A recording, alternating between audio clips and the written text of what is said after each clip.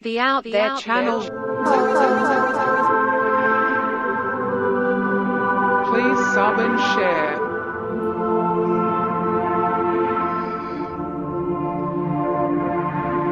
Searching for the truth. UFOs, aliens, greys and ufology. Real images, real stories, real videos, real cases, researched and investigated by professionals in the field and cutting-edge discoveries.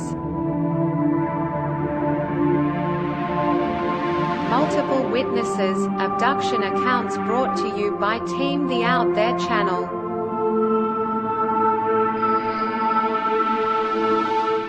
Good to be back. 5, 4, 3, 2, 1. Action.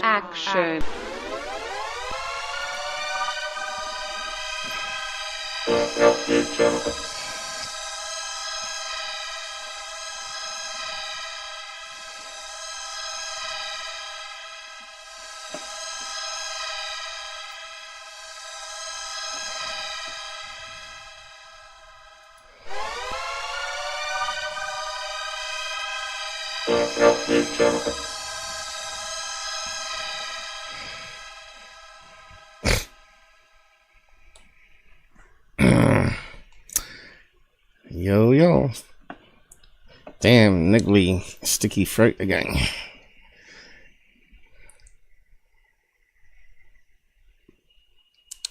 So anybody out there? I think I saw Mike. Yeah, bit of a niggle to start this morning. Things have changed over the week with other domains. But we should be live on 6 domains: YouTube, Build, Rumble, Odyssey, Twitch, and Twitter.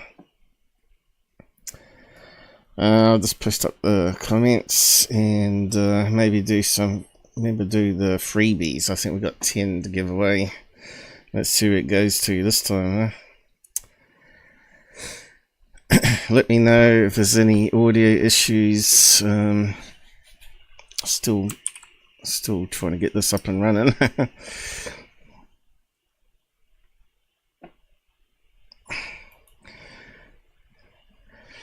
Computer was doing something odd in the background, so I disabled the virus scanner. It still didn't stop though. So yeah, Vast I think is going down the tubes faster and faster. Oop.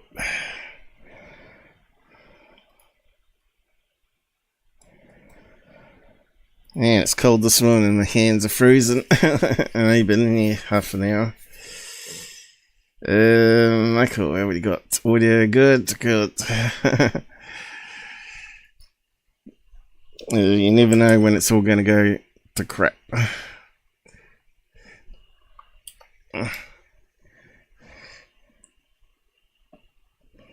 Okay, let's do those freebies. I've got to bring up the other window for that. I've got to check out some of the stuff here too. Think we go on Rumble there. Twitch.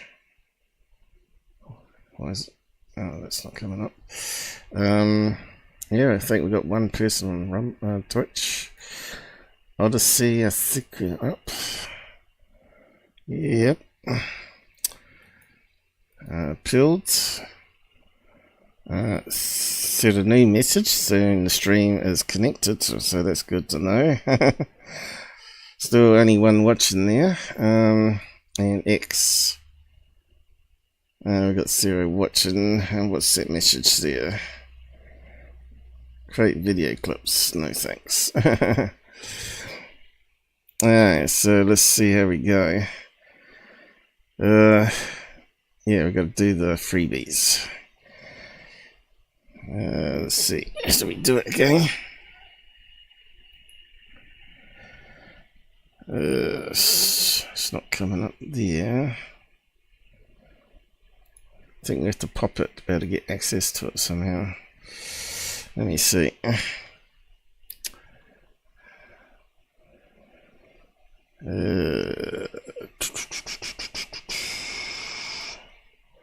That comes up different when you pop it. I don't know why. I don't think it scrolls. I think it's the size of the font or something. Membership gifting. Let's see. They changed the size of things.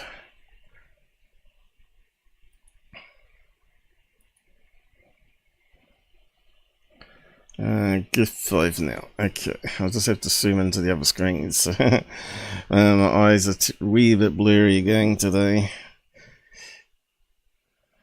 But the good news is, this coming Thursday, who knows, I might get the eye operation. So let's see who's getting all the gifts. And let's see if it works. So he's on there, but it hasn't popped up here yet.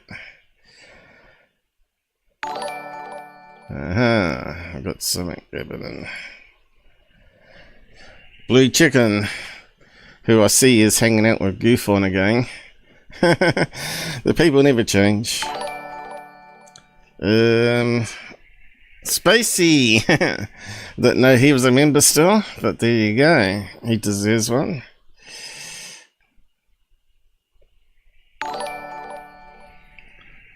Don't know who that is.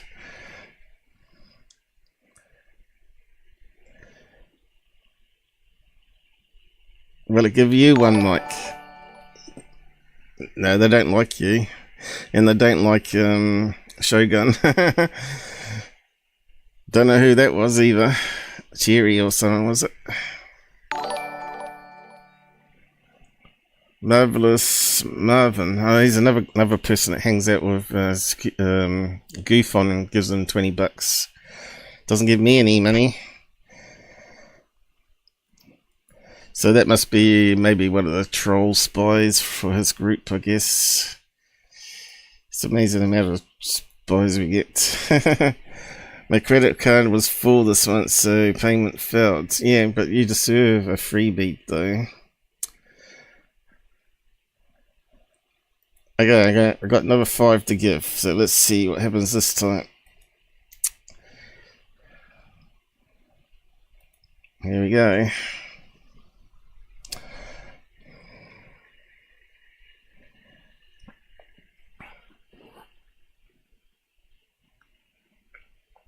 Does it say a gift of the gang? Yeah, I think it does. Haha, who we got this time?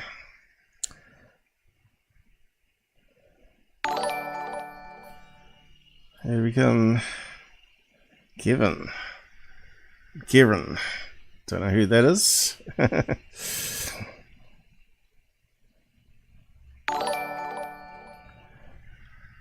Charlie. Don't know who that is.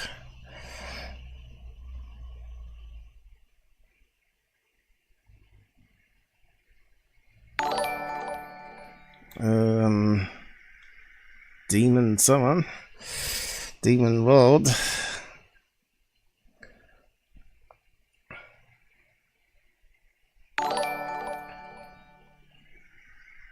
Another person I don't know. But maybe they'll come along now they've been gifted. Who knows? We might get more than 2 people on the side chat. So yeah, it looks like you struck out again. Another person I never even heard of, but anyway. Let's see if they show up. What's this? Had massive blowouts.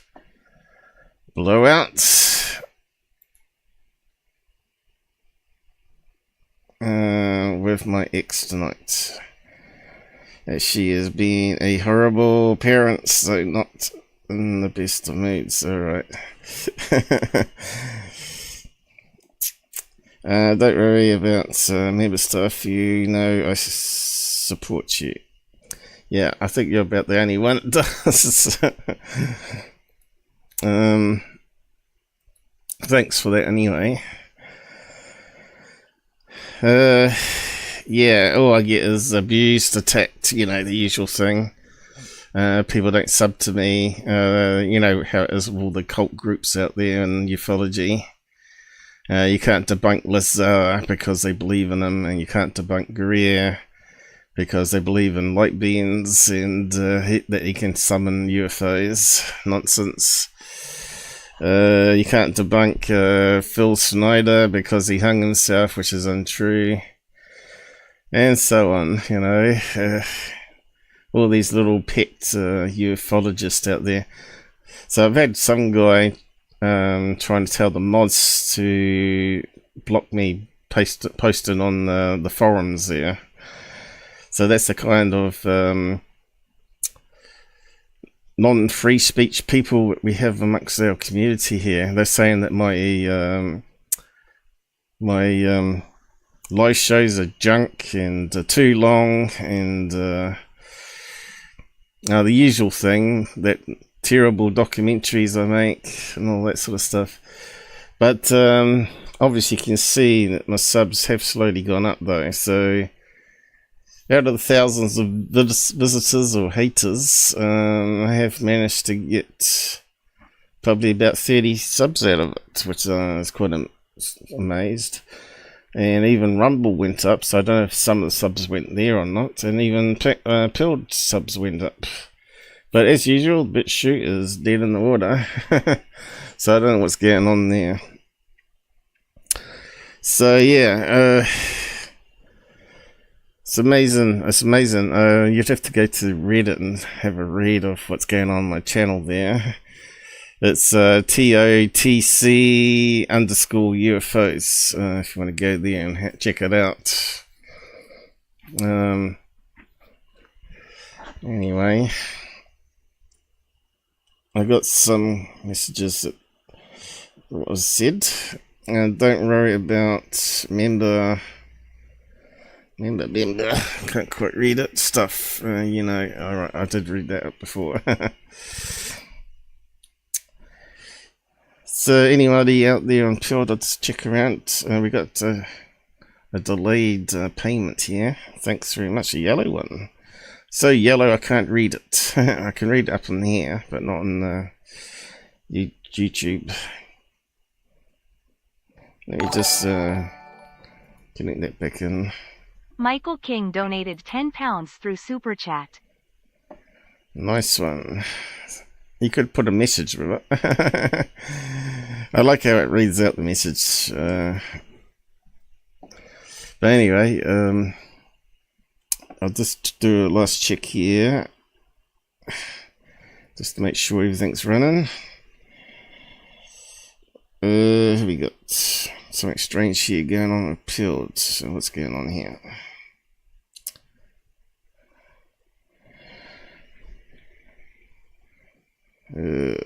What's going on? It's got some strange overlap thing happening. Let me just reload that. I think it's working. Oh yeah. It seems to be a new bug, I think. Right, we got 2 likes already. Thanks very much. And but we got 0 watching, so it looks like someone's not going to hang around. They're going to wait to the end of the show to watch it. We've had 5 drop past by the looks of it. Rumble, let's see. Normally you get a few on there.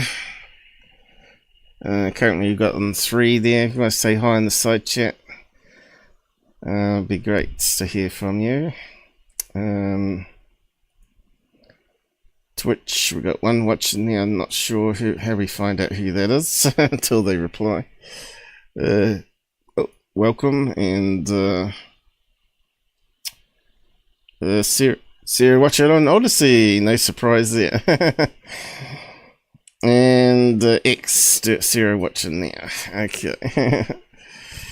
We can't expect too much from the ufology community, right?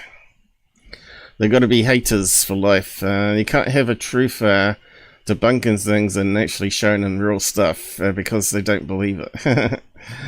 There's the amount of people accusing me of being fake as well. It's amazing. The most honest UFO channel under the planet, and I get called all sorts of horrible things. All I can think of is that either they're paid off by the government, paid off by security, or someone similar, or just a general hater, a cult member with a sock puppet account. Although some are brave enough to use some of their new accounts, I've noticed that some accounts are about 5 months old, so they look like brand new psychopaths in ufology. And I'm always civil to them, right? But eventually I have to block them once they start insulting and stuff. But yeah.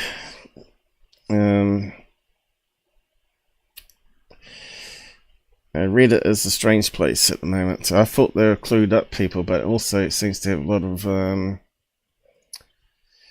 trolls. Trolly trolls.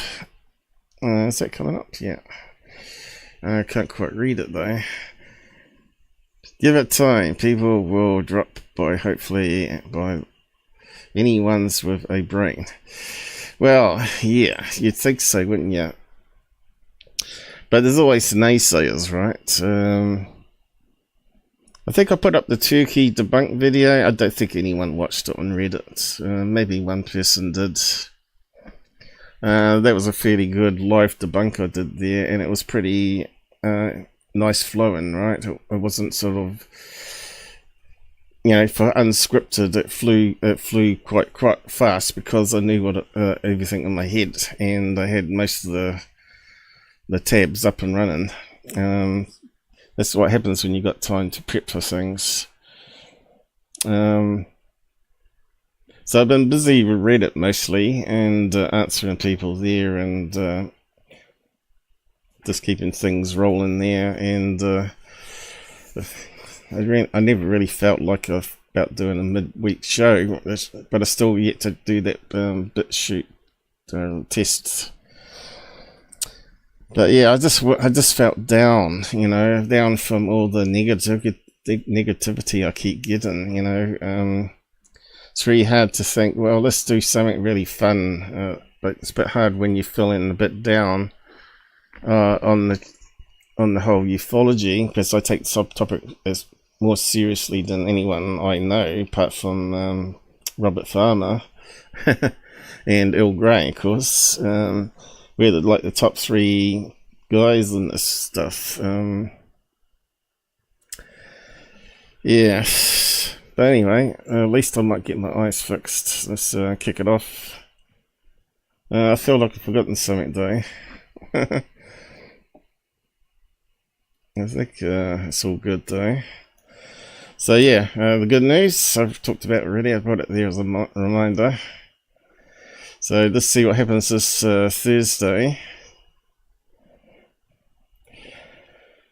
On to the negative news. This is the sort of comments I've been getting from people coming from Reddit and posting directly on the videos.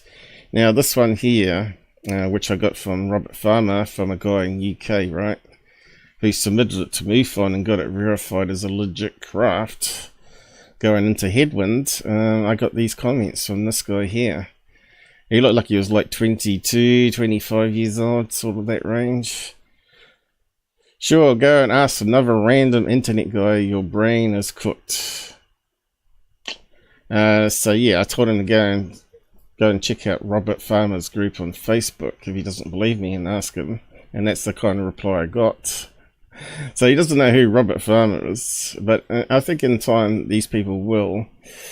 Ironic calling people idiots when you post fake stuff on the internet. So I called this guy idiot for not even knowing who I am and what I've done for the ufology, you know, exposing a lot of the big name fakes out there. Sure, buddy, keep spreading fake stuff. So that guy got blocked, right? But we just make an example of these idiots. He's probably a Dr. Greer fan or someone, or a security fan, you know, the usual type we get. On to more sad news. Bruce Maccabee, who we had on our podcast, when he come down with the Parkinson's disease, he didn't want to go on face because he had movement problems. I think it affects the nerves and eventually it kills you. Isn't that what Michael J. Fox has got? But causes tics and stuff. So yeah, maybe we did this great live show with him, but he passed away on the 9th of May, I think it was, or the 10th of May, depending on what time zone it is, which is very sad to hear. And if I open up that one, I might be able to read it. It's very small though. I have to use my super zoom. So his wife Jan, who, remember I did an episode on her predator story. Remember she was hunting. They got a forest out the back of their house there, and has deer in it, and she was in a deer stand, and she saw what looked like a shimmering in the trees, and then a crash sound in a tree next to it, and kept seeing this thing like the Predator movie, shimmer in the tree leaves or branches, and she reckons that she caught it on a camera when it went past her. So I don't know if anyone out there would want the Predator jumping really close to your tree, but yeah. But so I analysed that video, the pictures of hers. You can go and check out the episode. I did post it on Reddit. Didn't get a favourable response. People were saying I was exploiting Bruce's death, which is nonsense. Because he was a friend of the channel, because he wouldn't have done a podcast otherwise. And he's a big best mate with Earl Grey as well. But yeah, he was very fond of me. He was going to give me all his paperwork. He wanted to pass it on. I told him I wouldn't have time to go through the paperwork and all that sort of stuff. So he never did give it to me in the end. But yeah, because it would have cost a lot of money to, if it wasn't scanned in, to send it over by post, I guess. And I wouldn't have any place to store it. So yeah, but we got him on live. Remember, we did a big long live show, which I'll show you in a minute. Oop. We lost it. So what's it say here? I'll try my best. On last Friday, 9th-10, 10th of May, found my husband and had passed away. Doesn't elaborate much though, whether it was in bed or what. Bruce had just celebrated his birthday on May the 6th. He enjoyed all your post that celebrated his life. So I didn't know his date of birth, so I didn't send a message. I think he was 82 years old. Was it? Let's just check. I think it was at 92. I know he's getting up there. My mum just turned 80, so I thought about doing a rest in peace, like I normally do with some of the big names out there.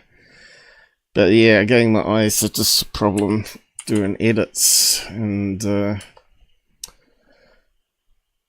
would have been a struggle putting it together. 10th, how old? So what's the difference in years in that, people? Let's click on that. It should tell us down the side, shouldn't it?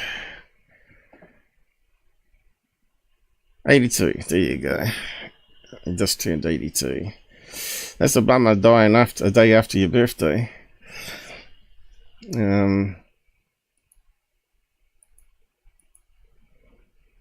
Where's it disappear to? There. Yeah, so a bit of sad news. I think Il's still a bit cut up about it. I'm not sure if he's going to his funeral or not. But it says here, I think, if we can read it again. I'm still in shock. It's very hard right now to post this news today. However, be sure would not want anybody to be unhappy in his passing. He would say, keep your eyes on the sky. It's something there. He was a very firm believer in UFOs and sought after by world governments for his analysis. Well, he was better at it than Travis Taylor. There was still a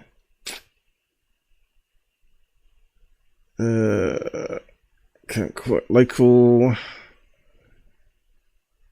summit rather, and a UAP and a AP obituary coming. Alright, ceremony. There is a preparation to do a funeral for him. A lot of people are not doing the funerals now because they're too expensive. And they opt to either do a family only one or not at all. It's kind of strange. And Bruce, honor of his lifetime, and can't quite read that word. Incredible interest in ufology for what he was. World renowned. Yeah, he didn't get it all right though. He did really good calculations and went overboard on things, I found. Way overboard. He wasn't really good on video analysis, really, although the technology was fairly old that he was working with. He did pick up things like shadows and things going behind things, and whether something was forced perspective or not. He got a lot of crap over the Gulf Breeze one he did. People saying he was paid off, but he did the analysis before the book deal.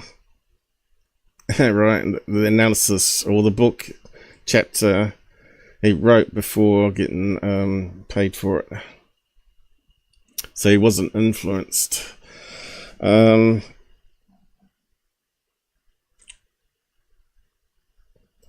yeah. So I'm not sure, he must have had a funeral by now, I'd say, but yeah, he was an amazing musician as well. So yeah, that's him playing on his keyboard, old synthesizer setup.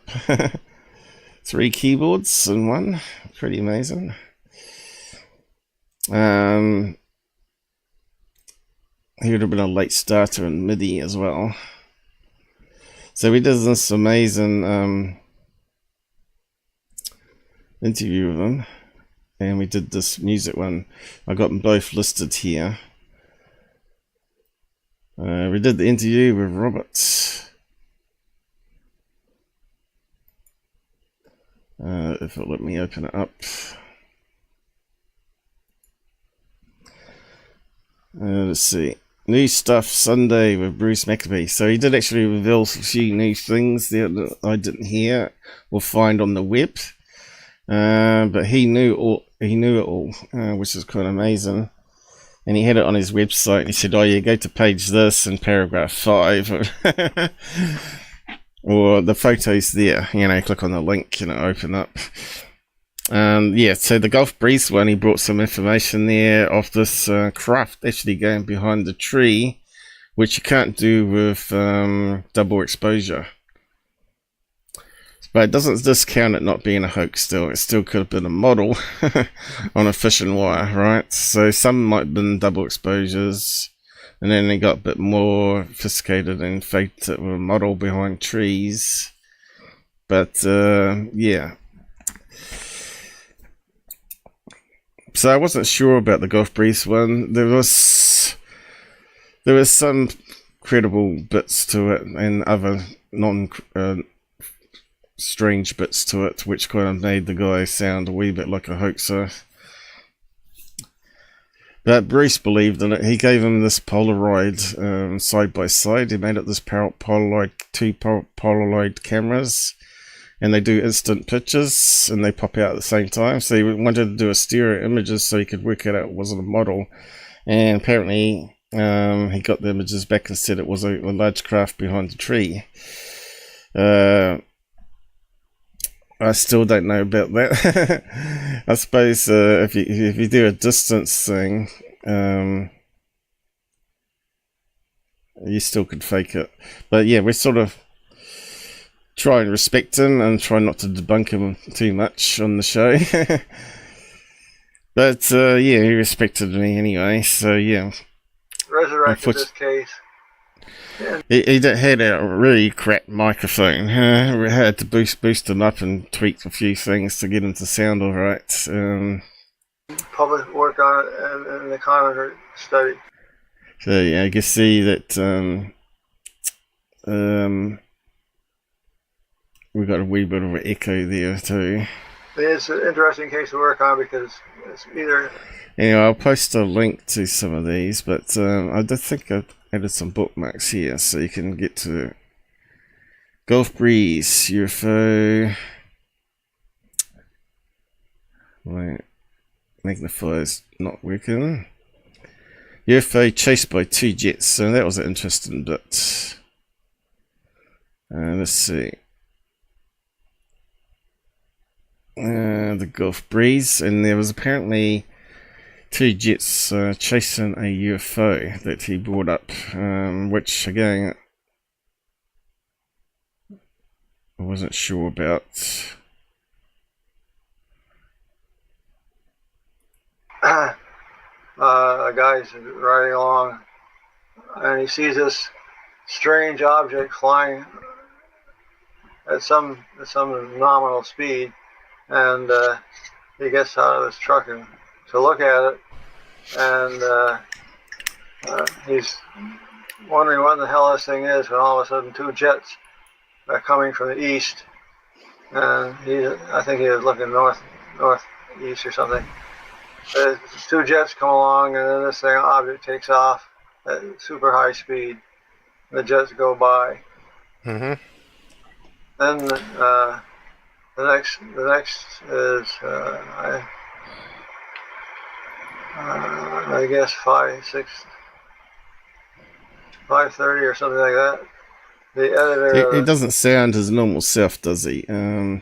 You could tell that he was suffering some sickness there with the Pakistan.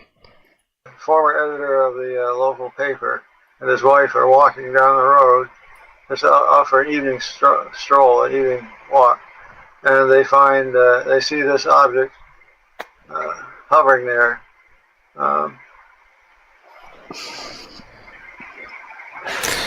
And yep. It moves off. Again, they weren't going to tell anybody about what they saw. Then there were a couple other people who saw this thing. I forget all of them now. I think I was trying to find a photograph. So these are the 2 jets here on this page here. The F-15 UFO photos of Ed Walters. Is that the one you're talking about? With the 2 jets chasing... This is 1994.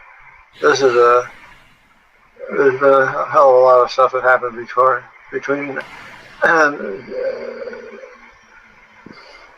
November 11th, 1987, and this photo here, 1994.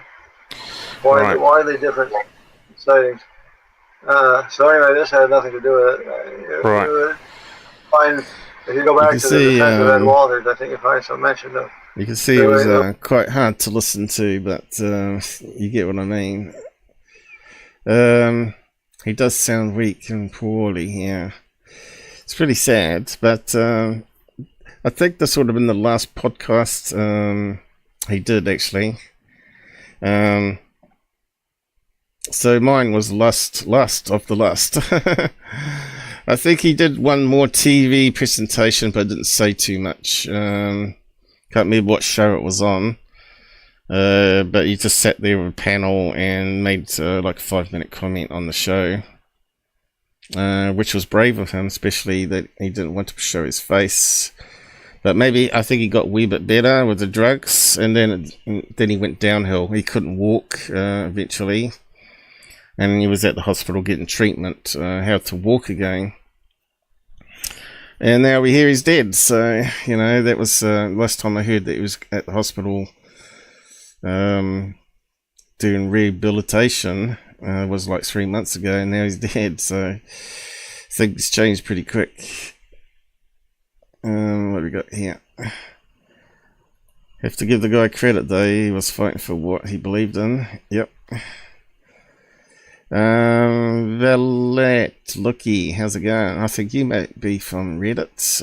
I think that I remember a story about how 3-letter guys paid him a visit and built models to look like they were Walter's photos. No, I covered that in my episode. They left the models behind to be found later. No, apparently Ed sold his house. If you watched my Gulf Breeze special episode on it, I talk about all that. And I compared the model with the photographs, and it doesn't look, it's not exactly the same. So either Ed Walters forgot about it, put it into the loft before he sold the house with a prototype model, it's possible, or he sold the house and someone claimed to have found it in the loft to try and discredit his name. Like some sort of government agency or something like that, you know. Bruce was certainly wouldn't created models to try and discredit Gulf Breeze because he believed the guy. But yeah. So you're saying the 3-letter guys paid him a visit, not Bruce, but you're talking about the Gulf Breeze guy, which is Ed Walters. Is that what you're saying? Yeah, no, Bruce didn't debunk him. He still believed his credibility, despite a lot of people tried to bring the guy down, saying he was, at 18-year-old, he passed a fake check for money, and he got caught and disciplined by the law system for being a check fraud, and they think he's a fraudster after that point, but he was like a successful contractor, Ed Walters, a building contractor. Then there's a little boy for a neighbour that claimed to have been helping him, and he said it's lies. So yeah, I guess the story is a bit involved, so you have to watch my episodes to break it all down. But this photograph of the craft going behind the tree, I never seen that photograph before. It's not searchable on the web for what I could find. Could only get it on his website. But yeah, it was really interesting talking to Bruce.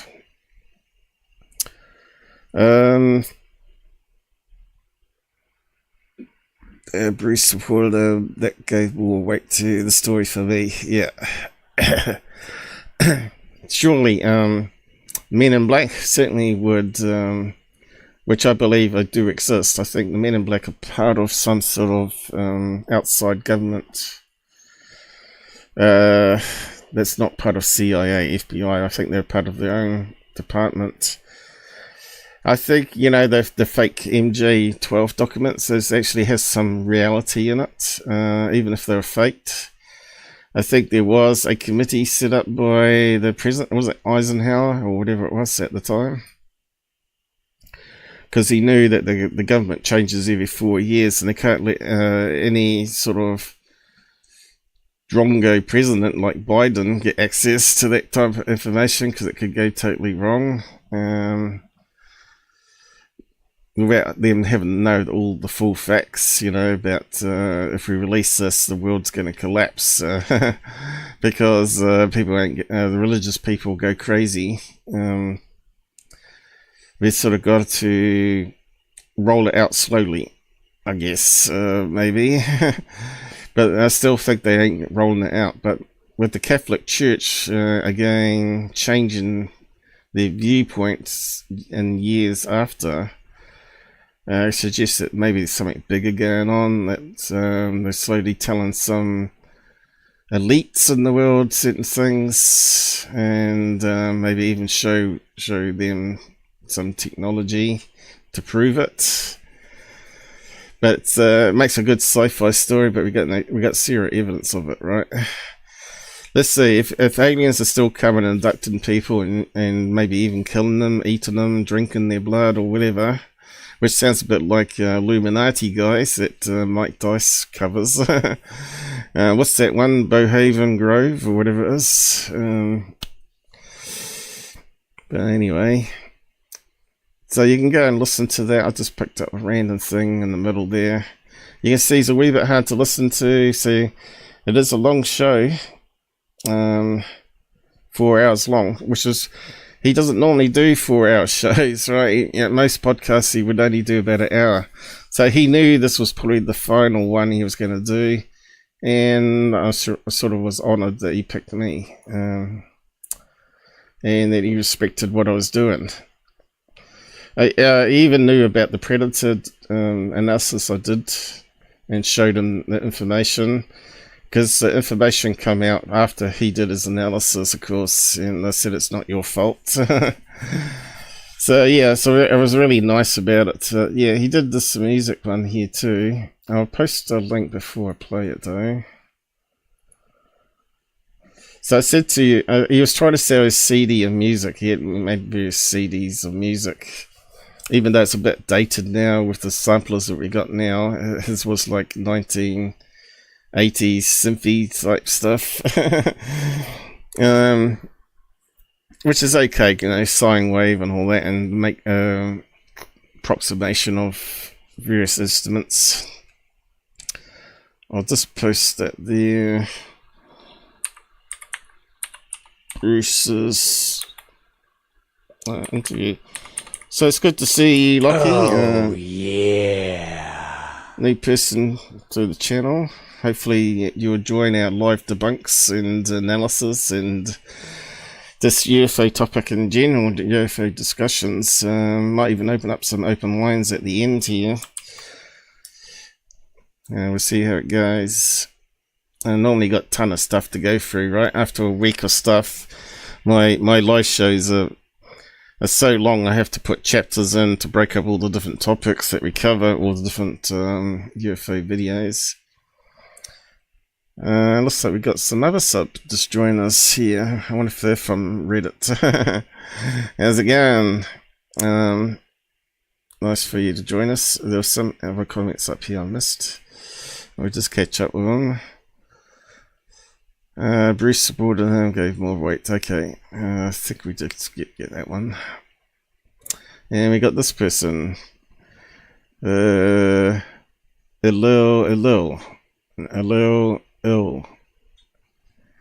Whatever that stands for. Anyway, just play a clip of some of his music here. Yes. Hang on, I've been interrupted at the wrong time. Thanks, man. Alright, let's just, I've been given some food.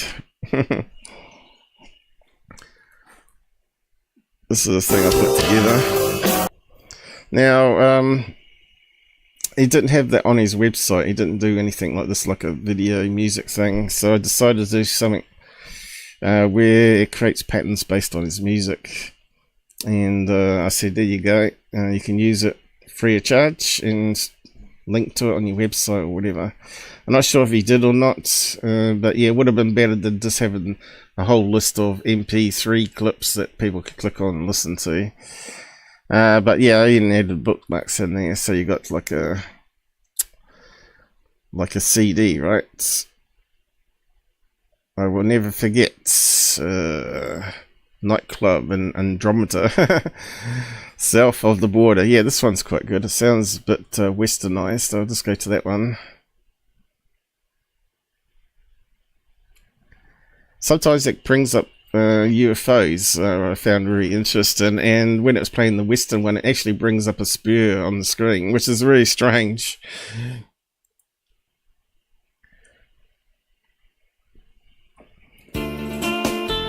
We'll just play that while I munch on something here. I've got some food. That something's popped up over the top, so I can't mute.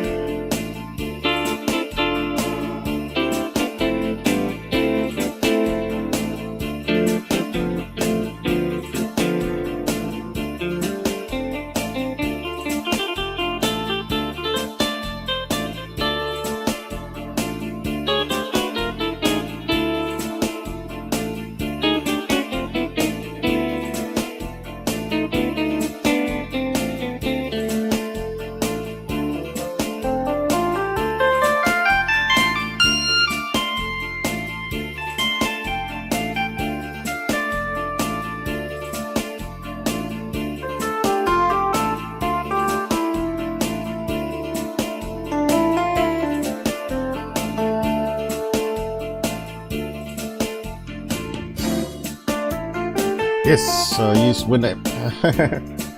I still use Winamp. It's still pretty good.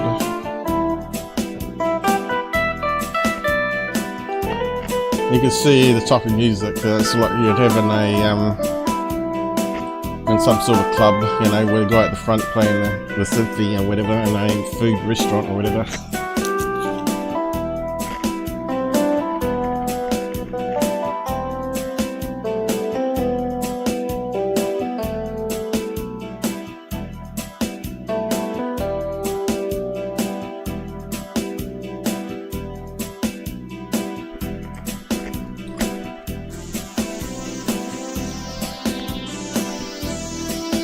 I think he's doing some MIDI there and playing along at the same time.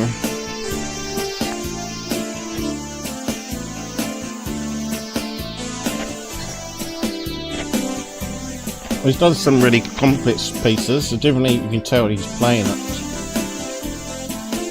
Like the flight of the bumblebee and stuff like that.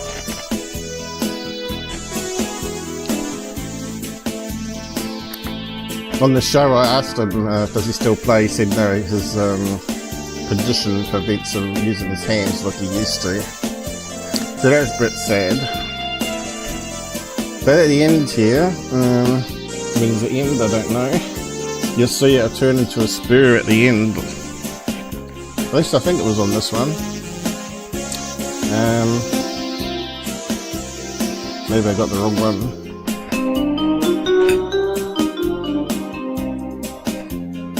Sounds like 70s.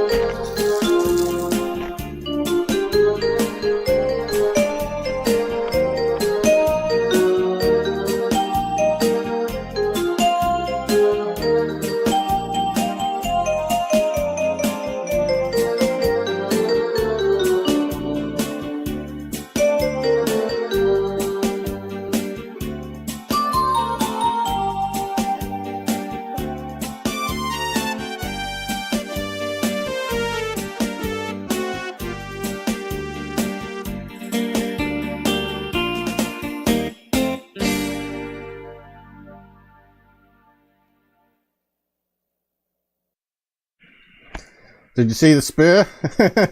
There it is there. Told you, it's all AI, you know, it's all sort of AI driven on frequencies, and I was a bit shocked to see the spear come out. I'll just wind it back a bit there. And it sounds like a western end to it there.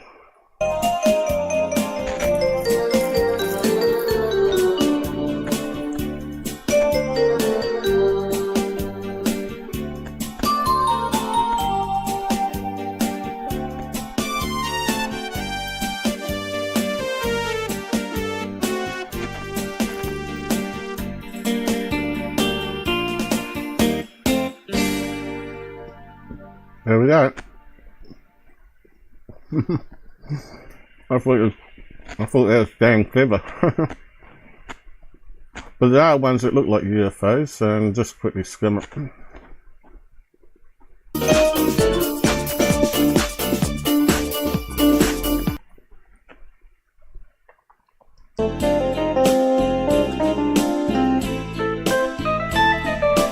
Is it getting you in the mood? Not saying you just sleep, Mike.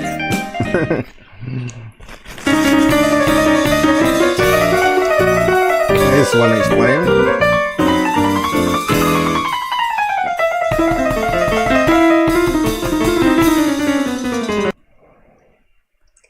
I think he would have been entertained at a party with me. This one's pretty jazzy.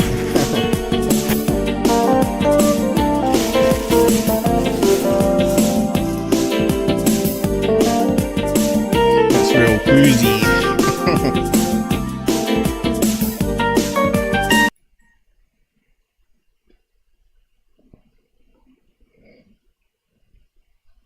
Oh, we caught the start.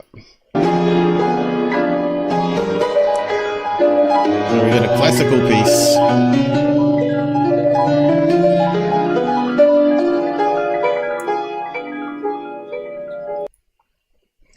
It looks like he's up to sampler there. Now these ones sound a bit deeper and richer.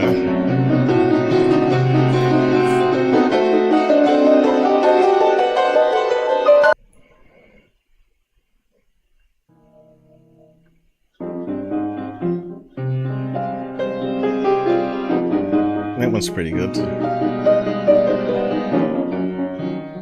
So he definitely got better as he got the technology better as well.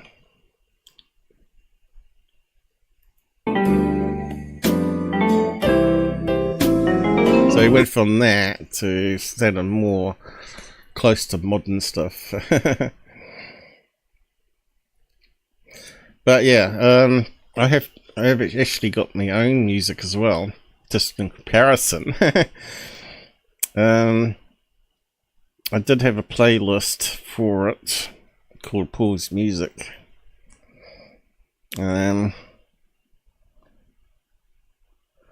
That's podcast playlists. I have got one here somewhere. Out of all the zillions of playlists.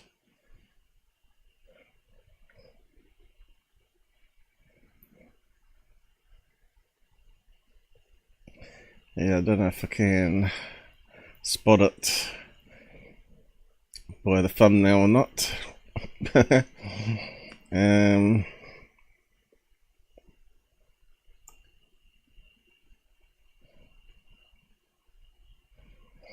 But yeah, if you want a truth on certain people, this is how you find it.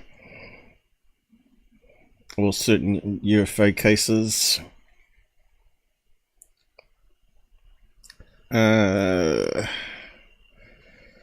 Tyler Klockner. Yeah, truth, the real truth on security.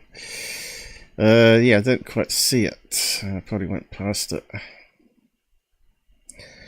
You think you're about to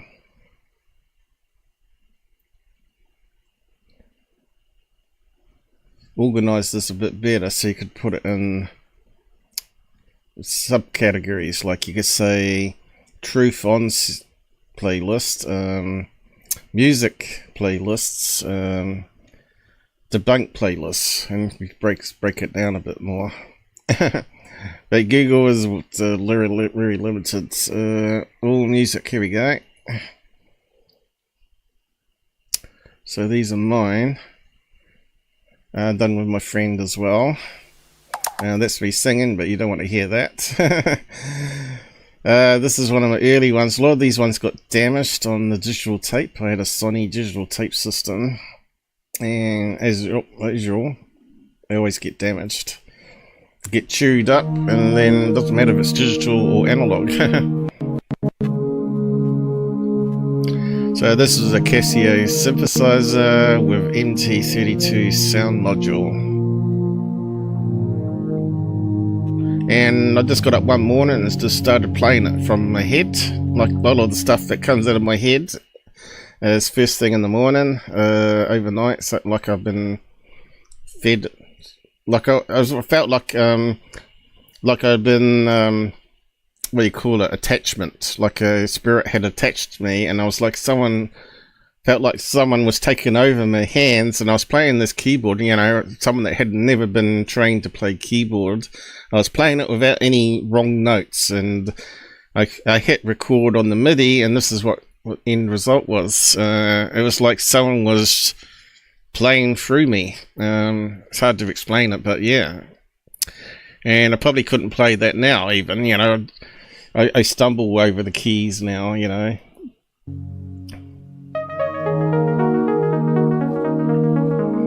So you got to remember this was real-time recording going on, and then I put it into MIDI, and then I could split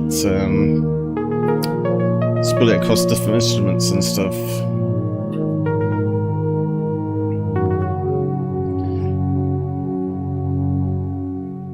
Not bad for self-learning. I wrote music and sold it in the UK. Music programs, step MIDI I called it. Allowed you to put the notes in from a sheet music, and then it would play on any MIDI device on an 8-bit micro. So I sold a few of those in the UK. So this is mostly MT32 Roland sound module. It was like the cutting edge technology at the time. It cost about $1,000 to buy the modules, and then they got used for computer games. A lot of computer games soundtracks, especially in the 80s, 90s. Was it 90s? Yeah, it might have been 90s. This is something that my friend sent me. It's not mine, but I put the video together for it. Calm before the battle. This is where you can do a modern synthesizers. You can make this quality theme music, pretty much.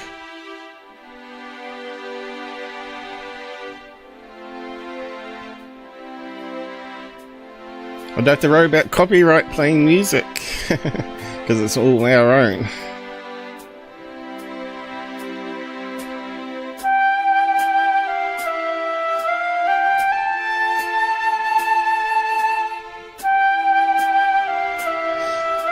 And of course this is all computer generated sounds.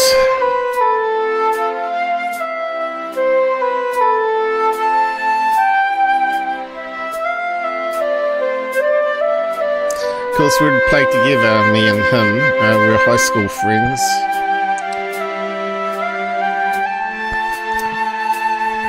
And we bounced ideas off each other and had a lot of fun.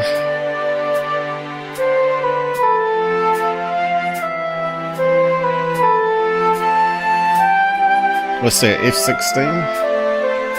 F18?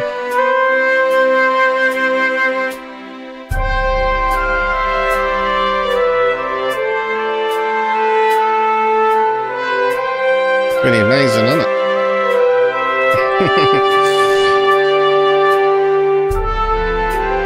Sounds like a band playing, but it's not.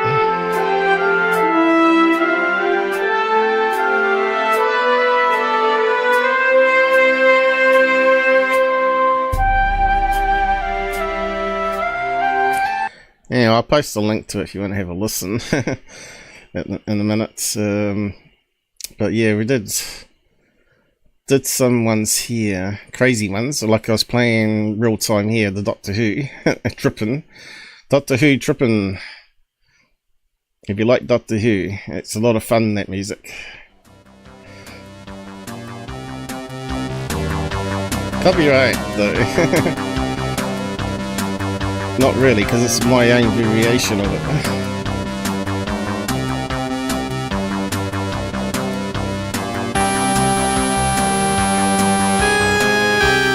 Bit of fun on the synthesizers with the knobs and things.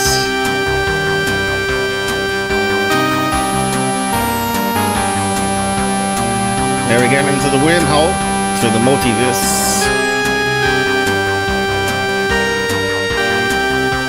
There's a slight bum note there, so but you can see I was playing it in real time. Then I made that crazy wedding one, nightmare wedding one. The mum was saying, "Oh, you could play that at sister's wedding," and I just laughed. I put this. It was a fun one, nightmare wedding. Had lots of tubular bells and all sorts of things in it.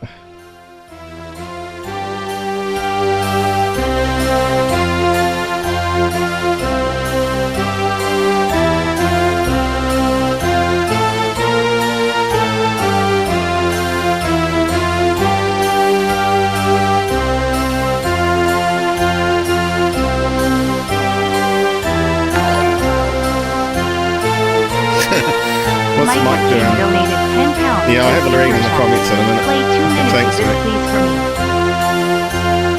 me. You probably can't hear me talking over the music. Some of it's louder than normal, I think. Let me just tweak it down a bit.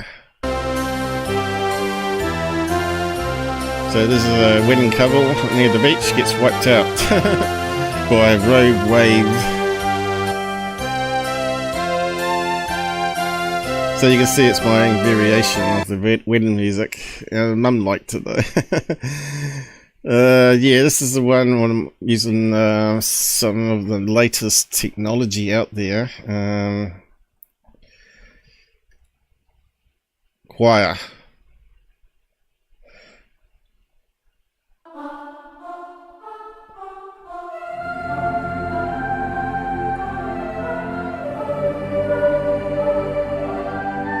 And I'm playing that in real time too.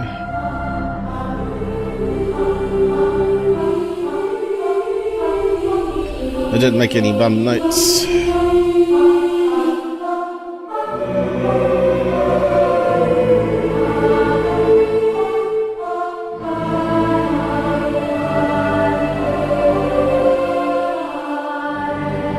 Getting sucked into the wormhole.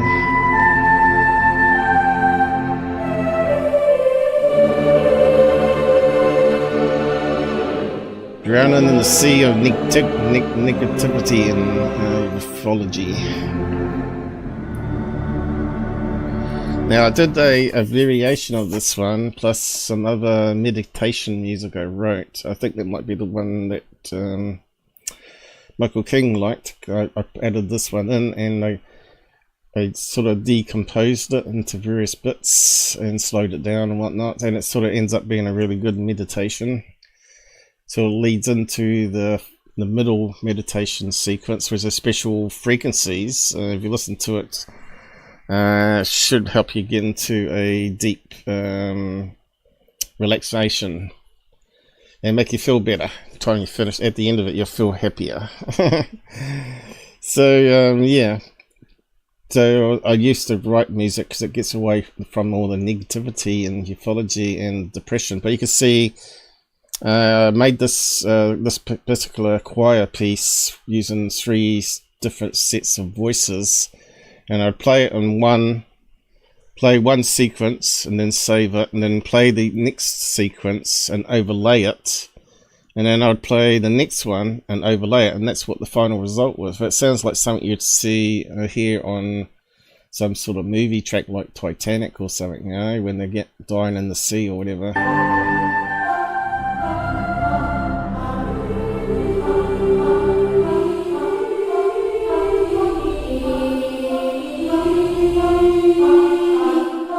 And I was just mucking around at 2 AM in the morning one night, just doing this.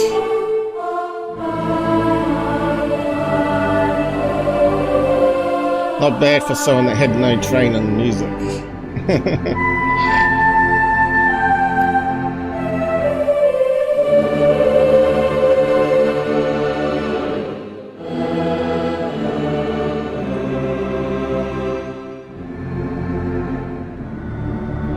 Yeah, Il's a musician as well. It's amazing how many people into music and art in the ufology world.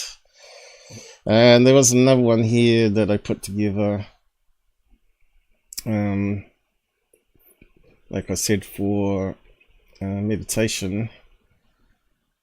I'm not too sure about this, but it's in the list here somewhere. Oh, this one here, Snow in Christchurch. This one's a meditation bit. So if you're feeling that you want to relax or feel a bit down, I think you can see they've decomposed it all and stripped off the different layers individually and mucked around with the speed, just to get into the mood to start with. So it starts off being a really icy cold day here, and it gradually brightens up.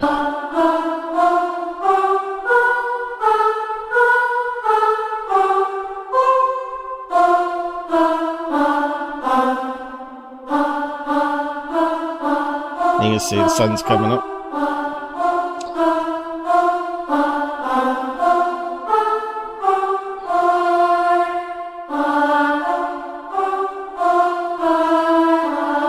Not much snow left now.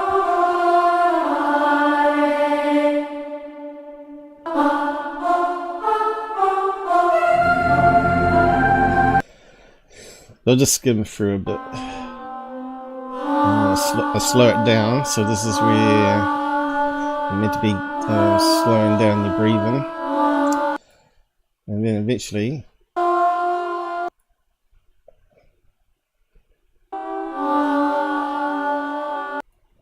it leads into the middle bit. I think if it's the right one.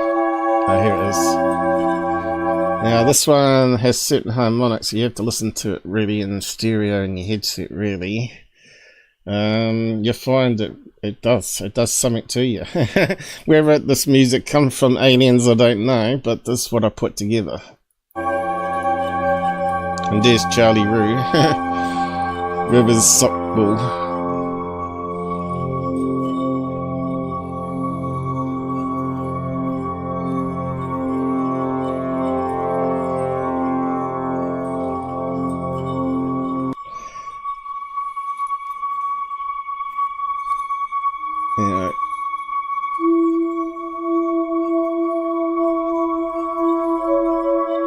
Now, there were some people that muck around in paranormal fields that play these certain harmonics inside caves that they think have spirits or coal miners or something in it, and it causes activation. Certain harmonics, it's a bit like Close Encounters. How would you communicate? Would you communicate with music? Well, I don't see how you can communicate with music, but certainly music has a deeper meaning than just thinking about stuff, right? That sort of brings up emotions, and certain frequencies cause resonance in the rocks in the cave and stuff like that. They talked about also using singing and resonance like this inside the Great Pyramids, and they reckon that the Queen's Chamber may have been a healing chamber where they had the right sound, because that sort of leads into my theory of Egyptian airships. If you've watched my episode on that, which I got attacked on Reddit over, I don't care. The Queen's Chamber would have the oxygen from the splitting of the water molecule, and it would be a natural healing chamber that people could go in there and feel really alive, because you're breathing in pretty much pure oxygen, which I'm not sure if it's a good thing or not.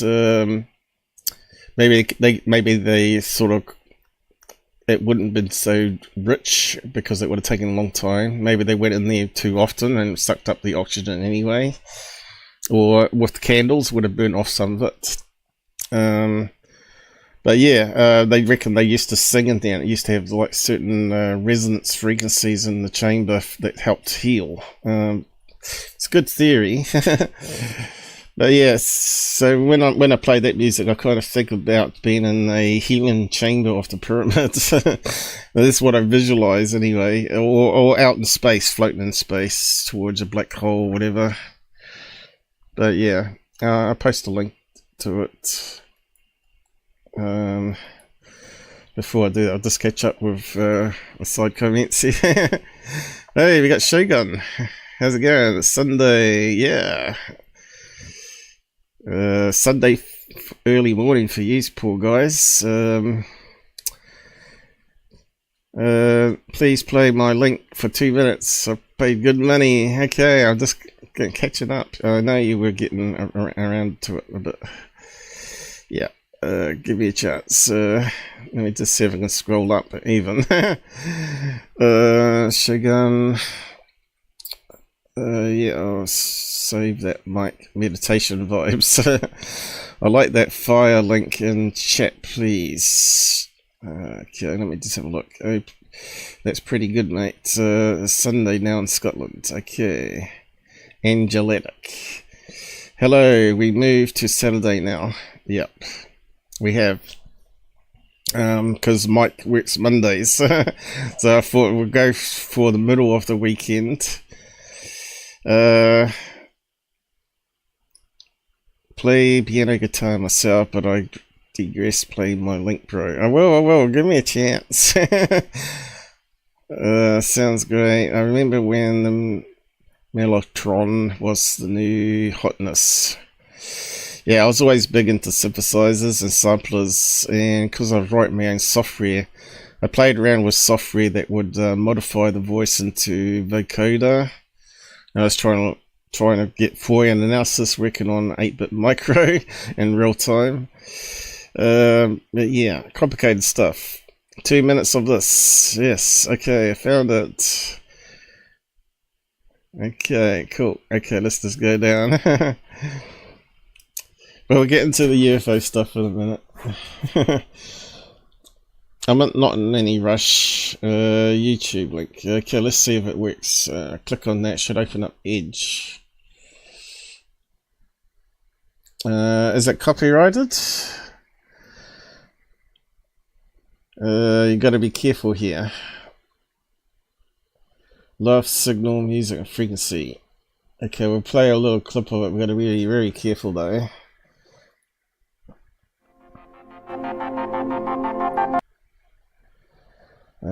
Yeah, I think I'm going to get done on this one, Mike.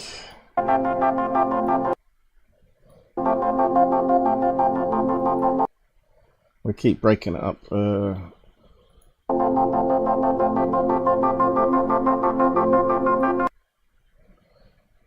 Is that all it's playing?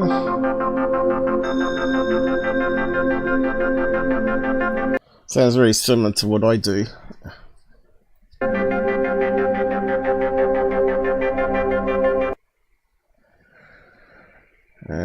Let's see. Let me just see what he says here. Harvard-trained, award-winning investigator. Love signals, a healing audio and visual meditation with music. Yeah, it's quite good. I do like that. For deeper meditation experience, use stereo headphones. Hey, that's what I was saying. So he reckons it's 528 hertz. But is it free? Doesn't say anything, does it? Copyright? Did I see anything about copyright there? It'd be good if it was like Creative Commons or whatever. They normally had that listed on the page, but they don't anymore, do they? Where has it disappeared to? That sucks. Anyway, we don't know. At least I don't know.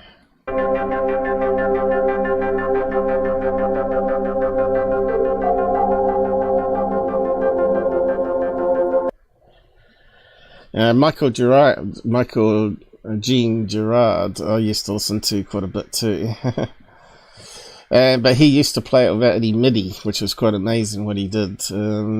Now we got samplers, computers, and MIDI. We can do anything that he can do, but even better.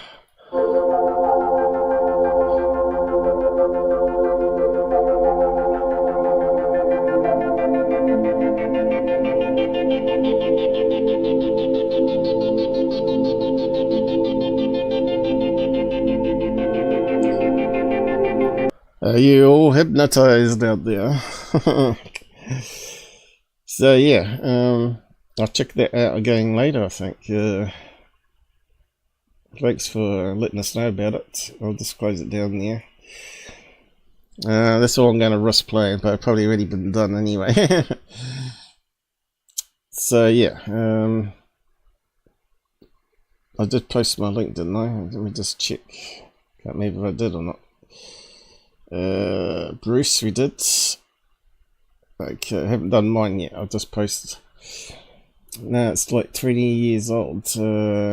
Mate, it's ancient. I don't know, guy. I've been done on stuff like that before. Yeah, feel good, yeah. Thanks for the link. Yeah, that's good. We'll check it out more another time. Amount of stuff on the web, and we don't get time to check it out though. People said our live shows are boring, eh? Not when you got lots of talents, you know. Yeah, we've done art, we've done 3D art, we've done music, we've done lots of things, not just on the UFO topic.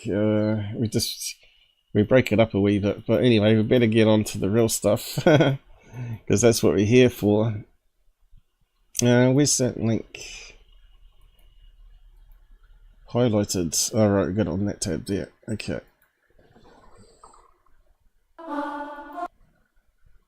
No doubt I'll get a lot of mean comments. If I do, I simply will block the people. I don't mind people being critical, but most people like the stuff I do. Unless you're into heavy metal. Heavy metal guys don't like what we do. Which is GUFON, by the way. You know, the choir one, he said some really nasty things on that one, GUFON. He's a complete idiot, he really is. Anyway, Bruce, farewell, our friend. Go check out the interview with him, it's very interesting. So, yeah. So this guy's been putting out, what's his name?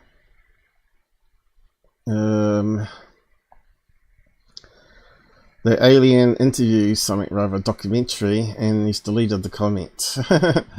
So I said the bowl meter, it's a puppet, fake, because time counter wobbles underneath the DNI added label. So you might recall this stupid video of alleged alien grey, and it's all wrong. The aliens are not that colour to start with. Their head shape's not like that. They don't have little skinny chins like that. And their eyes are far too small. From my own experience, this is a fake. But not only that, we see errors in the editing here. This timestamp counter moves under this label here. This has been added, and it's not part of the original video, even though it's meant to make it look like it is. So we've been through that before in a live stream, breaking it down. But yeah, it's just a puppet. But this guy here is still trying to push it. One of these guys here trying to push it still. Would that screenwriter know that is how certain beings communicate? Oh yeah, they're talking about this thing here, which to me looks like a sound indicator on camera, maybe.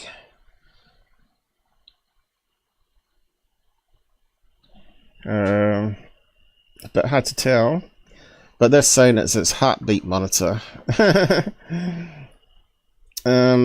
Or breathing. Now, some people are saying it's his breathing monitor for the puppet. Well, actually, for the alien. But I think it might be just an audio thing, and you'd have to listen to the video. It's like a peak meter. The green blip, and then put it into this thought projection interview. How would he know? Whitley Strieber told no one about his seeing that green blip as he was writing the book Communion. Can any of your skeptics tell me, correlate and answer that little fun fact? Whitley Strieber says that's what he saw in the corner of his eye, and it shows way after this was filmed. So how did the screenwriter, the production person, the director know to put a green blip in there and know that that's how, according to Whitley Strieber, aliens, this type of alien communicates with human beings? Would that screenwriter know that is how certain beings communicate, the green blip, and then put it into this thought projection interview? How would he know? Whitley Strieber told no. I'm still trying to eat some cold sausage rolls here. That looked like an audio meter thing to me. But there was a lot of good comments, and he's deleted the post because a lot of people said the same as I did on that video. Now I've got those crumbs all over my bed. What a mess.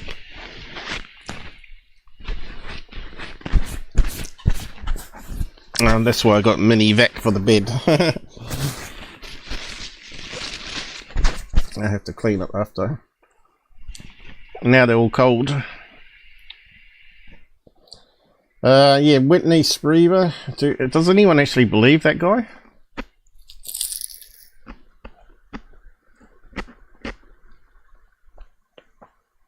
I had my doubts about his stories. Because he was a writer. He was a sci-fi writer, right? And then he's getting abducted. I suppose it's possible.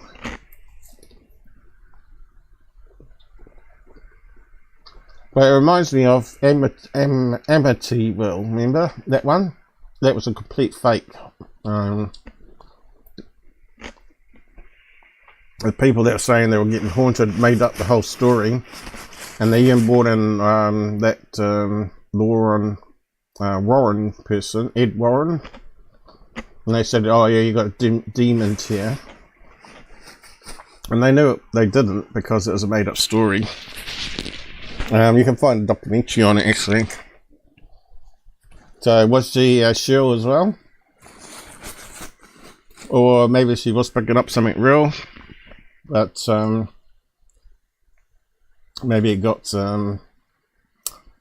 attached to the house after all the fakery going on. Who knows? But they do have some videos of chairs lifting in some of the experiments they were doing, which was quite interesting. But a lot of it was not able to be investigated because they wouldn't make it available.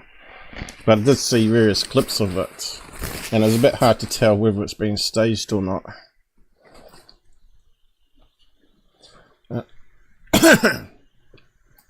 Yeah. So yeah, Whitley Strieber saying they use the green light. I've not seen any green light, especially if you have a look at some of my video captures. It's normally been white flashes. I don't think there's been any green on them, but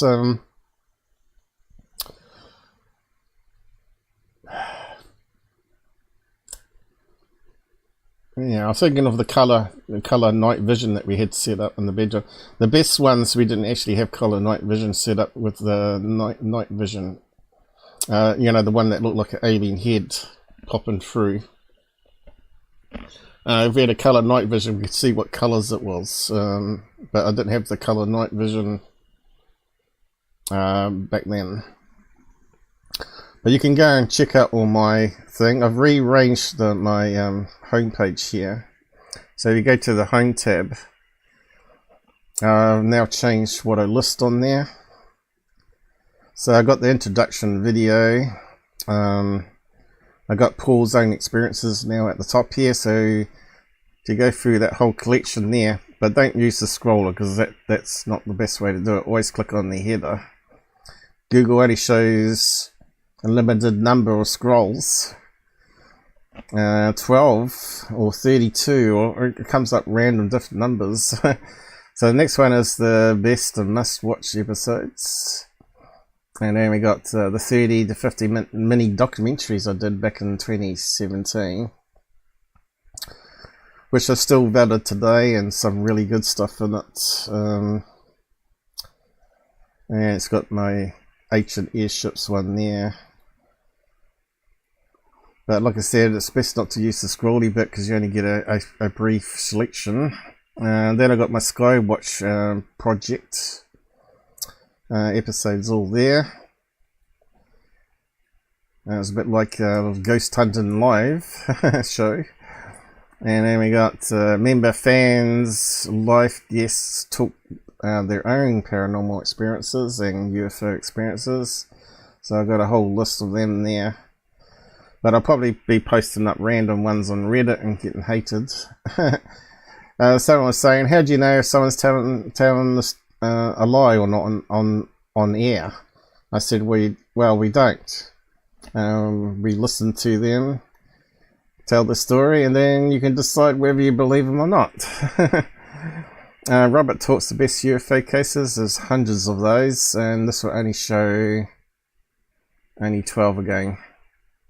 But if you go into Robert Talks Best UFO Cases, before he went and did his own thing, and you can get the whole list here, and there's a whole heap of them. Alright, it goes on forever.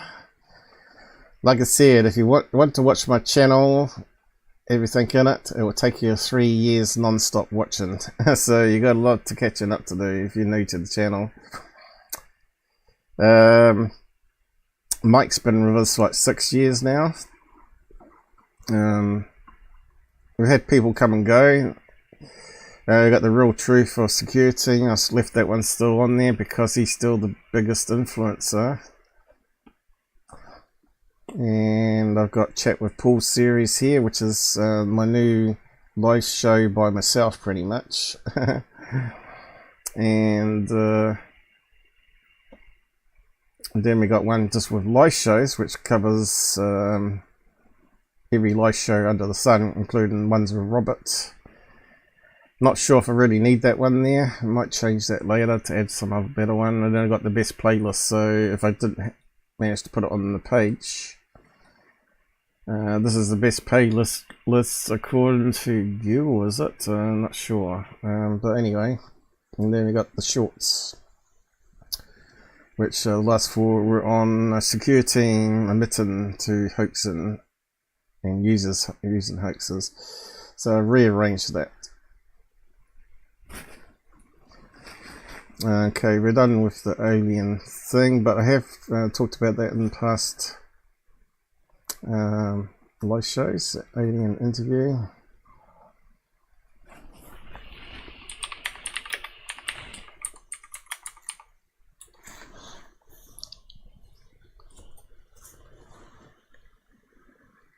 That one there. Oh, brother. Alien interview madness. I'm not sure if it was the only one. Sometimes we cover it in multiple episodes. Trinity case, Jack Valet, promoting a fake of all things. Secure team, Apollo images debunked.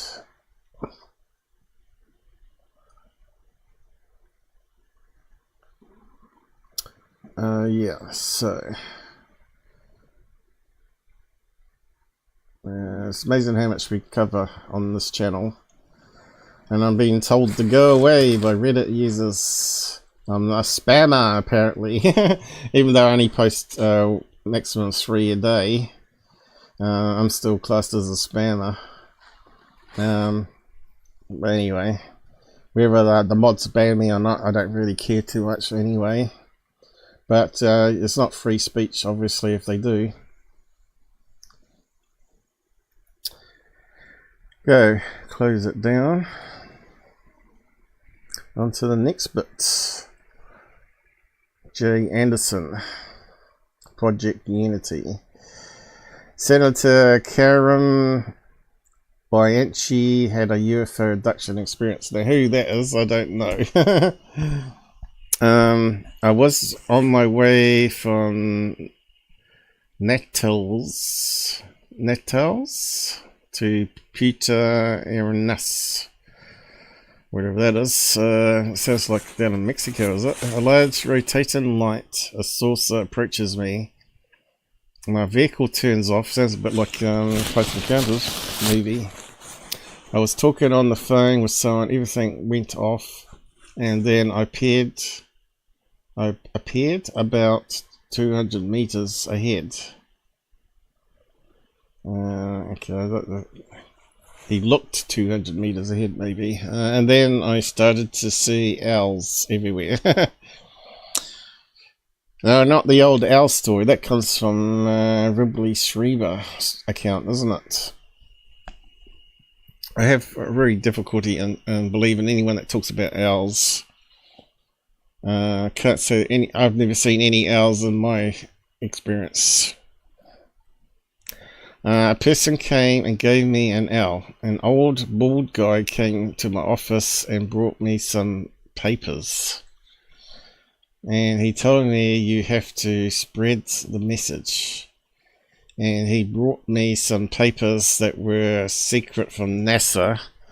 He brought them there and told me that he was a person of another planet. And that since I had been abducted, he brought me those documents that I still have. Okay, so someone in real life approached him at his work and gave him a box of paperwork. And there he is. Is he a Mexican or what? Or South America? Was that South America? I don't know. Wild. Chile. There we go. Someone said it. Republic of Chile. Nice. Let's see if he has balls to share them. Yeah, let's see the paperwork. I don't know what to make of this. Is it a statement recent?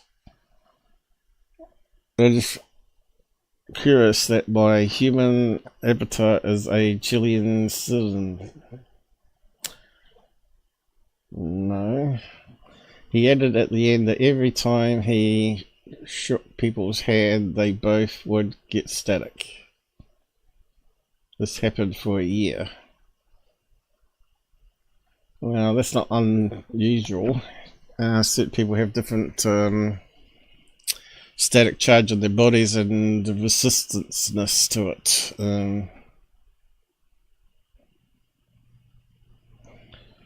So yeah, I don't know what to make of this one. Elite worship a giant owl. Alright, is that in Bohemian Groove or whatever it's called?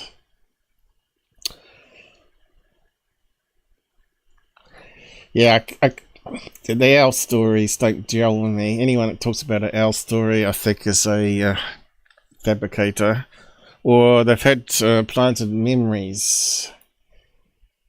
Because to see the actual alien is too scary for them. But they didn't care about me. They didn't mind sharing their faces to me. They didn't scare me at all. I think they probably know the certain person types, maybe.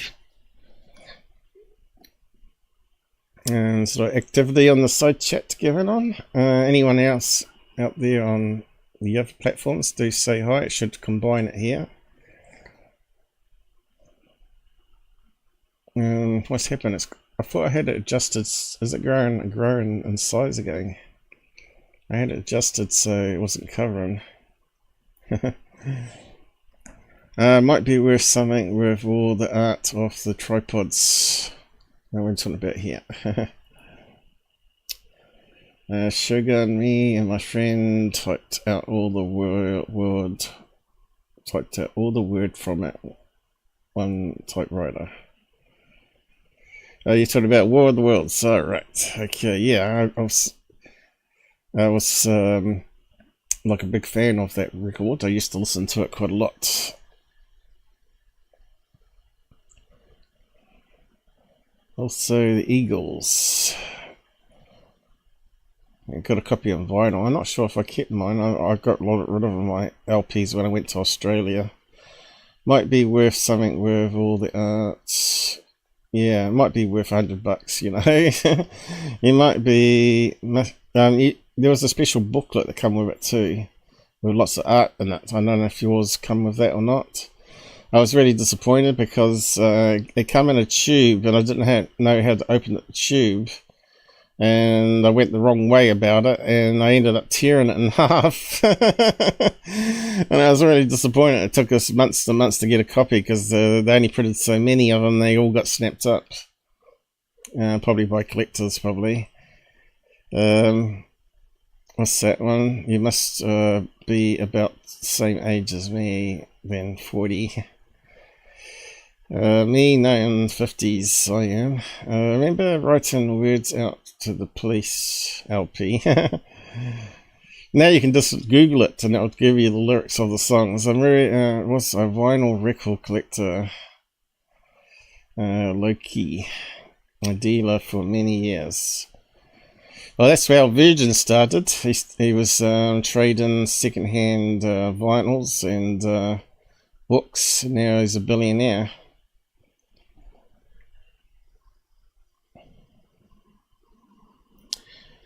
Yeah, I was a big fan of Alan Parsons' projects. He did one on pyramids. He did one on industrial age. He did one on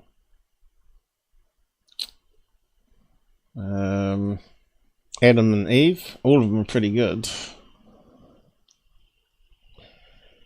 And he used real instruments and synthesizers, of course. And when I first heard it, I went, wow. It was my cousin that got it, and he said, oh, have a listen to this. I bet you'll love it. And I did. We all need to sit around a campfire and have a good beer. The good old days. Yeah, not if the US wants to start a third world war with everybody. Speaking of war of the worlds. Anyway, Senator. I'll post a link to that one. So we're just going through some UFO news here at the moment.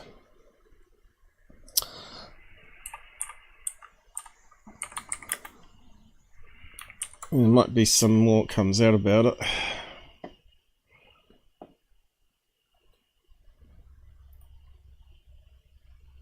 Right, and of course we talked about the Pope. Chupacabra posted this up on Skyfire News.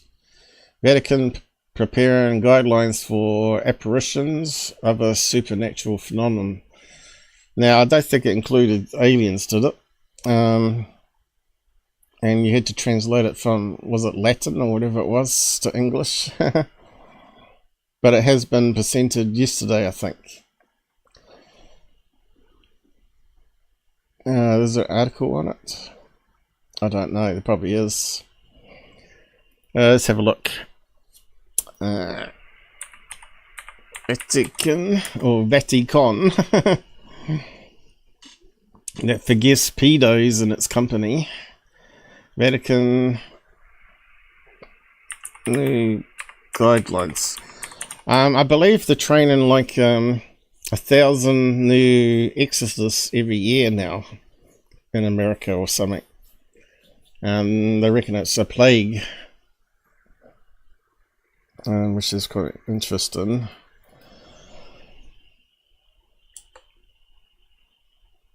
Now let's see what it says here quickly, if we can find something.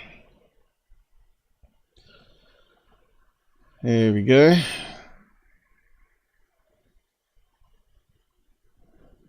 One day ago, so let's have a look at that, I suppose. Might read out something while I munch on some food. Okay. Need the edge for it. So I don't know. I haven't caught up with all of this stuff that's going down. Just leave that there for the time being. I might pin it there.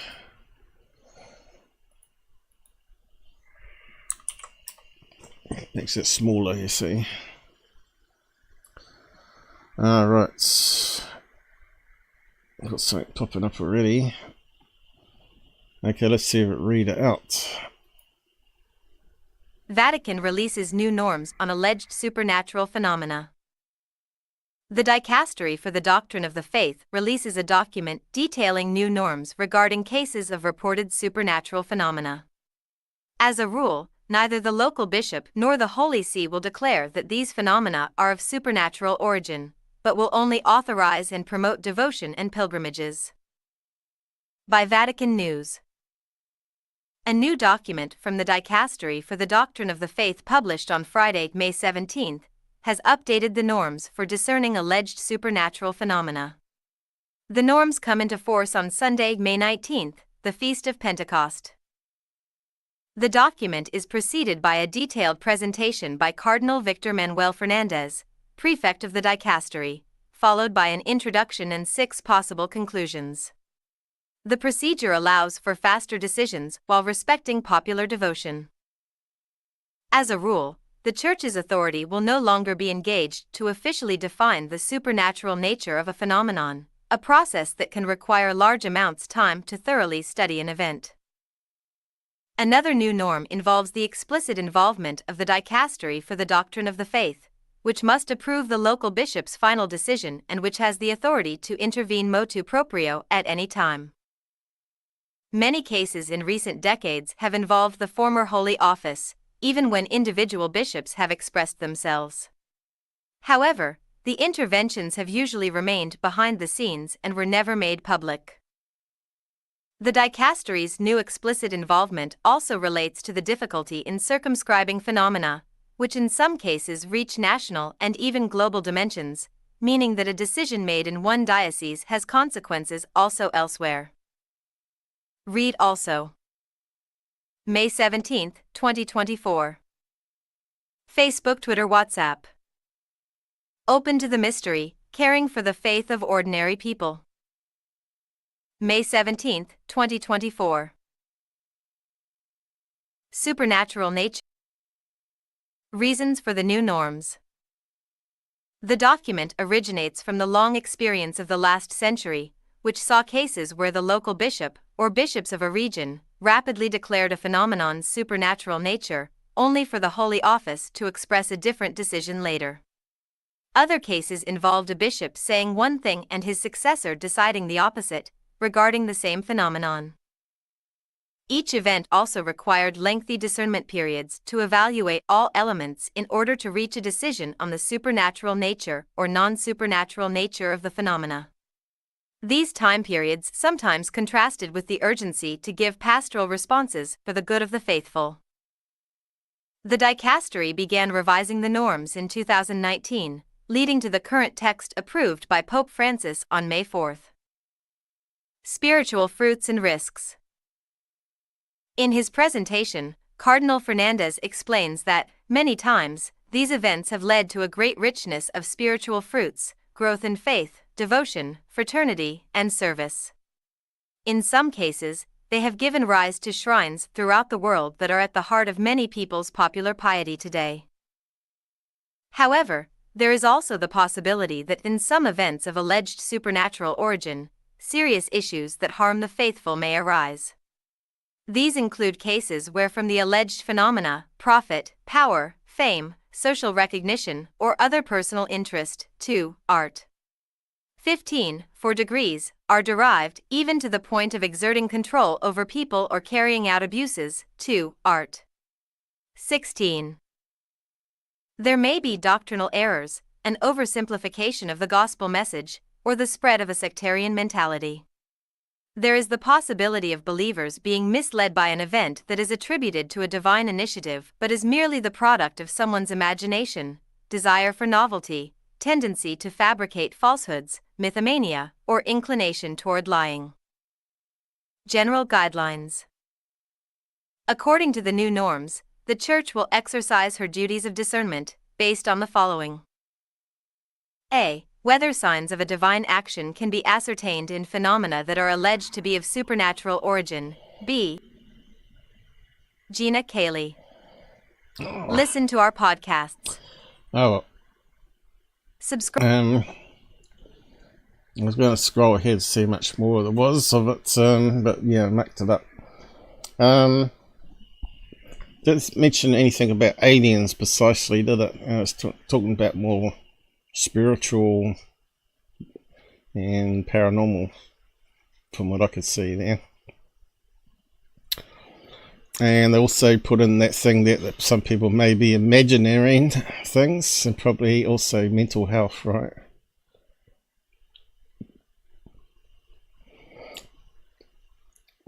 Yeah. nothing about aliens. Just general terms, really, isn't it?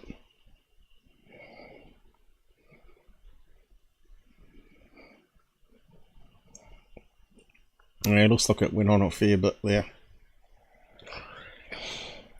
But no doubt you can do more searches on that and look it up.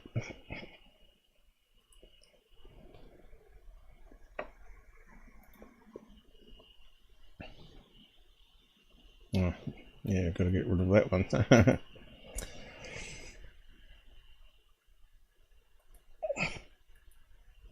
This bug's showing its head again with the scroll bar.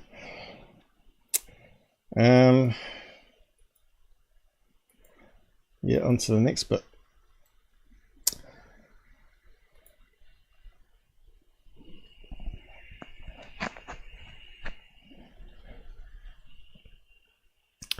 What's this one? Alright, Bill Gates. So we're talking about chem and contrails, right? A few live shows back. This has come out.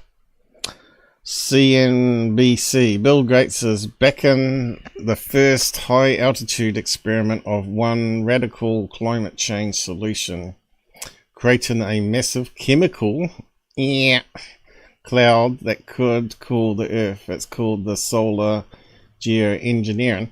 Now, we read out about the clouds, that low-level clouds are the ones that reflect the heat, not high-altitude ones. So this is actually going to backfire and actually heat the planet more. So, yeah. Where they're getting their scientific information from, because it contradicts what we read earlier. So got a news clip here. Bill Gates is backing the first high-altitude experiment of one radical climate change solution, creating a massive chemical cloud that could cool the Earth. It's called solar geoengineering, and it's highly controversial. It's got some music there, so I have to pause it every so often.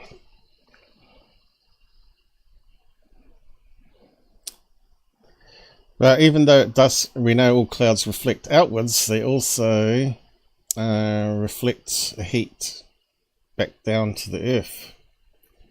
So it does two things, right? So wouldn't that just lock in the temperature that got up to the very top and bounce it back down?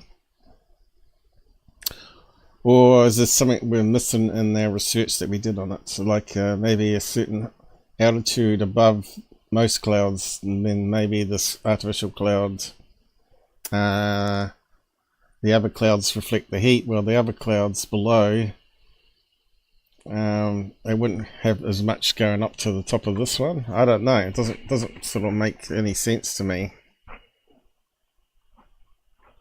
Because you want the cloud.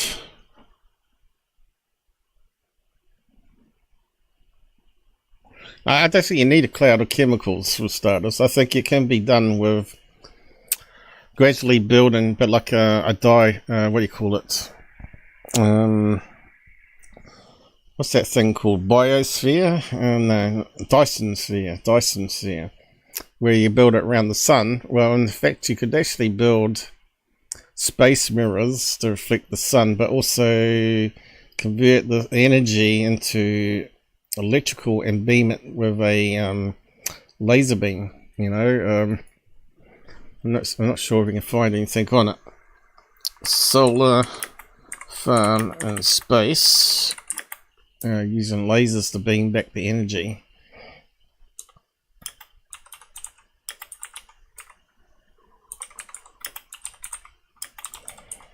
Using laser. Here you go. How solar farms in space might beam electricity to Earth.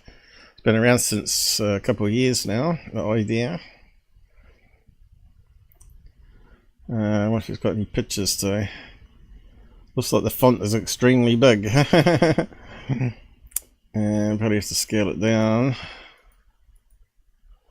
There we go. So what are they doing? They're using old compact discs to reflect the light. I don't know what's going on with that diagram. Must be something better out there. Must be a better diagram than that.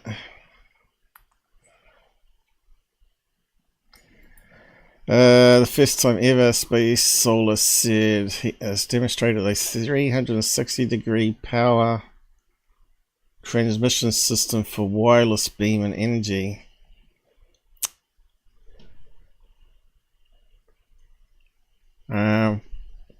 Can power a solar panel with a laser? Can you power? Well, why do you want to do that? Why don't we put solar panels in space? Good idea. We've got SpaceX. He's too busy putting up his own satellites. So environment out in space also has several hazards that could cause damage to solar panels, space debris, and extreme solar radiation. But surely it's only material science. As the material science gets better, we should be able to get around that problem. Solar farms in space may get real after tests on wireless. Okay, let's have a look at that one. 24. This is this year. So I know they've been doing some experiments with beaming a laser down from the International Space Station, and I think some people thought it was some sort of laser weapon or something. But we got no videos of it here, which is a bit disappointing. But yeah, spraying chemicals is not a good idea. In fact, do they even tell us what the chemicals are going to be?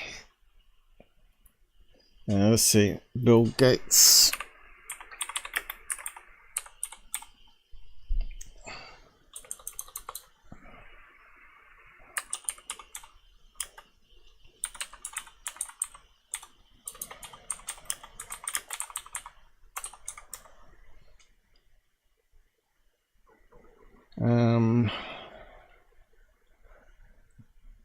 Are they just going to be copy and paste journalists here? Probably.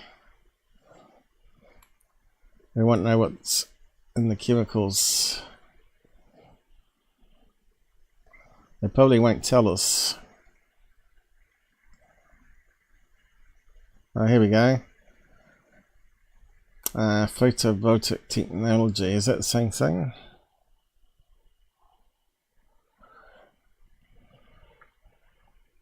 Iridium, gallium, selenide, and cadmium. I think cadmium's toxic if you breathe it in. Bill Gates' back tech aims to transfer key chemical. Danish startup.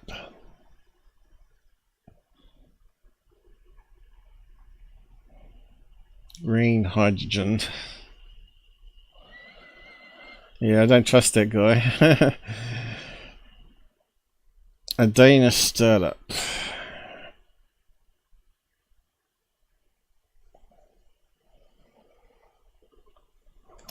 Now we're not going to find out the chemicals, are we?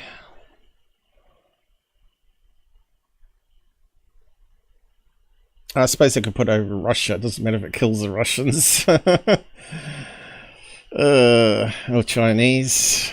They try to kill us with a virus after all, so it's only fair. Community strike. I'm only joking. I love the Chinese and the Russians. I reckon the Russian girls are some of the best. We had one that worked in the bank. She was hilarious. And she was amazingly attractive as well. Anyway, we didn't find out. Virtual. How long will it be that countries keep experiencing these climate impacts before someone gets desperate and says, hey, we need to cool the planet with solar geoengineering? So yeah, I think climate is agenda rather than real science.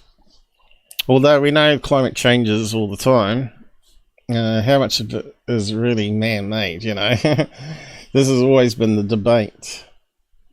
Some reckon it's like 5%, others are saying it's mostly man-made. I just find it very hard to believe because we've got volcanoes spewing out CO2, we've got the wars spewing out fires and burning oil rigs. We've got cars, they're blaming cars. Well, and yet they destroyed all those electric cars that worked years ago. So yeah, so what's all that about? And now suddenly we've got this push again for climate and trying to sell electric cars, and now we've been told there's not enough hydrogen, wind power or solar power all at the same time to power charging your cars up, as well as turning on your heaters in icy cold winter days. Now that happened in California, didn't it? And Texas, and also now happening in New Zealand, when they're shutting down the coal factories, I mean the coal power producers. It would look something like this. Thousands of planes would fly very high and use nozzles to inject millions of tons of light-reflecting particles into the stratosphere. It would create a thin chemical cloud of those particles around the whole planet. So you can see this going terribly wrong because the plants need the sunlight too. It's going to change the whole ecosystem. I reckon this is so dangerous. Who's saying no to this? Do all the countries get a say? Because this has only come out this week. You know, I think even if they put it over their own country, it's going to spread and pollute other countries. Blocking some sunlight from reaching the surface. It would mimic a giant volcanic eruption, which we know cools the Earth. But it also comes with significant risks and uncertainties. Aha! Things like about the volcanoes there. Mass famine, mass flooding, drought, of kinds that will affect very large populations. And this is where the agenda comes in. It could weaken I thought the music was quite good there, where he was blabbing on about it's going to cause floods. Like someone farting. monsoons in India, China, and Africa, enough to affect crops. It could eradicate blue sky. You start increasing the amount of diffuse light and you have less direct light, which is the same thing as saying it looks hazy and white. That's going to be a disastrous idea. Leave the planet alone. I'll post a link to that. Maybe you can find out more about what's going on there. See what chemicals they're talking about there, Mike. We need some researchers out there. Climate Bill. Gates. Climate Bill. That's kind of funny. I should have probably read your comments before they scrolled off. So you probably wouldn't have heard about that if it wasn't for me. I don't think it's even been on the news yet. I haven't heard it on the news. I don't know about you guys. They keep it secret till the last minute. The planet will be fine regardless of anything we do. I don't know. Dumping all those chemicals, I think it can muck up things. Where did we get to? I'll just scroll to the end here and scroll backwards. What do we got here, Shogun? You at least got to put a comment with it so we know what it is. Just Google 15-minute cities, mate. Yes, sad. Google. Okay, I missed out something here. But anyway.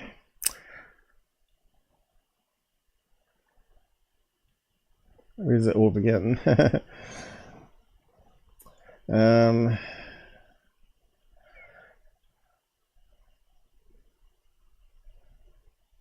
What new stuff are we talking about? I'm called mental for thinking this. Thinking what? Snowflake kids. Okay, we're talking about diversity, are we? Yeah. These guys have been definitely talking a lot on the side chat. Probably have to spend a day on it reading it. Defo need a hookup, man. Nothing but good people to hear. The world has turned to crap lately. Yeah, certainly has. Snowflake kids, even my own, testosterone in any men. Yeah, they reckon our food's been trying to purposely make us infertile. Mine probably is by now, I'd say, in the 50s. I'm guessing it's by purpose to make sure there is no resistance.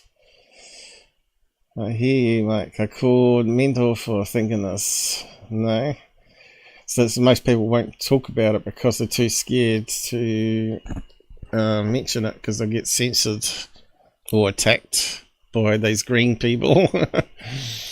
Green people are real people. Go and watch my episode. I will not comply to any of this new stuff coming out. You might have to, else you'll be like China where they weld you into your apartment so you can't come out for food. Who controls diseases they release? Well, apparently there's a lot of stuff going on now with Fauci. They know that they were funding the lab after all. We suspected everything that's now coming out anyway, and we got told that we're conspiracy theorists, and no, it turns out that everything we thought was true. I'm sick of it. It was only affecting me. I wouldn't care as I'm old, but my kids' lives are at stake. Oh, Bill Gates, he should be in prison. You reckon with Hillary, because they just come out saying if Trump gets into power, Bill Gates and Hillary are leaving USA. I say good, but don't come to UK or New Zealand then, because we don't want you. I think they're fleeing because they reckon they might get rounded up and arrested. It's on the cards, right? Because Bill Gates, Microsoft's been caught in a lot of underhanded business dealing in the past. They have been spraying us for decades. What's a 15-minute city, Mike? Nutcases that need to be gelled. Look it up.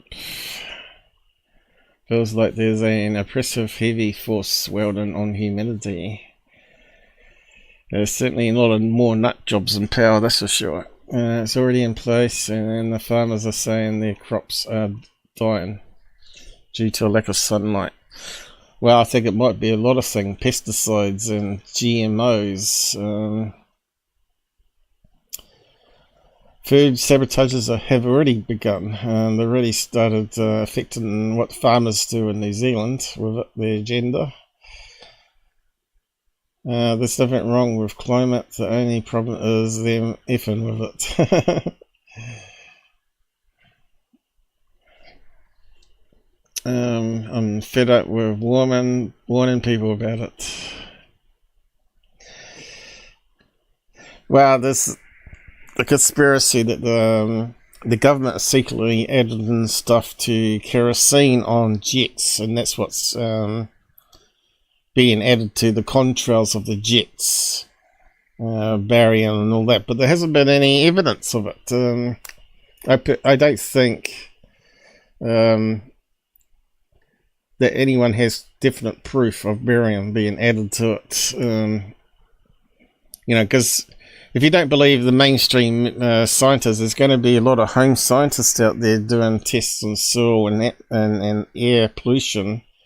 They would have come out a long time ago on the web, right? They would have the group would be getting bigger and bigger and publishing their results, and I haven't seen that. But it sounds like there's a possibility of climate control coming with Bill Gates now. So yeah. And how are they going to spray it? Commercial jets? Who knows? It didn't actually say in the article. It talked about high altitude, so wouldn't you need special planes to go above normal cloud cover?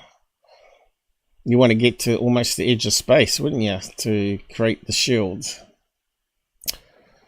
Limited where you can go. Yeah, well, that's the next thing. That's the World Economic Forum, right? So they want to control our money or digital currency. There's a lot of conspiracies out there, actually not conspiracies. Anyway, climate change is BS. They said we could have a deep freeze 30 years ago.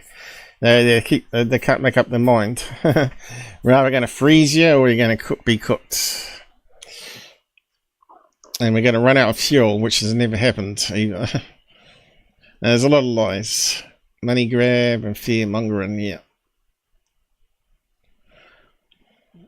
Yep. Mike's got a lot to say. So this is what happens when you have fights with ex-wives and before you come on the Out There channel. When we get into some of the conspiracies here. But better carry on.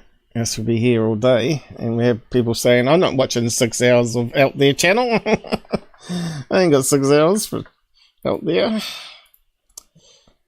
I did unmute myself, didn't I? Yeah, I did. I was thinking I was yapping to myself for the last half an hour.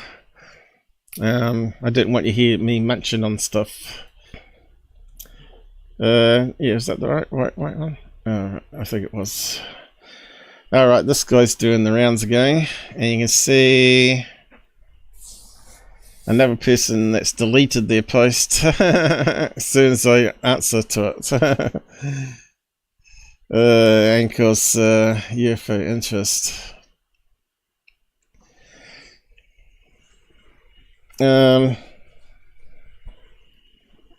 This Boyd Bushman was mental or something, or is a government disinformation. I don't know what.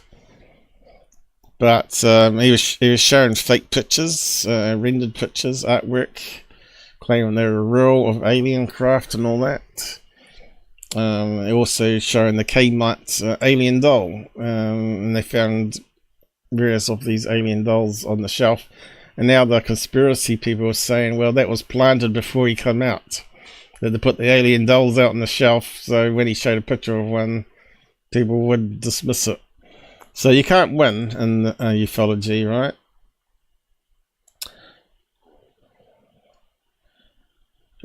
So yes, UFO interest replied to it. They created a fake alien doll to discredit his photographs. There you go. Seriously, that alien doll was just the tip of the iceberg, since there were also fake photographs. Cool.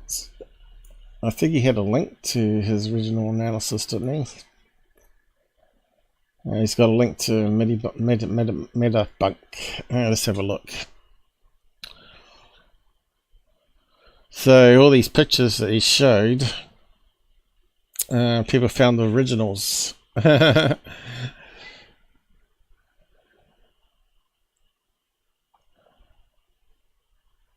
There we go. It looks like a rendering, doesn't it? Nice 3D artwork. Yeah, it looks like the same one he's holding up there. It's got little bits underneath.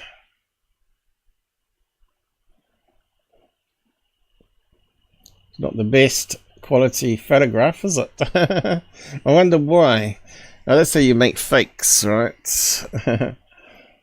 And a side by side here.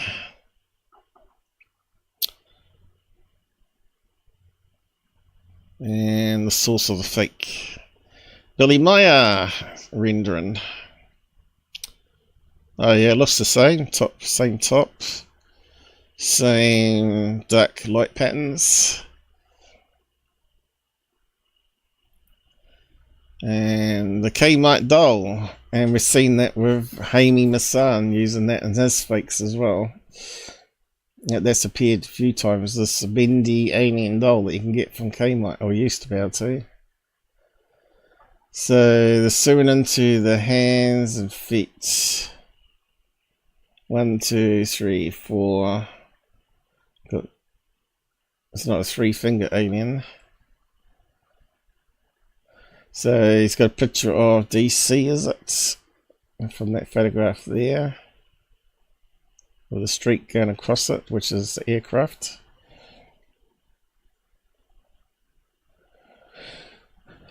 Fascinating, huh? That's how you debunk someone. Really, really good. Now, the only person that's promoting this guy recently has been Aston Forbes, claiming it's real. What an idiot that guy is. Yeah, that looks like a real alien doll, but where's his picture of it? There, is it? No, this could be a doll. Here it is.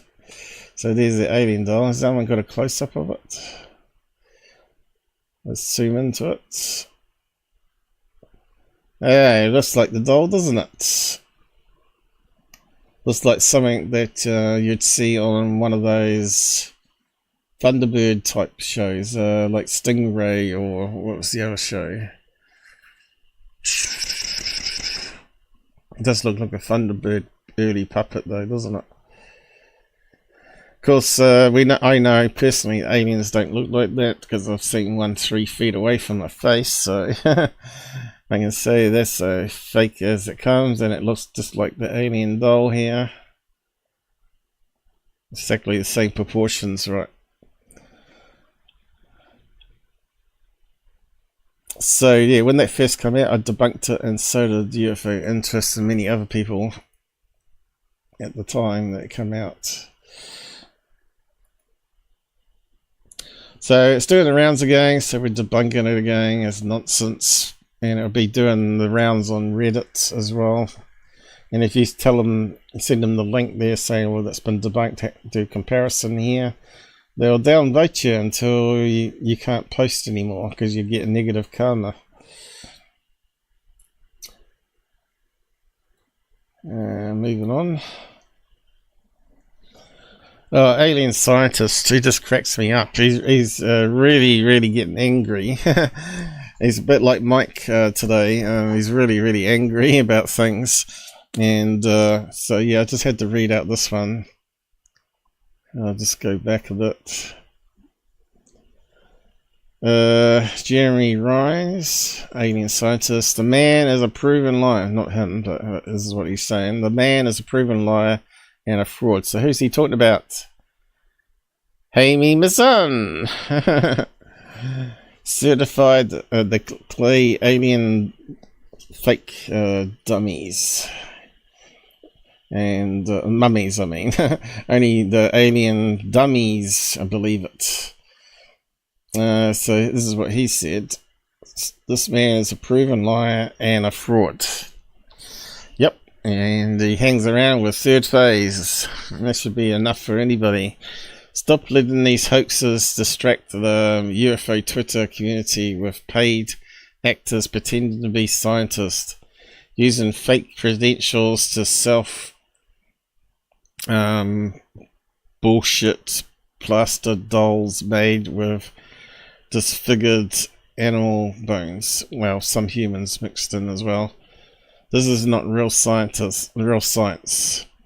So yeah, I've been trying to debate that on Twitter as well, and saying that the latest one, which is that one there, is it?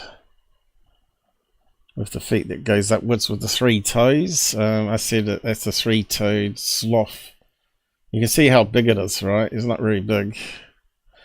I said that's a 3-toed sloth that's been modified.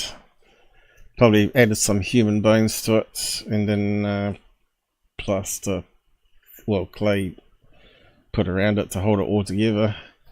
So it actually looks like a full skeleton. It's probably one of the better made ones out of all of them, though. Post a link to Jeremy if you want to go and like it and share it or whatever, if you're on Twitter.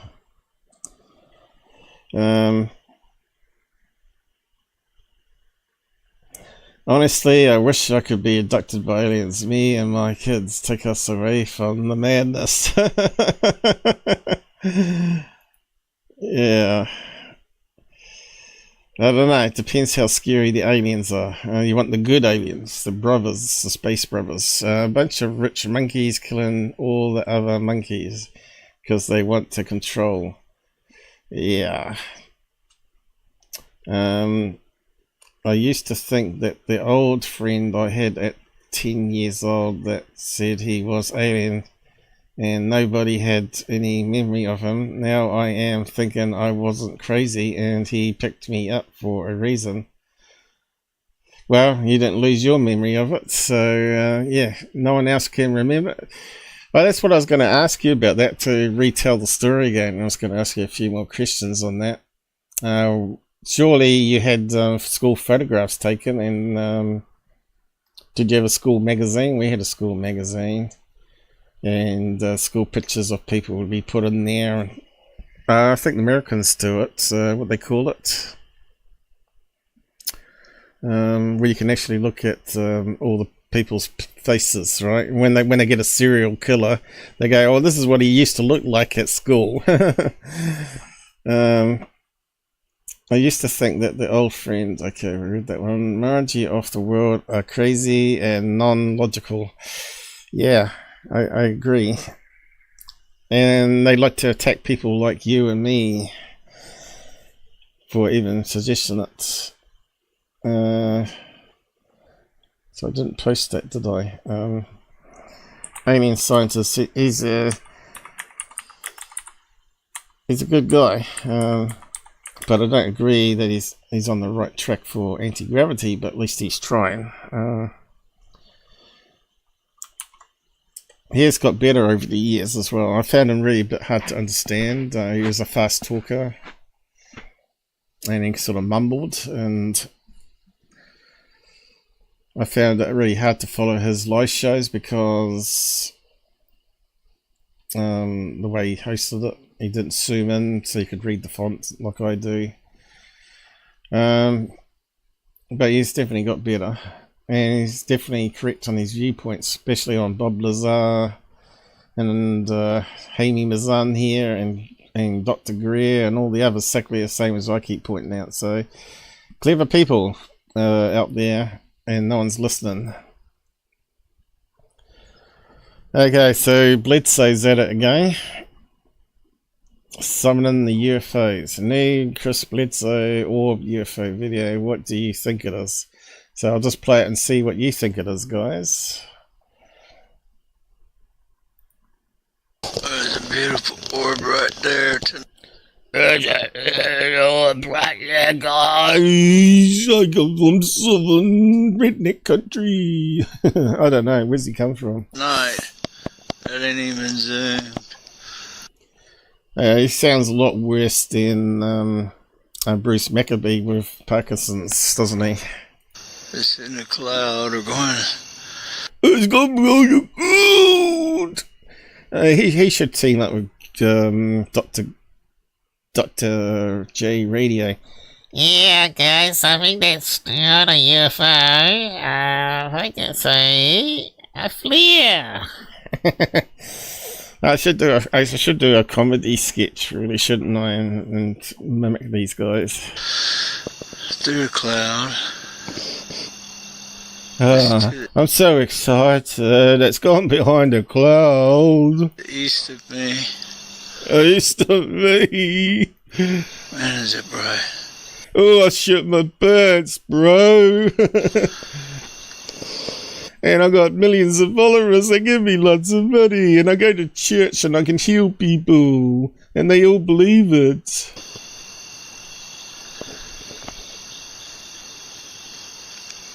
Oh no, I just got a lot of unsubs. Is it ironic here, guys? Grow up and get some critical thinking, guys. You're being conned here. So what do you think it is? Because he hasn't got a smartphone to bring up any apps for sky tracking anything like planes. Get my camera down. I had it at a weird angle. There's the power line. Oh yeah, that's really helpful. There's the orb. So it's low on the horizon, so it could be either a satellite that's moving slowly. It could be a plane that's far away. You don't see the flashing red light, but it looks like a wee bit red and it's going white. So yeah, we talked about these near Air Force Base, so it could be a flare drop. If I had mine. I can see there's like various little other lights here. See that there? New camera. I could really have something beautiful here. Almost looks like it could be stars, but I don't know. Of course, I'm could be lens flare, right? thrilled to get this. There's heading some east. little lights. Could be planes. That could be fighter jets. That could be a drop flare. Maybe a tiny bit northeast. That pole. There's no point in talking about it. Just get out the bloody apps, mate. That pole there. Ooh, the pole. That really makes a difference. It's almost due east for me. That looks like a satellite slowly heading away, right? But we won't know what it is because he's not using the apps, and all these people to keep promoting that shit.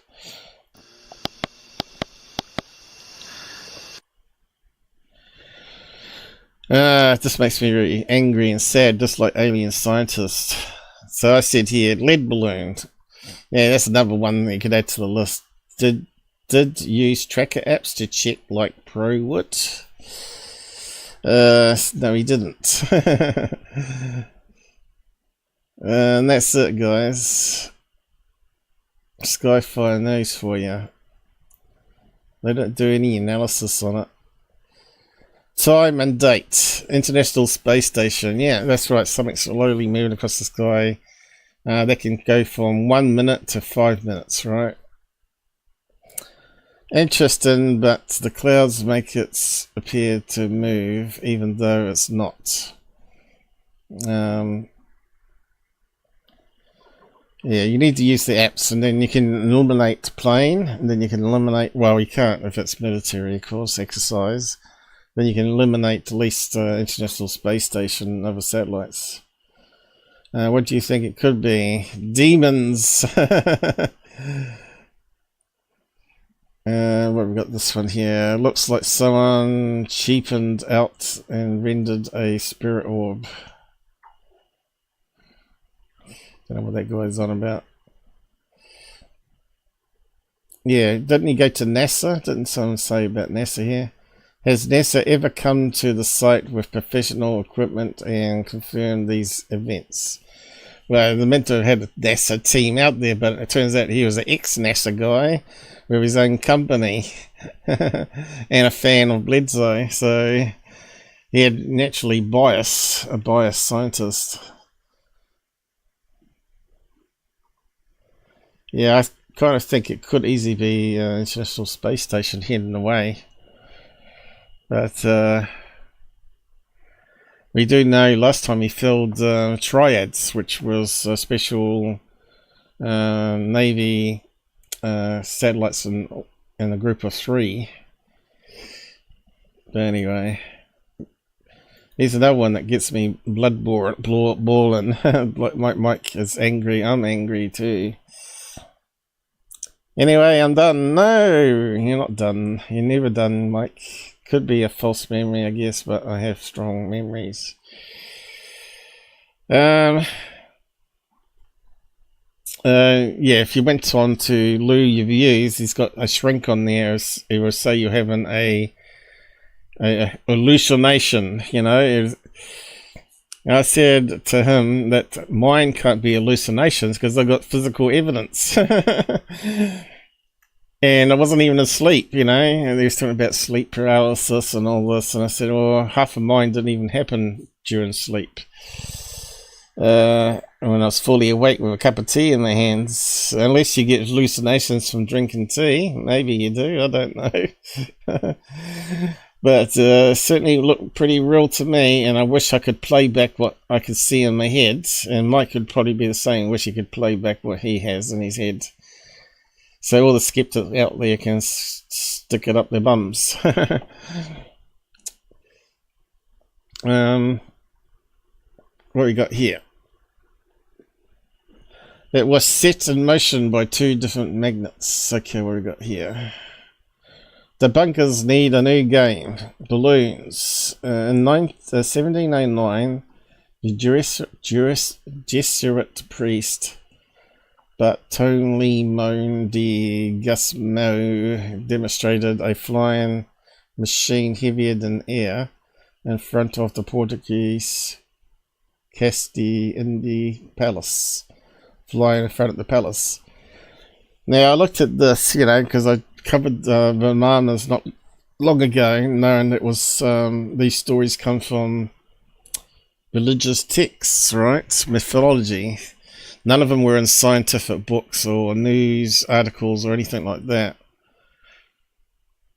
It was set in motion by two different magnets. I would say that was bollocks then. What else we got here? Placed inside the spheres at top there was a metal grid that was part of a propulsion system. At the back there was propellers. Yeah, so if you got anti-gravity you're not going to have propellers. So I think like I put on a neutral thing on this, that it could have been that they had hydrogen balloons, airships, which I covered in my Ancient Airships documentary. So these things could be not totally written off. It could be simply an airship that people didn't understand that was using hydrogen made from the Great Pyramid. An airplane with magnetic nozzles in the engraving describing the flight. So when we found out a lot of this was fabricated in the 1970s and put into a book. None of it actually happened in ancient texts. The ancient texts used to talk about flying chariots, like horse-drawn, a bit like Santa Claus, like reindeers or elephants flying in the sky with someone on the back, right? You can see that would be not to be true, to be against science, because you're not going to have a flying elephant like Dumbo, right? It's just not possible. But have a look at these. These look like Vimanas, right? It looks like the same sort of stuff that we covered already.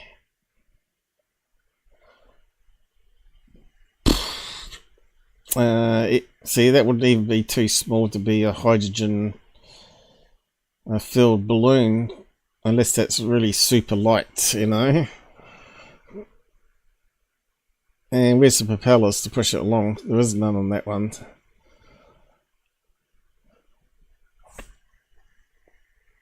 I think this is probably one of these ancient texts that's been faked, guarantee it. But I haven't looked into this this particular one. 1709, but it is in that period, right? When they started translating Sanskrit and other scripts into English. And I bet these are not in ancient texts.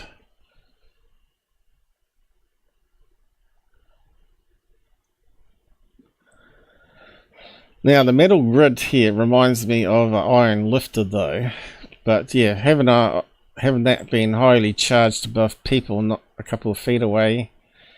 We know iron lifters are really weak wind from them, that they can't even lift up a fairly sizable drone without having an extra fan in the middle to produce enough thrust. Now we think the fan and these drone models that we've been seeing on YouTube, and some people are saying they're fake. I think that the fan was creating more of an iron wind to be able to lift it. So I wouldn't write it off completely as being faked, because it looked like it was actually going up with this little tiny fan. And the little tiny fan alone wouldn't have been enough to lift that big framework that they were lifting up on that demonstration. So I'll post a link to that one. Probably need to do more investigation into that one. But it sounds a bit like the Vimanas.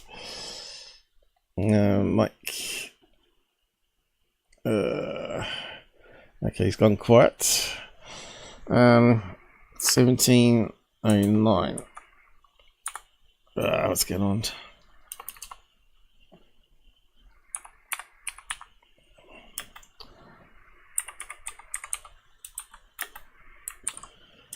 to make a reference to that one.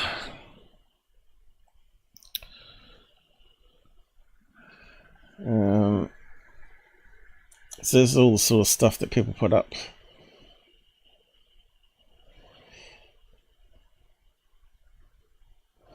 Now, if that the base of it, even the base of it doesn't look big enough for hydrogen, I suppose it could be enough there. If you took it about circular fuel cells, I mean the hydrogen cells, with the gas in it, and also in there, could be enough to lift it up like a balloon. And they're trying to say here that it had engines embedded into the fins. I don't know.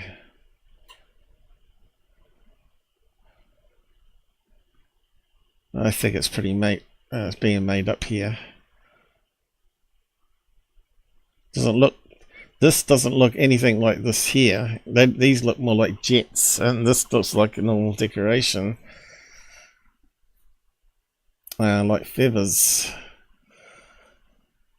So yeah, I don't know about that one. Keep on going. How are we going for time? I know we've had lots of fun here. Is it 3 hours coming up? My eyes are so bad. Was it 2.5 hours or 3 hours? I suppose I should have a look around, see who's out there on the other channels. 2.5 hours. I just had to zoom in quickly. Here we got out in Rumble. Who's out there in Rumble? 6 of yous joining us. Bit less than normal. Say hi on the side, guys. Be good to hear from you. Twitch, we got one up there. Who's there? Say hi.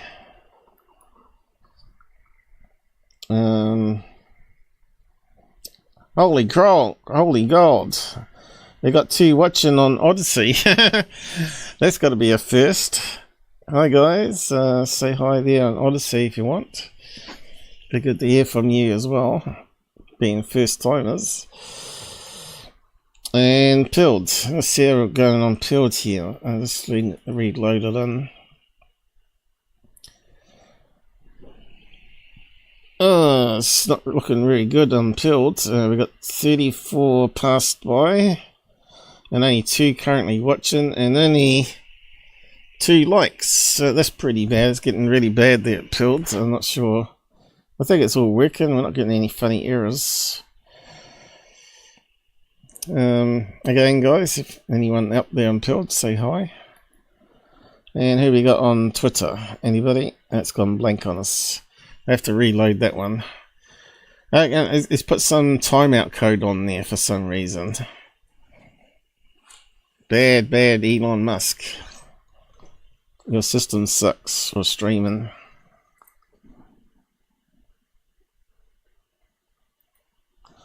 We got 0 watching there, so I don't know what's going on there.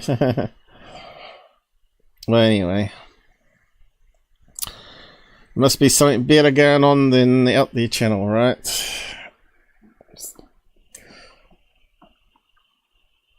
Anyway, back on to the next thing on the list. What's this? Never saw him again. Nobody remember them. You'd think you'd have a picture of him or something at least.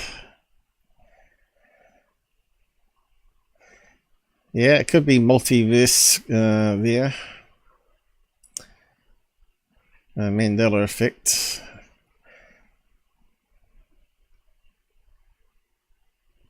Me and my three saw an eclipse. Yeah, Michael's story is in the members' stories list if you want to go and listen. He's told it twice now, I think, but it's always a good one for newcomers to have a listen to. But anyway, get on to the new stuff here. I might open up open lines if you want to jump on. Do you want to jump on, anybody?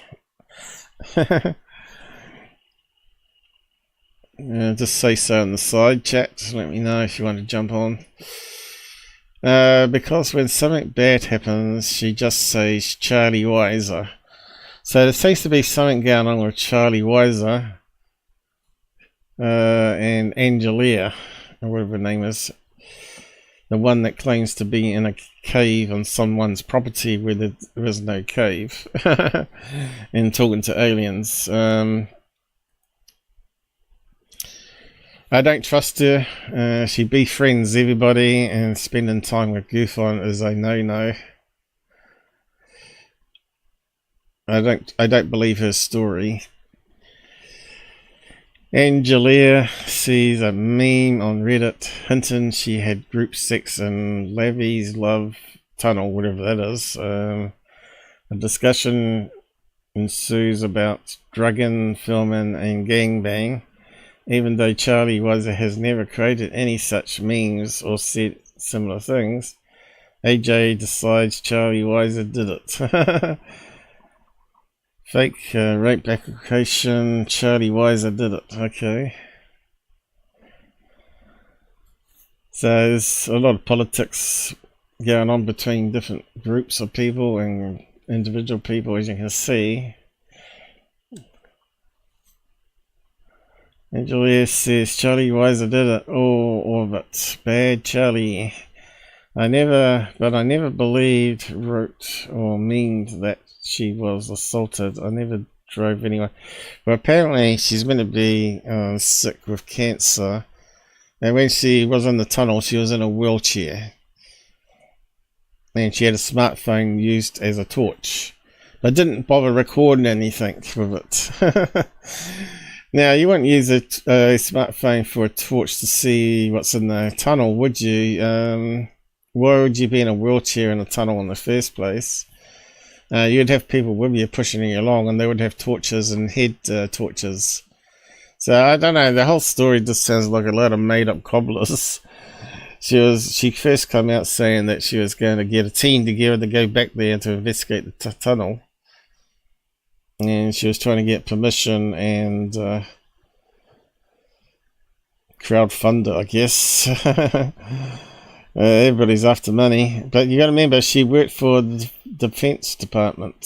She can't be trusted. She's another one of these Sondo characters. Anjali invited skepticism. I provided it and the evidence to show that the impossibility of her story and narcissism of her expedition. She couldn't handle it. She lied about drugs, manipulated her host, and used us for lies. The believer community is too easily led. She took advantage. She still is. You think Anjali is love and light?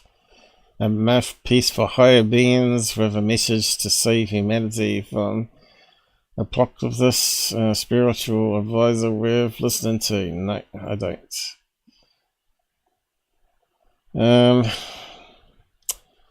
There's more, but not today. Head over to GUFON in a few hours to ask fun questions in the chat. Will he call Anjali a cockroach again? A bitch, a coot. Oh, it was probably Charlie Wiser that did that again, right? Wrong. Yeah, so it's quite funny. GUFON was attacking her.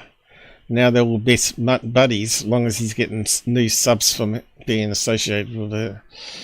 He's all happy. Better than me. There you go. I don't know if you know about all the politics going on there and all the lies. Her name is called Schultz, of all things. Sergeant Silch. Went to Jasper. Was Jasper on today? I haven't seen him lately.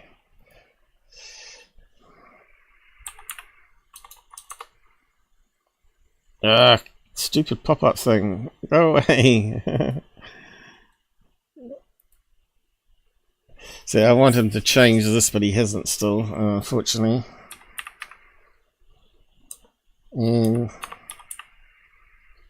Right, how do you spell a name?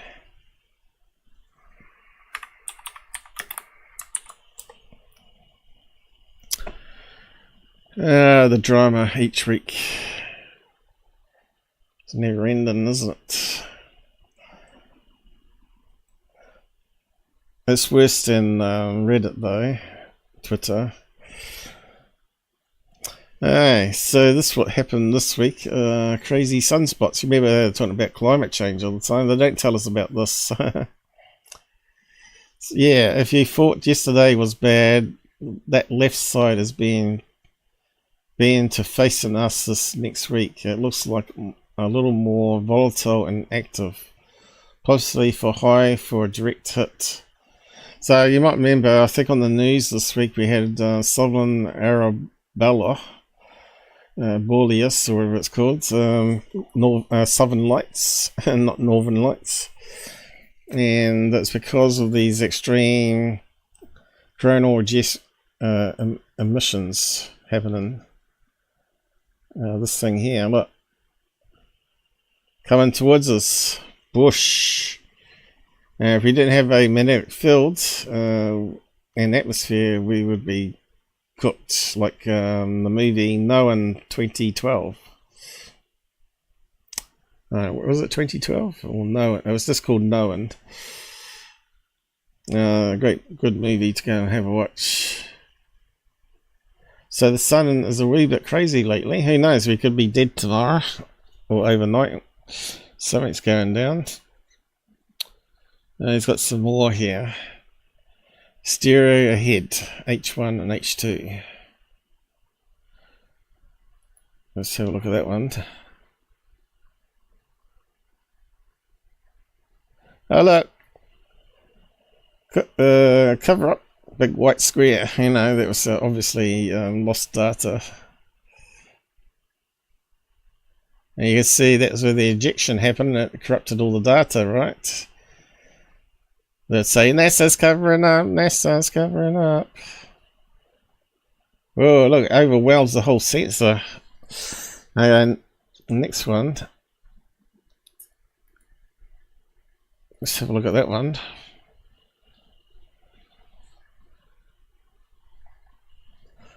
What's it looking at? Oh, here we go. Look, oh, it's coming towards us.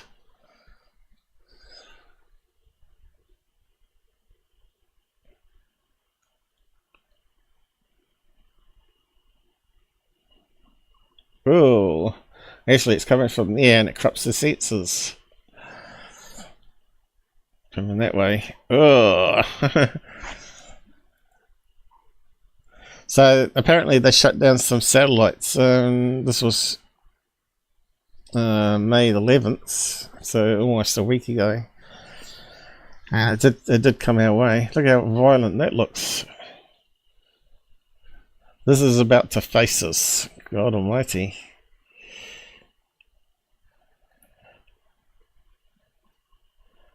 So, yeah. That's why we need to get into space, guys. We need to get off Earth onto other planets. Because our sun could kill us.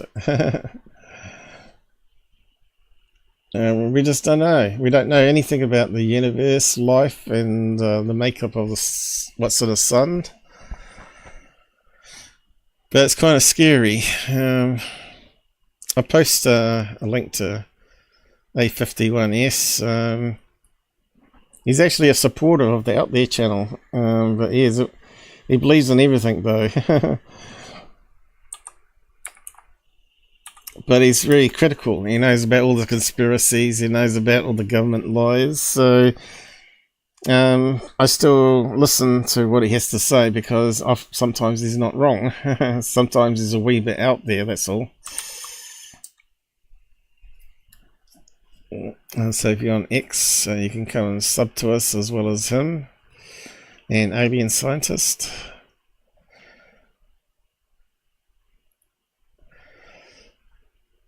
So we don't hear about that, do we?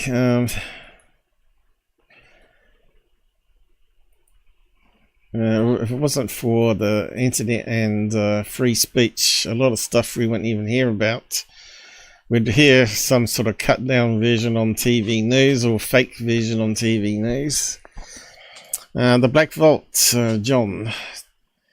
Fascinating to see so many absolutely short-circuit meltdown at Fort Dr. Sean and Kirkpatrick may have lied, and how this is a crime against humanity to them. But they continue to ignore quite a few shall we mistruths told by some other big names they consider heroes. So he's talking about Ross Cohart there, and Lou Osondo, and probably a few others. Not equally weighing at mistruths, one was somewhat skeptical of providing info to the agency they didn't trust. How sad we need to weigh the gravity of lies now to justify it all. SK, who's SK? SK is held to a higher standard. Sean Kirkpatrick. If he had simply said yes, I was there, and Bugle gave a speech about SWR, then no one would care. But when he hems and haws about it and backpedals, that makes him look suspect. But in fairness, he admitted he was there. He seemed unsure of the date, and if Skinwalker Ranch itself was the brunt of it. He admitted it was an extension of the ORSAP ATIP stuff by non-government employees. So, you know, people calling out Sean Kirkpatrick for lying against, saying he wasn't out of the meeting with Bruce or whatever. I don't know, it's all these politics. I can't keep up with all the nonsense, right?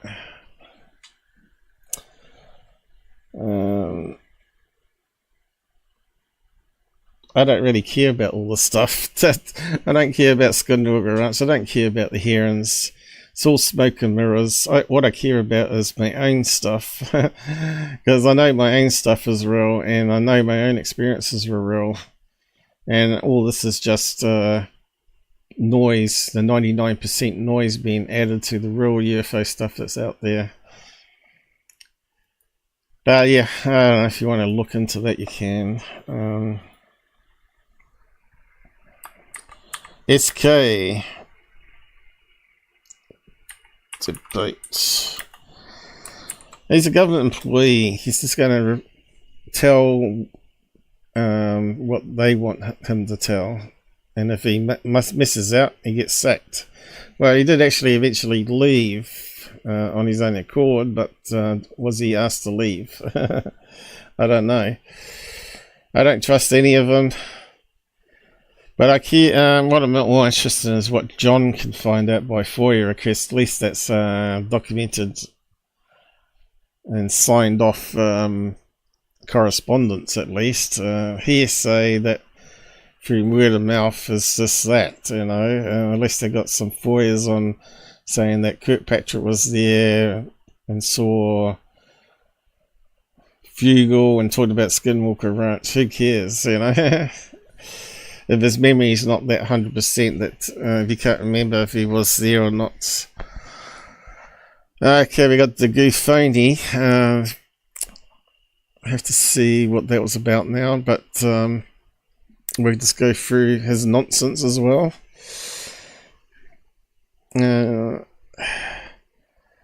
Self-serenity, fractal chaos is your conscious.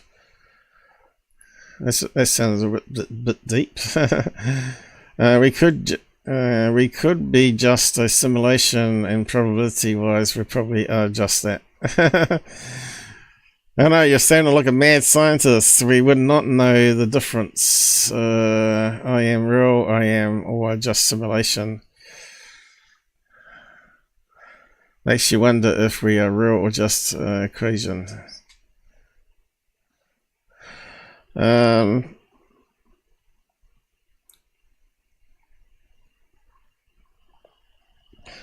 Well, if we're a simulation, then I'd like to smack God in the head. Who's controlling me? You know, who's the guy that's making my life a bunch of shit? It's like Lotto last night. There was up to 23 million in New Zealand. I had a heap of tickets in it, and I only won one line, which gave me a bonus ticket. And I had all these extra vouchers from buying Lotto, trying to chase this big prize over the last 2 weeks, because they do it twice a week. And some person won it all to himself, and it wasn't me. But we had these special tickets for Mother Day, and I had 6 tickets in it to win 75 chances of $10,000. Now that $10,000 would make a hell of a lot of difference for me right now, but I didn't even get any of those. So yeah, I don't know how some people can be lucky. I remember watching this TV show. This guy said, "Oh, he won Lotto twice, and it was 2 weekends in a row," which kind of sort of breaks all the odds of being realistic or even not being rigged. You know, it's sort of very highly suspect. And because he was a young guy in the right age where you want lots of money to have a good life, and he won it twice. So it's not fair, I tell you. The life, God is laughing if I die. When I die, God will be laughing on his back.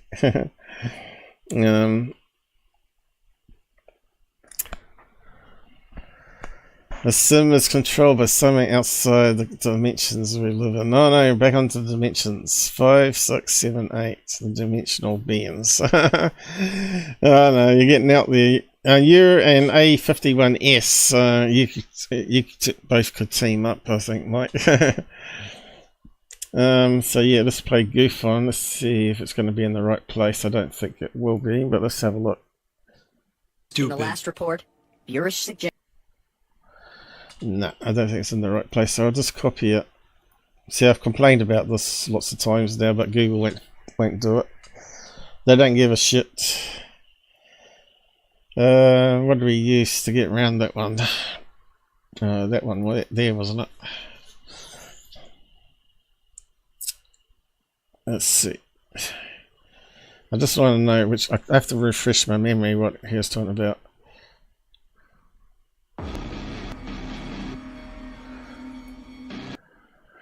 That doesn't look right, does it? Aren't they doing timestamps anymore? Ah, shit. No timestamp on it, that's why. Alright, we'll just have to figure that one out. Okay, what we're gonna... maybe I had it in the right place. So what are we talking about here? Suggested that timeline 1, the positive timeline, had an over... I don't think that was it. Oh, damn. Looks like I messed up that one. Not done on the alien dummies. I don't know. I don't know, man. It just looks too good to be true in a silly kind of way. Yeah, but if you look at the three-toed sloth, skeleton, it looks very human-like with 3 toes if you take off the claws. But yeah, I'm not sure if that was it. So let me just skim through it again.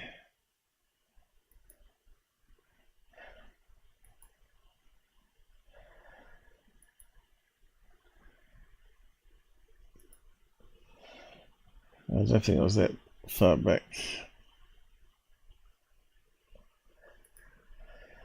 Right. I reckon they won the lawsuit, was it? Is that the recent thing? A la investigación de Nazca es un tremendo científico del nivel de McDowell, donde desea hacerles la prueba de ADN a estos seres, señor Jaime, para comprobar si son de este planeta. Yeah, so if you're going to make a fake skeleton of these things, you say to scientists, oh, we don't want it destroyed, but you can take a sample from there, knowing that there's going to be a human bone there. So it's going to come back with human DNA, right?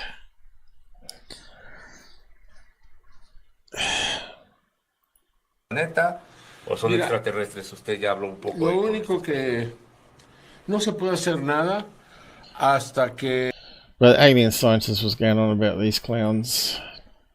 tienen que determinar que I thought we already had confirmation, but Jaime just said these are the Paid off scientists, yeah. de confirmarse que tiene 3 dedos en sus manos, la mejor evidencia que demuestra que estos seres son legítimos. I don't think that was it. I wonder what it was I had on this episode. What was this one? Exactly what's happening or not, we are still getting the effects here on the ground. As of right now, we can't see that Okay, so they're talking about that solar eruption. sunspot erupting, this solar flare, this specific one, because the data has not even come in yet. That's how I hate that inter-Sydney guy. He's a smart-ass punk. And he tells lies, and he works for Third Phase. to show you exactly how they're And doing. Now, I know we GUFON. have a pretty significant weather situation going on in Florida and some weird heat that went on overnight last night. I can explain that as well. But right now, I want you to focus on... By the way,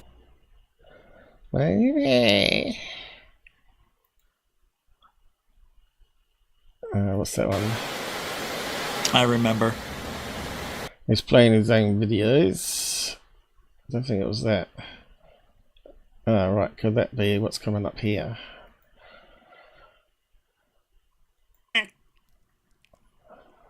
She knows it's a plane. Let's have a look. Oh, this one here. And this is the nose. This.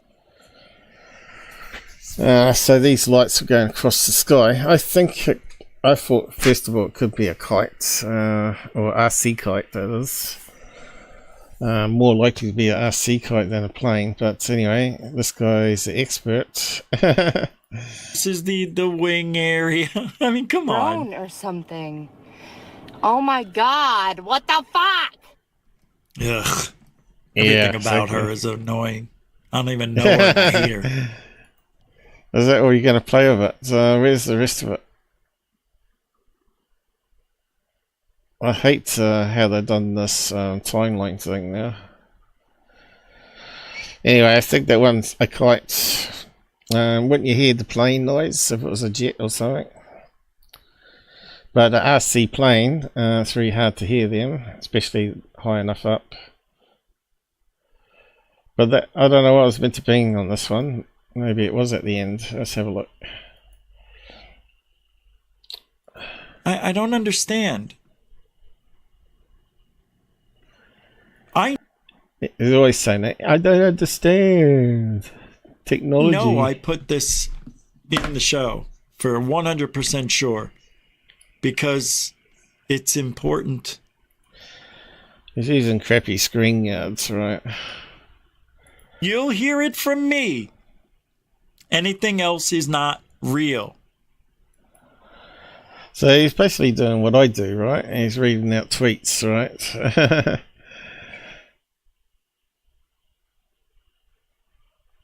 So, yeah, I think I got a link to this one coming up about the book. Green Street said he bought the Lou Sanders book, and Lou has posted that's not his book after he posted it.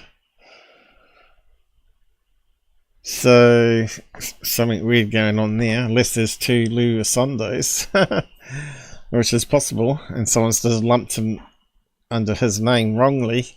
Mick West has had the same happen with him, with other people written books with the same name as Mick West, believe it or not. They've been put under his movie database name on Amazon or whatever. And he's had to ask for it to be removed. But, yeah, I don't know. Let's see, we just keep on going. Not sure if that was it.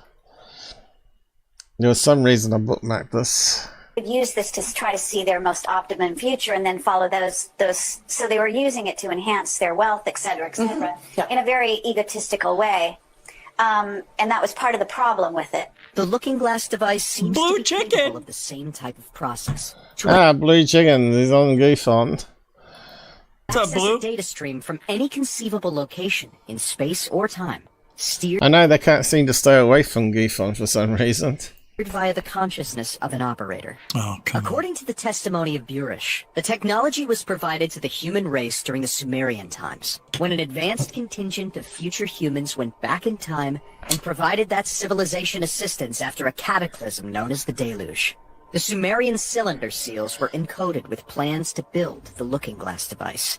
Earlier versions of the project saw I the don't know where they get all this crap from. I really don't. development of an actual portal that This sounds like the scripts again, you know, where someone's embellished the scripts and people have gone and run with it. individual could move through to jump in time. According to Burish, accounts provided by captured beings known in the program as P-45s, future humans 45,000 years into the future. Come on. The Earth was destroyed by massive cataclysms around the year 2012. This is a 2012, that didn't happen. They must have got the date wrong. Isn't it 2024? You're bright. Catching on there, GUFON. What else we got here? Anything? The Migrant Protection Act, that is the... Yeah, I don't know.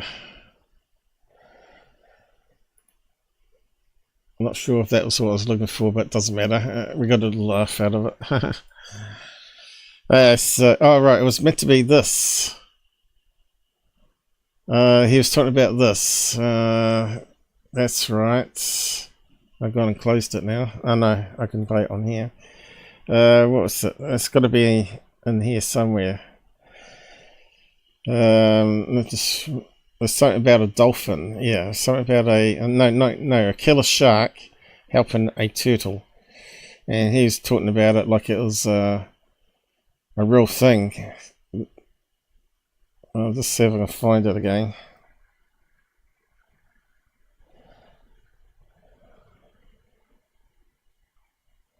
Could be here. Now I remember. This is it. So he didn't do any background research. I did a 5-minute search on it, and it was the top answer debunking it. So we'll just go and watch what he's got to say here. Are they becoming more human? I betcha something like that might be happening, because why would a shark do this? So he's thinking that this is true. A turtle on the sea. That sharks that normally kill everything would help out a turtle. They're becoming more human. No, yeah, I might just leave it full screen. Have a watch of it. Wind and waves. After seeing human ships from afar, the shark worked hard to escort the turtle over. With the assistance of the shark, the turtle struggled to pounce on the steps of the ship. This incredible scene happened to be discovered by the boy on the ship. After confirming the discovery of sea turtles by humans, the shark turned around and left gracefully. The boy believes that the turtle must need help when it actively approaches humans, so he caught the turtle out of the water. Seeing the help of humans, the helpless turtle left tears of emotion. Originally, the turtle's neck was tightly restrained by a thick rope. Warm-hearted boy carefully examined the turtle's wound. Just lightly stroked the turtle's Sea neck. pollution The on turtle fishing immediately nets. began to struggle in pain. The boy first flipped the turtle upside down on all fours. It can be clearly seen that 2 ropes have been deeply embedded in the flesh. The turtle must be in great pain. It looked at the human beings in front of it with tears in its eyes. Seems to be asking for help quickly. The boy immediately... So yeah, I'm not sure if you caught any of the video cuts in this whole thing, but anyway, we'll go over it. He took out the knife, easily cut the first rope. After a moment, the second one was also smoothly cut open. A large amount of fresh air rushed into the turtle's body. In an GUFON's instant, lighting up his lighting up a bud to smoke his weed. it can finally breathe freely. I really don't know how the turtle fairy passed through such hardships. Heartwarming girl quickly applied imported Yunnan Bayao to the turtle's wound. Turtles are the long-lived stars. Please light up the... Whoever wrote that and then used that voice for the AI narrative, awful. The boy, and it got a big gulp of fresh air. Shut the front door. But that is cool. How? I don't understand how a shark, of all sea creatures, would have the intelligence to find a boat. See, this is why he's bad for ufology. He can't even do a basic search. So shark helps turtle. Just put that in there. Let's see what comes up. The truth behind the viral video comes up straight away. I got the link to it. Great white shark rescued injured turtle. So the truth video is here. I'll play it on the other one though. Just make an example of him that he can't even do a basic Google search, not even on his own show. And yet he has 1,000 people watching him. And every time he does a live show, he has like a couple of hundred people watching him.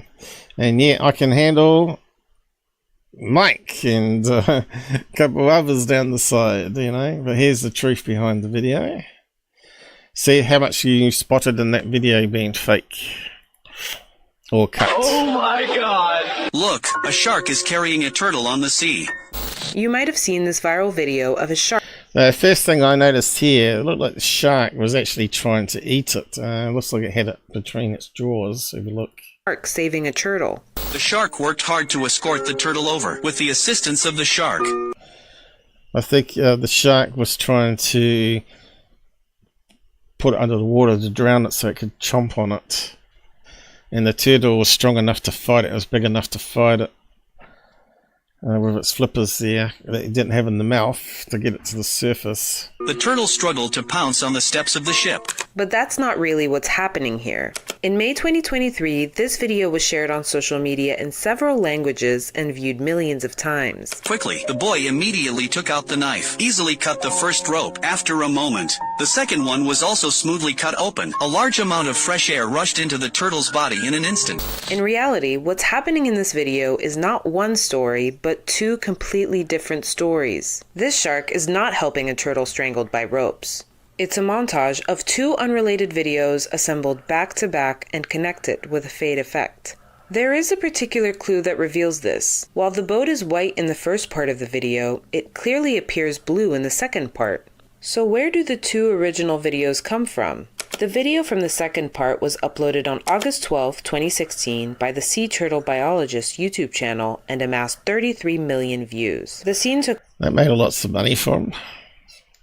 Place off the coast of Costa Rica. At the beginning, we see biologists rescuing Yes, it looks like a blue boat. A turtle. They noticed that it was entangled in a large fishing net. This entire scene Yeah, we don't see that bit, do we? Was cut from the viral video.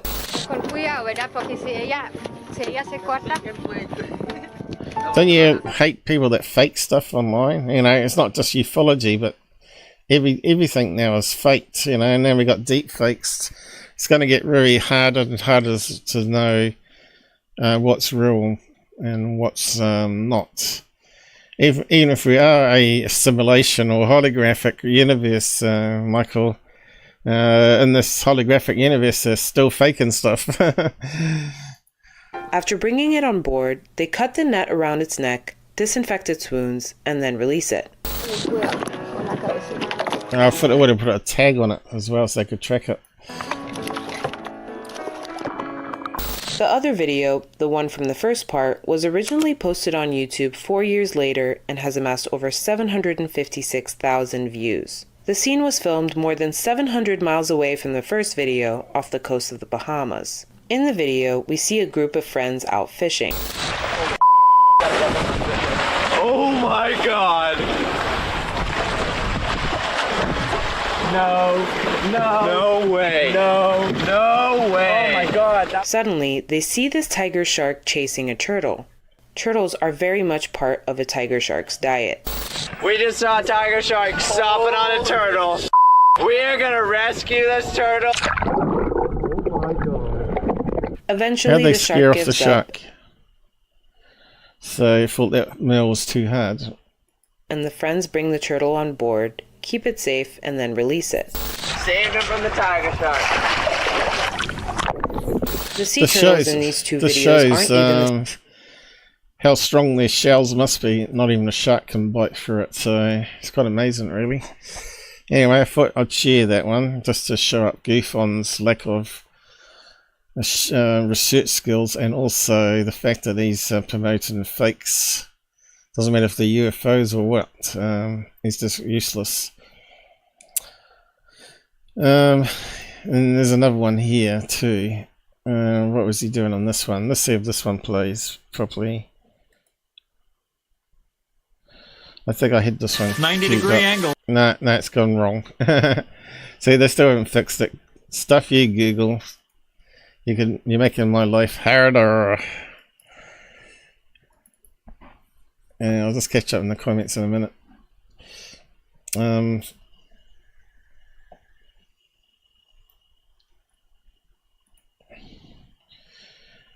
Okay. What in the right, this one. Okay, so this one is another one that's recycling around again. Humanoids in the sky.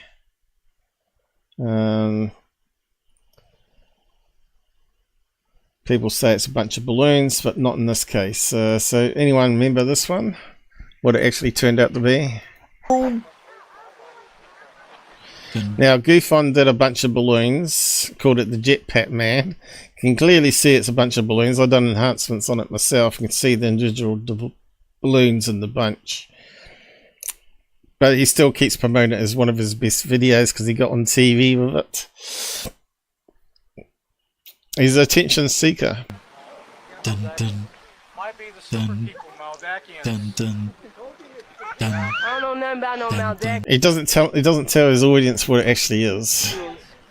Just goes on about his video and it being another humanoid, just like this one. Dun dun. Dun dun. Dun dun. Ooh, he did a look at him, did a backflip. That's a yeah, see the arm sticking this way? It looks like it's got a backpack here. Looks like it's got some sort of... if you can zoom right into it. You can see it's got a funny shaped head going on. It looks like a helmet. And looks like arse and legs here. This one's not a balloon, but it's a character balloon. Dude, you got a head. You got arms. Yeah, it's called Storm Trooper. Look. Bingo! We got images. And that's what we're looking at. And they got some variations in it. You can take the gun off it, I think. The gun's optional. Here we go, another one. Could be that one. We need to see a side view of it. But you can see you can move the hands around, take the gun off it, and that's what you're seeing. And there's pictures of it being released into the air. If they put it in helium in it. I bet if you type in Storm Trooper Balloon UFO, probably come up with some pictures of it.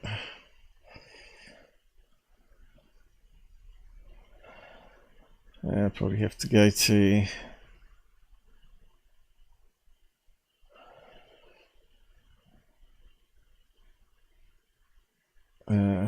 videos probably, but there's no image of it. Let's just go all. Humanoid ufology anomaly captured on 3 cameras over Los Angeles. So that goes back to many years when I started my YouTube, 2016 I think, and here it's been reposted on Reddit. Aliens. Yeah, when I try to post my videos there, It wouldn't let me post them and come up with all these different different rules that you can't self-promote. They use this self-promoting thing. You're not allowed to self-promote. But how can you then share the videos that you film or stuff in the sky if you can't self-promote? Oh, you got to get someone else to do it. And of course no one does, so they never get to hear about the good stuff. Why does that come up funny though? What's going on here?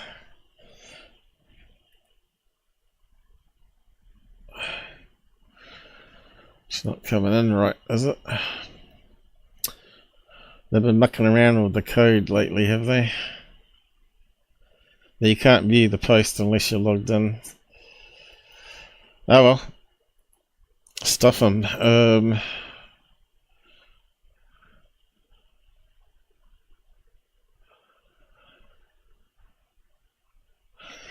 Let's go to videos.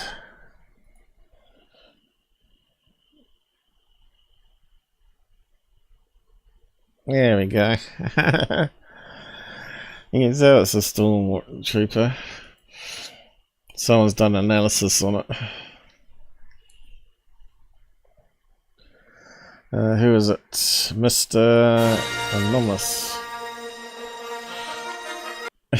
No, copyright.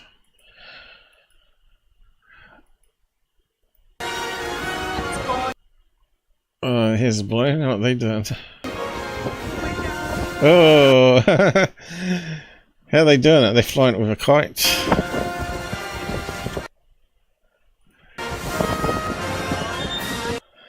Look like they had it on cable there for a minute. Maybe they got it under the drone or something. We can't have music. All these copyright claims I'll be getting, you know, because we're not allowed to play clips of music, which is stupid.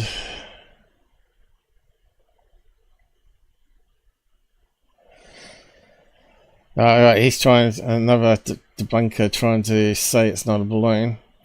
Well, if you stick water in it, it will definitely stabilize and stay upright. And if you stick little lead weights in it, it'll certainly stay upright. And of course, this wasn't a windy day. You can't hear the wind on it. You can't hear it anyway, because these guys that are trying to push a narrative won't let you have a listen to the real audio. Looks like it's got the gun in its hands, right? Definitely got the guns in its hands, this one. That's definitely a stormtrooper balloon. And someone's put some weights in the feet, that's why it's upright. Of course, they don't tell you this, these so-called crack debunkers out there. They don't know as much as I do how to do things.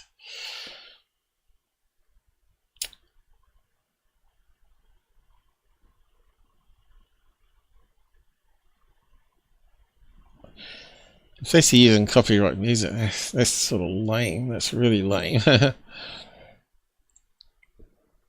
Anyway. What's that? GUFON? You got a torso, it's probably just the reflect. You got a legs with the knee bend and angular toes, what did I say? Pointing down, maybe using a pedal of some sort that's built into the calf muscles. And anytime he moves his calf up. So I don't know who he's reading out from, but obviously that's some sort of believer, right? Down, it gives propulsion, and it's a very interesting way to have your hands free. Pretty cool, right? Look at that guy. Have they not seen the real jetpacks? You know, you can hear them from miles away. Plus, you'd see flames out the back of it. You can see there's no jetpack on this. Guy, huh? That's a dude. It's a dude. It gets better, though. Balloon. Let's go forward, shall we? Ooh, we got hit with the sunball. What the heck? Sunball. Oh, Oh yeah, gentle breeze. And when they're trying to debunk it, they're using a hurricane wind. That's what I mean. These people claiming to be believers, putting up their crappy videos to try and debunk a debunker. Oh, come on! But he says the same because he wants to defend his one, saying his was also in a gentle breeze and his was upright. Well, they were bunch of wedding balloons with long tailed with weights on the end. That's why. Oh, your mother's uncle. There was like three different show this famous video that he captured, and it's just a laugh. Cameras that captured this. We'll just keep on playing it. I was trying to get it back. It's kind of hard to get it already. Or it's pretty far, huh? I don't understand why she... Oh, there we go. Oh, this is... Hey, Yaz, what does it look like? Actually, I don't know. Isn't it weird? It just appears and disappears. No, it has something on the side, Robert. It almost looks like it morphs. Uh-oh, fireman, sorry.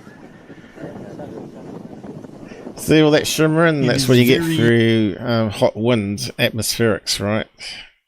Like a mirage. So you're never ever going to get a high definition of this unless you had a P1000 on it, right? This obviously is some sort of crap camera. Very interesting. What is that? This has human qualities, unbeknownst. GUFON does a nut job. Really, it's because he's been sucking on that weed pipe of his. To humanity. Holding its position straight up and down. It's one straight up and down and staying that way. See, that's what interested me.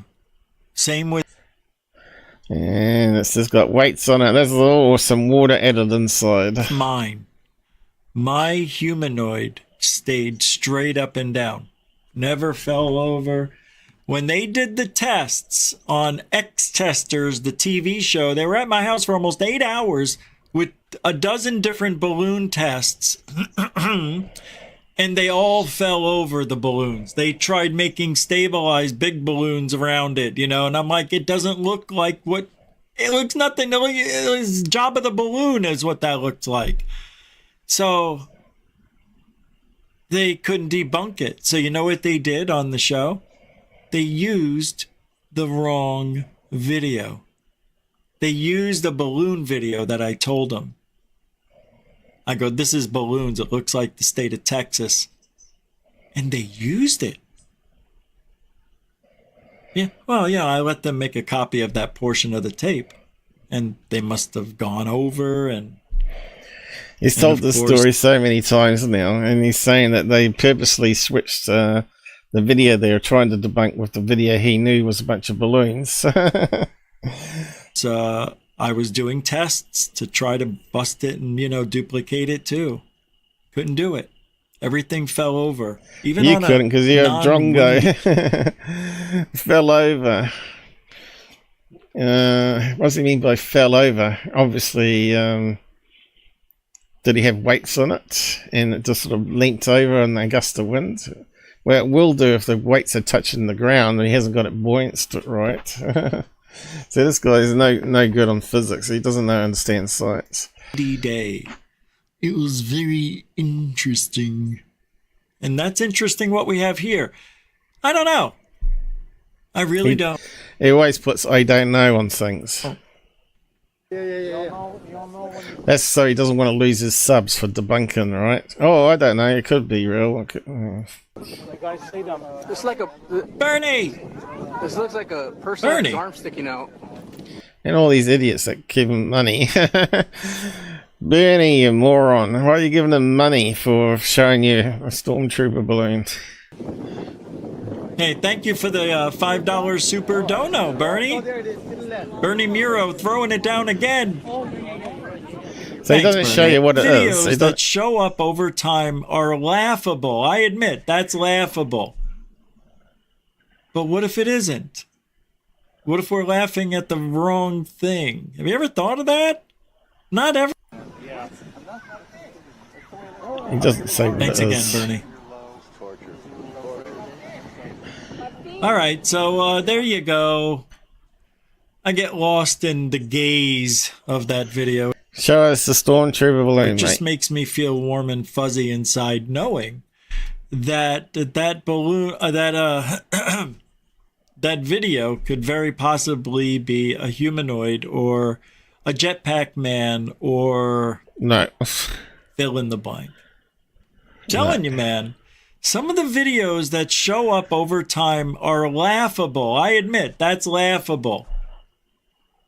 But what if it isn't? What if we're laughing at but the it wrong is. thing? Have you ever thought of that?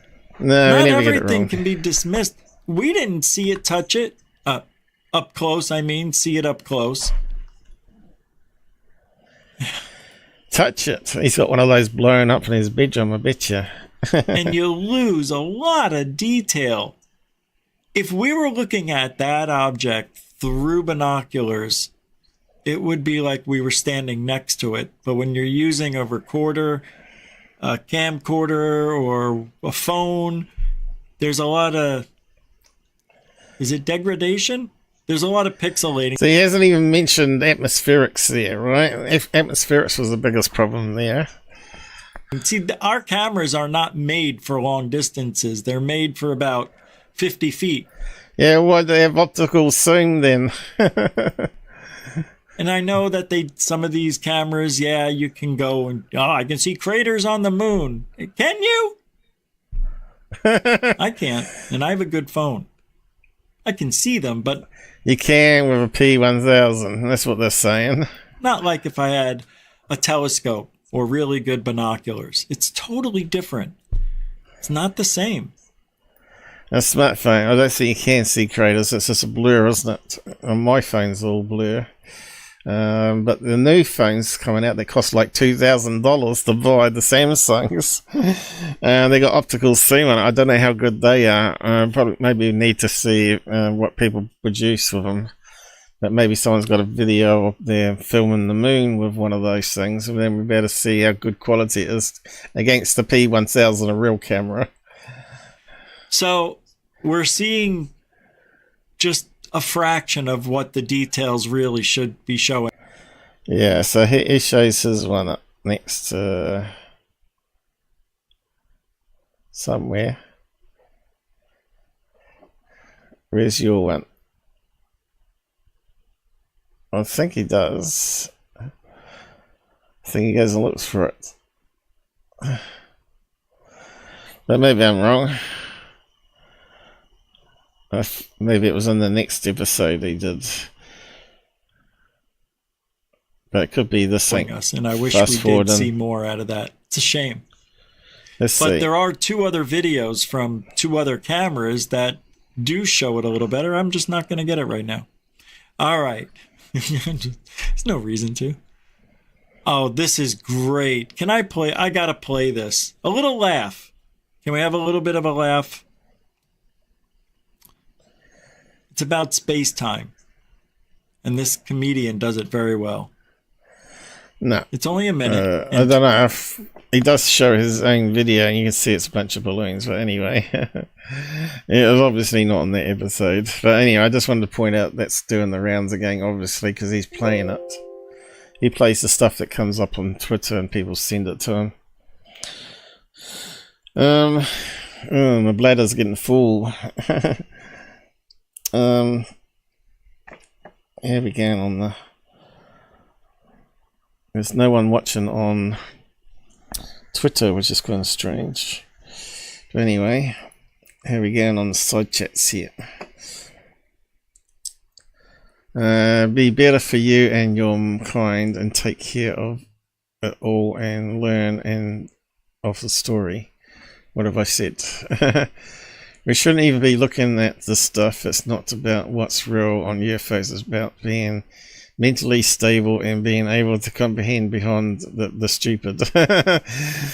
We watch it for entertainment purposes, you know. Be better for you and your kind, and take care of it all, and learn end story.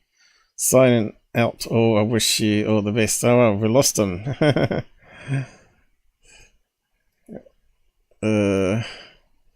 That's a balloon for F's sake. I think everybody is sleeping. I should also be, but yeah, okay. If it's really late, guys, by all means go.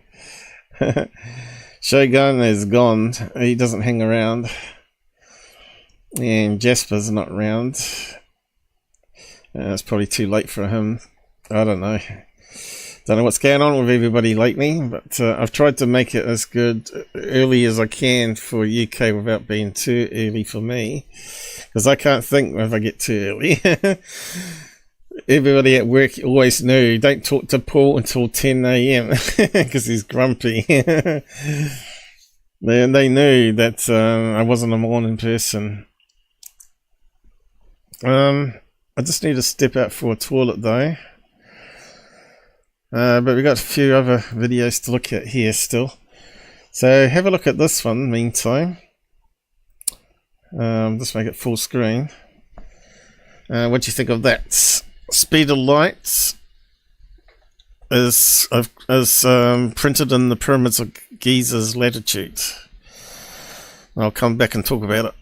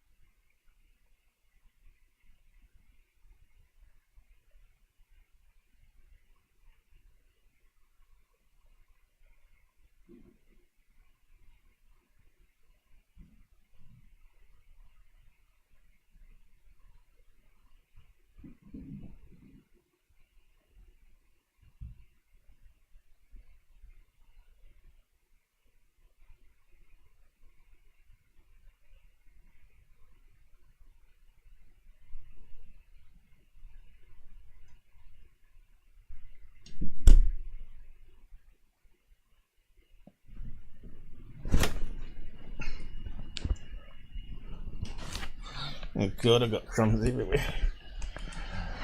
I'm back. I feel better now. I can go off for another 3 hours. But I won't do it to you. I've had a big audience that said, go on, give us more. And if I kept donating, that'd probably give you incentive, wouldn't it? So when I read this, I thought, that can't be true. I said, that's got to be fake news. But it does make you think, if it's not true, if it is true, I mean, did they know the speed of light? But the thing is, it can't be true because that's the figure in meters per second, right? And back in those days, they wouldn't use meters, right? They would use some other sort of length of rope or something, you know, so their sort of own Egyptian yardstick or something, you know. But it does beg the question, even if it ends up being approximate to that, how would they know about the metric meters that we use, even if it's a wee bit off?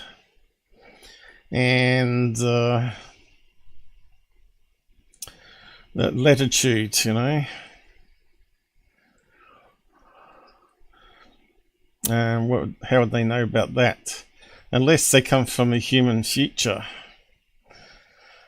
Someone come from the human future where that's sort of common knowledge, or multiverse, where human DNA is the same in each of the universes, and we have double gangers or triple gangers or whatever, and they create the same metric system, different ages. So yeah, so I said here, I say fake news. Approx the same is what I said there. But yeah, someone attacked me over that, of course. I say you're completely wrong. Of course you would. So where's my comment disappeared? Oh, right under his. Then I added some extra information. So as I said here, it's 8 meters out, but true north changes, don't it? So it mean aliens or other humans built it? Did they use metric?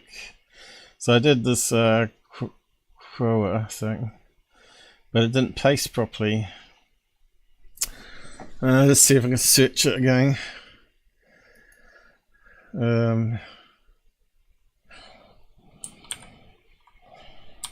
Crower speed light pyramids.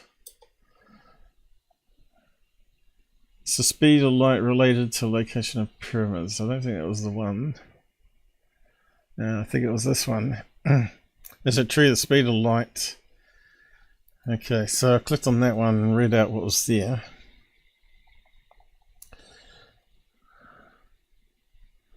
And I got some. They up their channel logged in. So this guy here.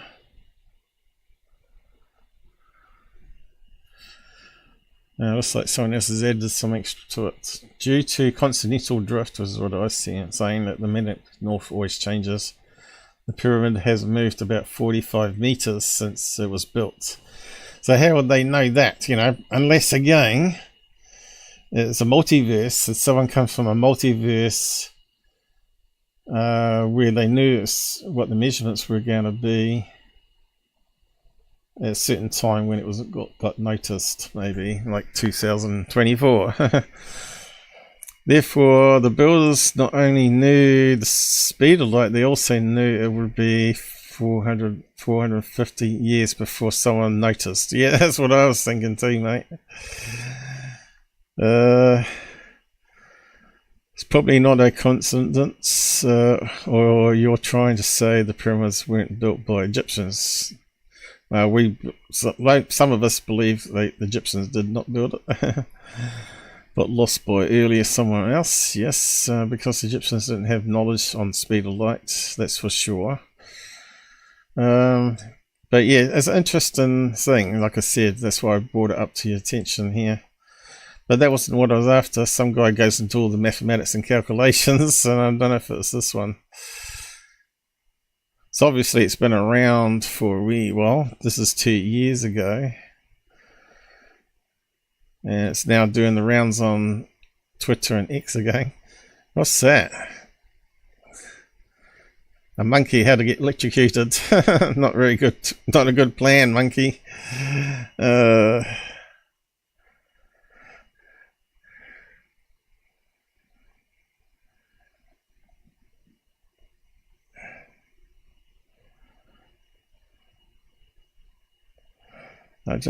That's not even to do with it, is it? I don't think that works. I'll try it. It might work. No. That's literally not working. I should have gone backwards, shouldn't I? Let's see. True pyramids speed light. Some guy does a good calculation on it all. Figures it out today's or a year ago maths. They didn't bring it up, did it? True pyramid, speed of light, altitude. I think I might have put in originally, but it's latitude, isn't it? I can't remember what exactly typed in now. But it looks like the copy and paste didn't work from the phone.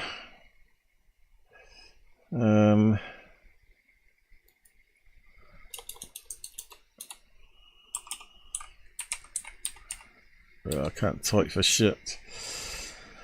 That's because I'm not sitting properly like I was. Hang on.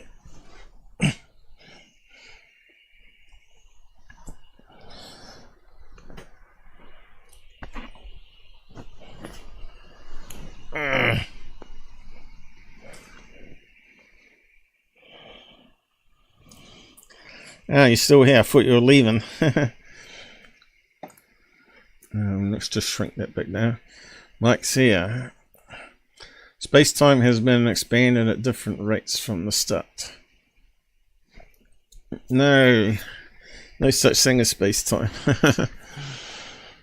You can't put time into physical stuff. Time is just a man-made construct. Well, space is mentioned in dimensions.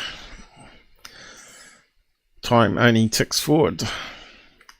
This is why people believe in time travel. It's wrong. It's wrong. Time dilation. No, that's just wrong as well.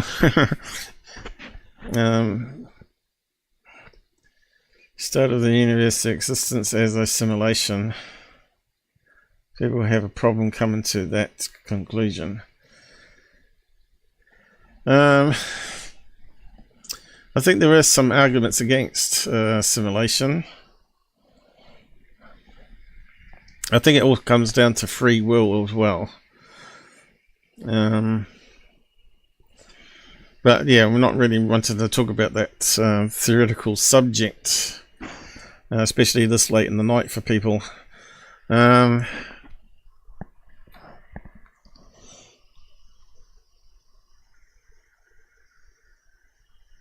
What would be the point of simulation, though? So it leads into all these arguments and debates.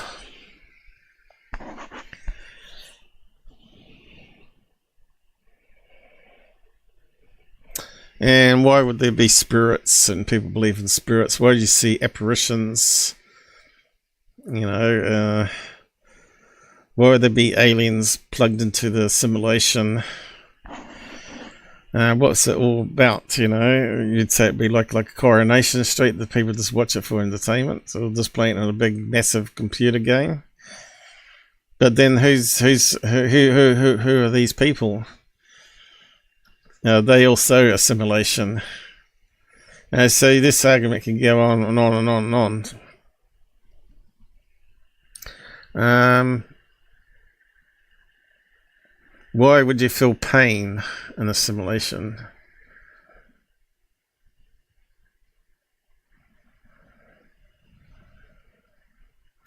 You don't really have pain in the computer games we currently have, do we?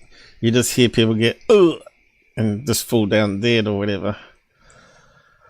It's not like you're connected to some sort of suit that shows you've been hit in the chest or been stabbed and you feel that pain constantly in your chest, you know.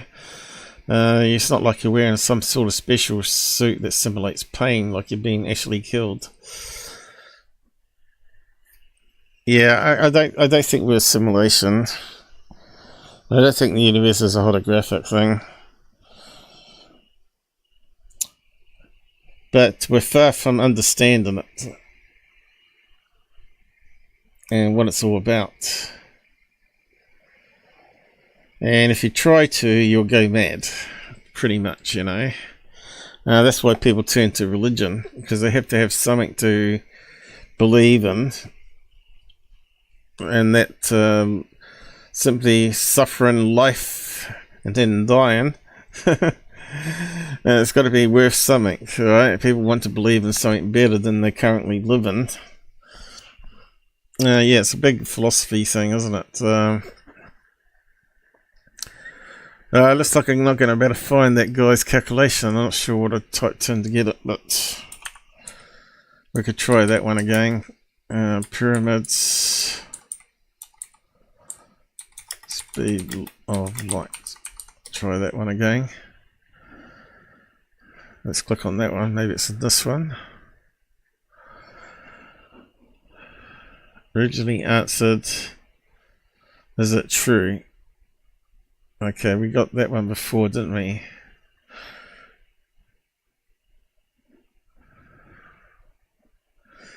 Meters per second is a human invention unit way before, way after the pyramids was built. Degrees, arbitrary human invented angle, and the gypsies at the time the pyramid was built. It's very well may not have been either way. Yeah. So what did they use? Lengths of rope and walked around in arcs to measure things. Declining exactly north degrees north as opposed to 2.997 blah blah blah or 2.9759 requires a precision of 1 centimeter in terms of location on the earth.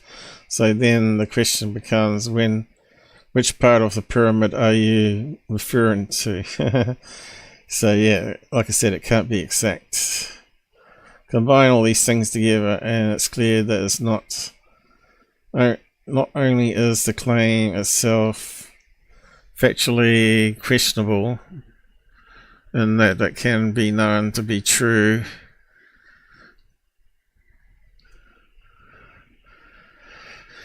Anyway, if anyone wants to come on, say so now, or forever hold your peace. So I'll set it up for you and give you a link, and you can come on and talk.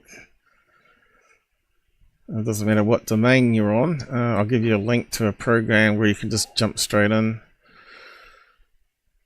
Yeah, it wasn't what I found on my search. So what's this guy saying? Yeah, it depends where your starting point is, I guess.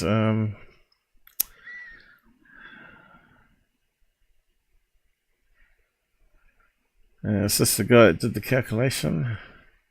No.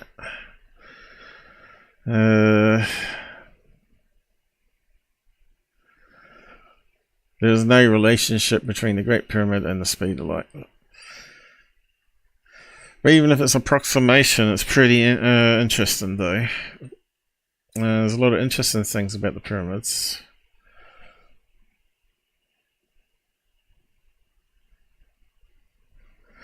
And if it was a exact number of speed of light, how many years ago does that figure line up with the magnetic field and also the shift of the continents? And that might tell us when the pyramids were built. I'm not sure if anyone's worked that out, but anyway. So yeah, looks like I need to repost that thing to that guy here. Where is it?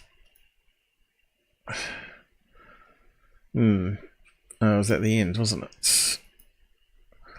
I need to repost that again.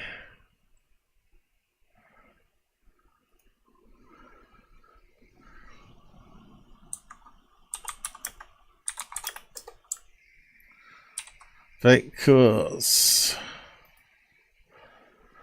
There we go. Get rid of that one.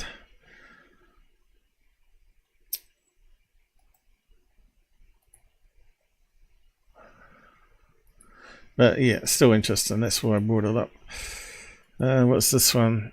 Oh, this guy here, Ron from MUFON. That's the guy that does MUFON TV. He's now going to Contact in the Desert. And Contact in the Desert is for all the airheads in ufology that believes in Dr. Greer and light beings, pretty much. This guy will do anything to try and sell a movie to make a buck. He tried to make friends with Third Phase and they rejected him. They said, no, we don't want to promote your film. or have you on for an interview about it. And he got all upset about it. He wanted to team up with them to try and promote his movie like they promote their movies. So there he is. And he's trying to promote this movie, which is just talking heads again with Dolan and all that. It's just garbage. It really is.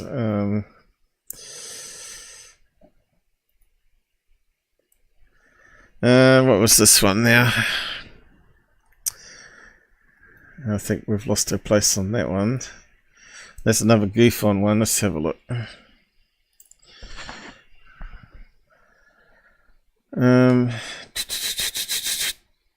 Yeah, I closed it down, didn't I?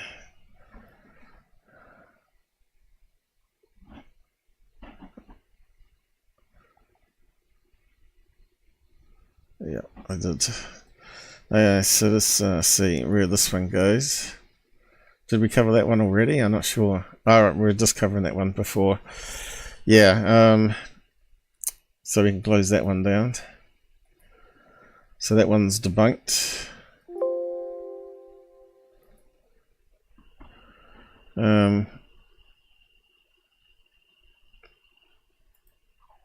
CPU's been a bit gluggy lately. Okay, what's the next one? Did Skinwalker Ranch scientists lie about not seeing planes on the radar call sign map? A snap from the episode or best evidence episode called Behind the Gates, which appeared in the weekend, suggests yes, Brandon Fugel. So this one here was a snapshot from the video. And it's got Eric saying, oh, there's no planes within 300 miles. So if I can zoom into this map and show you, this is what they got on their big screen where they're being filmed by cameraman. So Skinwalker Ranch is in the circle here. And each of these lines, I believe, he said are meant to be 100 miles. And he said there was no planes within 300 miles of Skinwalker. Well, look at this one. It looks like it's pretty close to the Mesa here. And it's within 100 miles. Unless these are not 100 miles, so I'm not 100% sure. But they got the 300 mile limit here. And they've got plenty of planes all around. You know how you see the lights in the sky? And if you're do a search online, it says this about how far away can you see landing lights 100 miles away. Landing lights are usually a very high intensity because of the consequential distance that may separate an aircraft from terrain and obstacles. The landing lights of large aircraft can easily be seen by other aircraft over 100 miles away. So how about a man on the ground with a camera? Well, just a man on the ground. So I looked at that up as well. I posted it under here. There it clearly says no planes within 300 miles. Now on the ground near Airport Denver, you have landing lights on jets because it's coming into land, right? Humans on the ground said to see 60 kilometers, with cameras easily double that to 100 miles. Plane to plane sight 100 miles. If contrail short one lights up, I'd say much more. So I reckon I can see planes at 100 miles, certainly with my cameras. And we can probably do a search and see if anyone else can verify this on a clear night in a desert, how far you can see. I know we've got a lot of atmospherics here in New Zealand, so that sort of harpers how far you can see plane lights. But I think they're aligned, and that was on an episode, and I probably can't play it though, but you can see it's on a monitor here. You can see it's like on a display, and the camera crew are filming it. So I wanted to just point that out, that maybe they're lying, the scientists. Remember, they've seen the lights in the sky and they go back to fly back to the headquarters and say, Eric, is there any planes? And he looks at the screen and says, no. Well, clearly you're lying, you Eric. So no reply to that one. 51 viewed it, no likes, no retweets. And I just totally get ignored, right? We'll just ignore that one. We just ignore they lied. Okay. Yeah, so I thought look up cameras, because someone was talking about rods, and they mentioned Jose Escamilla. You might be able to remember the rods, and they asked me if they were filming a real critter, and I said most likely they're filming bugs, because the high-spec camera they're using was only 250 frames per second, which is still not fast enough to be able to see an insect moving without it being stretched out like it is on the videos. And now they've got this world-famous camera that can shoot at 156 million trillion frames per second. I said, well, that's what Skinwalker Ranch needs, but it's actually, when you have a look at it, there it is there, mounted at the end, going through various optics here. And they were using it to see if they could see the flashing of a laser beam. But yeah, it just makes you wonder what kind of technology is out there that could easily film really fast speed moving stuff in the sky, and then especially if you've got an optical zoom on it, you better work out exactly if it's an insect, plane, or whatever, or UFO. And Skinwalker Ranch, I think they only got one high speed camera that does 300 frames per second. It's still not good enough to stop seeing bugs. So if you type in here, what frame rate needed to film bugs,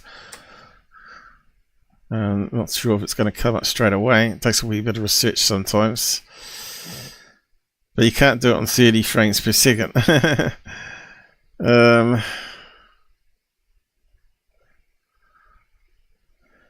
Looks like it's not going to give me the answer, but I have to word it differently.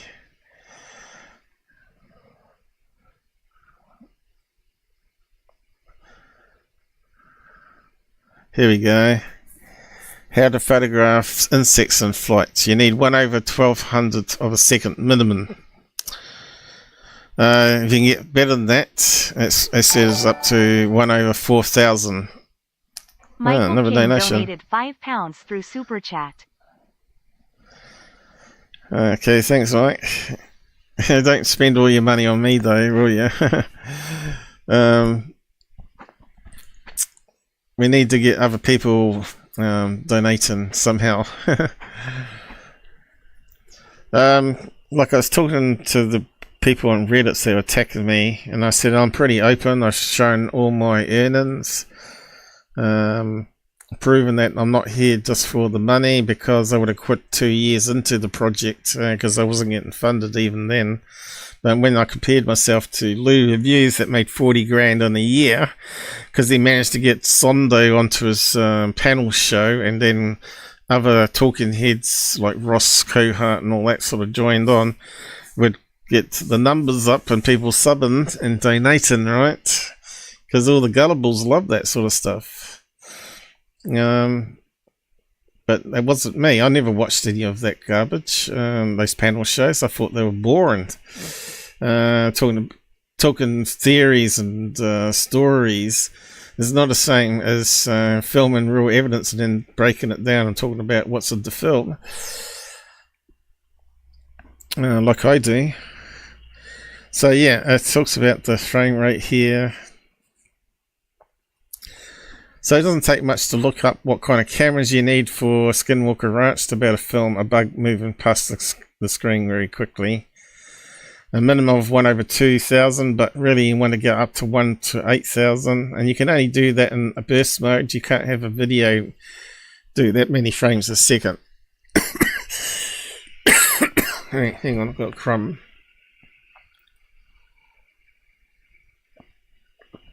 I haven't had a sip of drink for ages. Yeah, you can't get that sort of quality. You can't see the wings flap. So when you see this go across the screen, all you see is the long body with the wings either up, in the middle, or down, and it creates that wavy pattern. Let's just show you. Rods, critters. But I have some conflict with this being all insects, because I did actually see one with my own eyes, which I can't debunk today, other than calling it maybe an early eye problem, because back when I saw it was before my eyes were a problem. So I don't understand why I saw one fly over the roof of my house. I've only seen one ever, and it was a sunny day, and it looked like it had been born, and it just learnt to fly. And it just went zooming over the roof, glided over the roof actually. It was kind of cool. Let's see, rods, critters. So these are how normal cameras film insects, and they make these very rod-like wavy lines as the wings are being flapped up and down. And it joins it all together into one frame, because the frames per second are not high enough.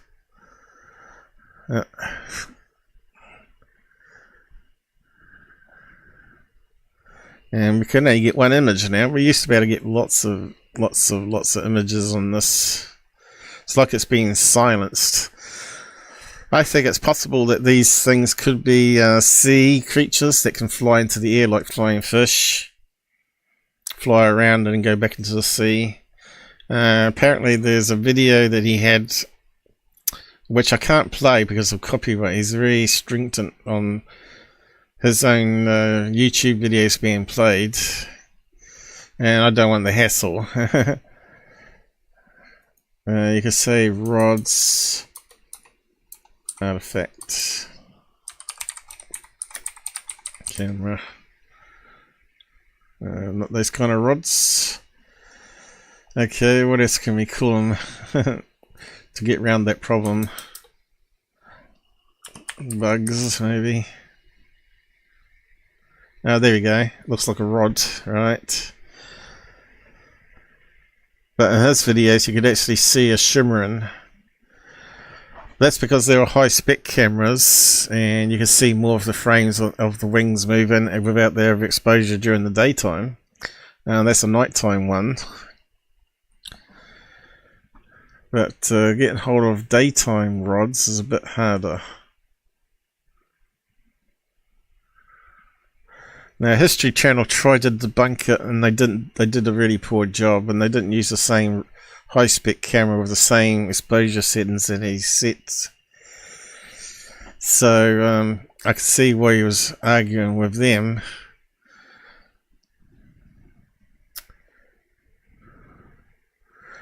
That's ridiculous. I can't get those pictures up anymore that we used to be able to get from the show.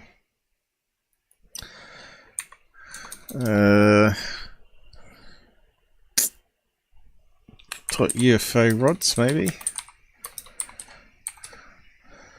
Google's got worse. Oh, here we go.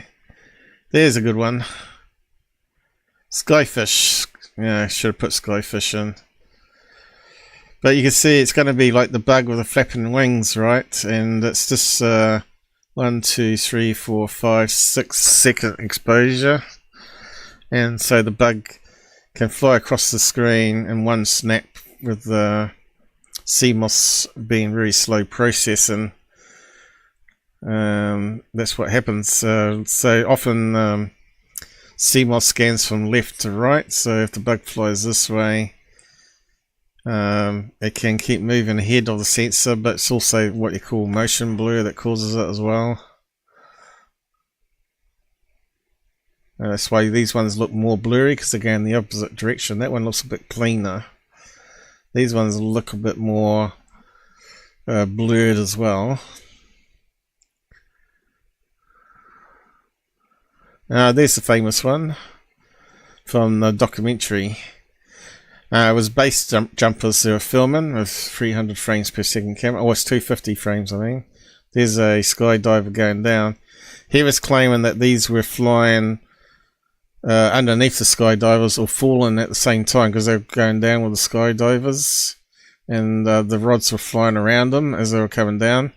Doesn't mean it's not an insect in front of the camera going around in circles, does it? So that guy didn't understand cameras. There's a good one. Plus they got some underwater. I haven't heard about rods for a long time, you know, because people realised, oh, here we go, a bird going up and down, and if you put one frame in, and you get the rod effect happening with birds even. Now I did something like that. I did a bit of diagram of that for one of the videos I did with Jason Gleaves analysis.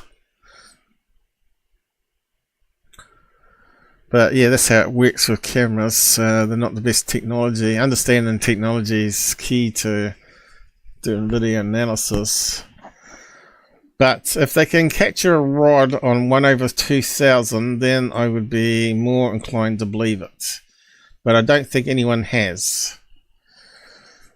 And what I saw, I don't know. But it looked like just like this one here.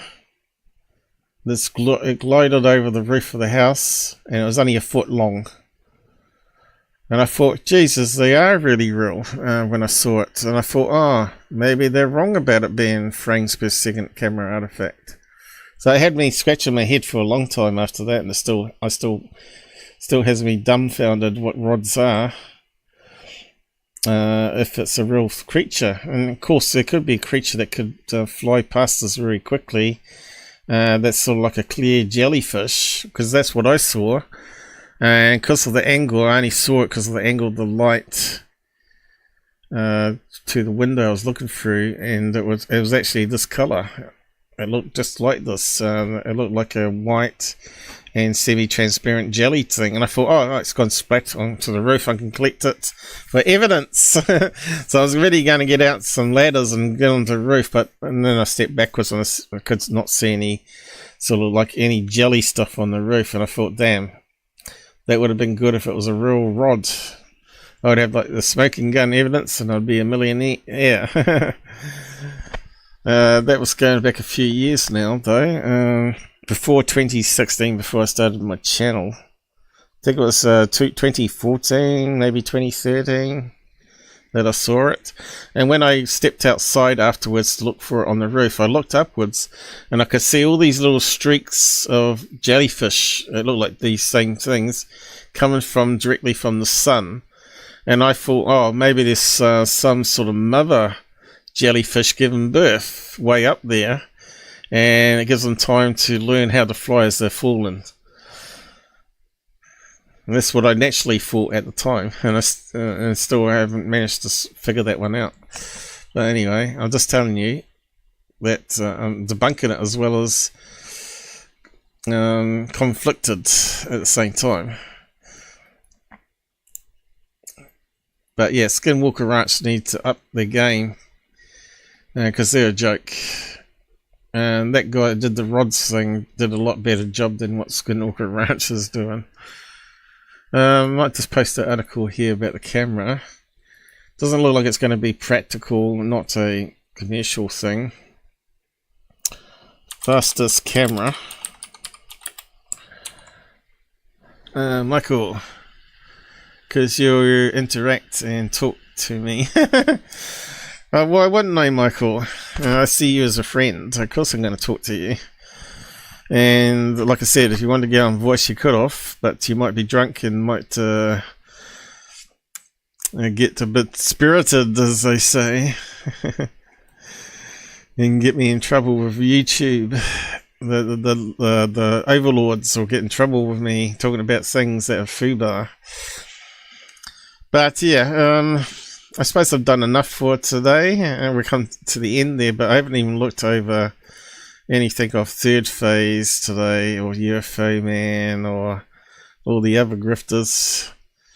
But I think we're probably coming up to over 4 hours now, and it's time to shut down. But let's just have a quick skim of Third Phase. Let's see if anything's new there. Yeah, they got one new thing up. Oh my god, what is it? They're back to the old fakes again, are they? I've got to have a look at it now. Now I've got it open. Let's have a quick look. We might just have a quick look, but not actually do any debunks on it. Let's see. First one.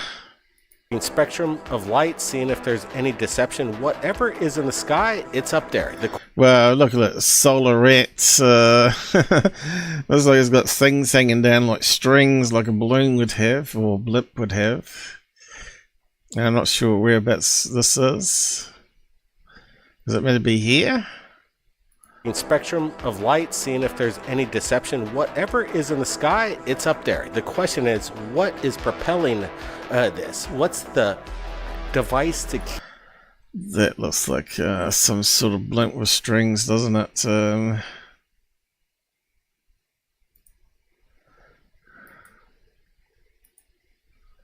What's the next one? Oh, there we go. It certainly looks like some sort of hot air balloon, maybe. That's shaped like a flying saucer, and that's the ropes that they hold onto it when it's near the ground. Are making the rounds on the internet, especially on YouTube. Big channels talking about Third Phase of Moon and the authentic nature of what we're putting out and what we're looking at. To me, there's no... Third phase of the moon equals third phase of fake. Come on. No manipulation. Again, we're trying to show you that. Now, it looks like a real thing. So it's in the dark sky here. So that's what it looked like. The best funny. UFO videos on the planet coming in real time. And filmed on smartphone, so we got no detail. You know what it probably is? That low down. Look pretty low down there.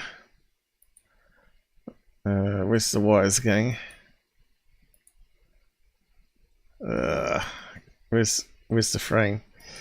Can't seem to get it, but it's pretty low down here. That's in the area where there it is. That would be like a advertising balloon that's escaped to me, or maybe it's on really long wires. I bet it's one of those UFO ad balloons. But yeah, might have to come back to that one. Jellyfish. There we go.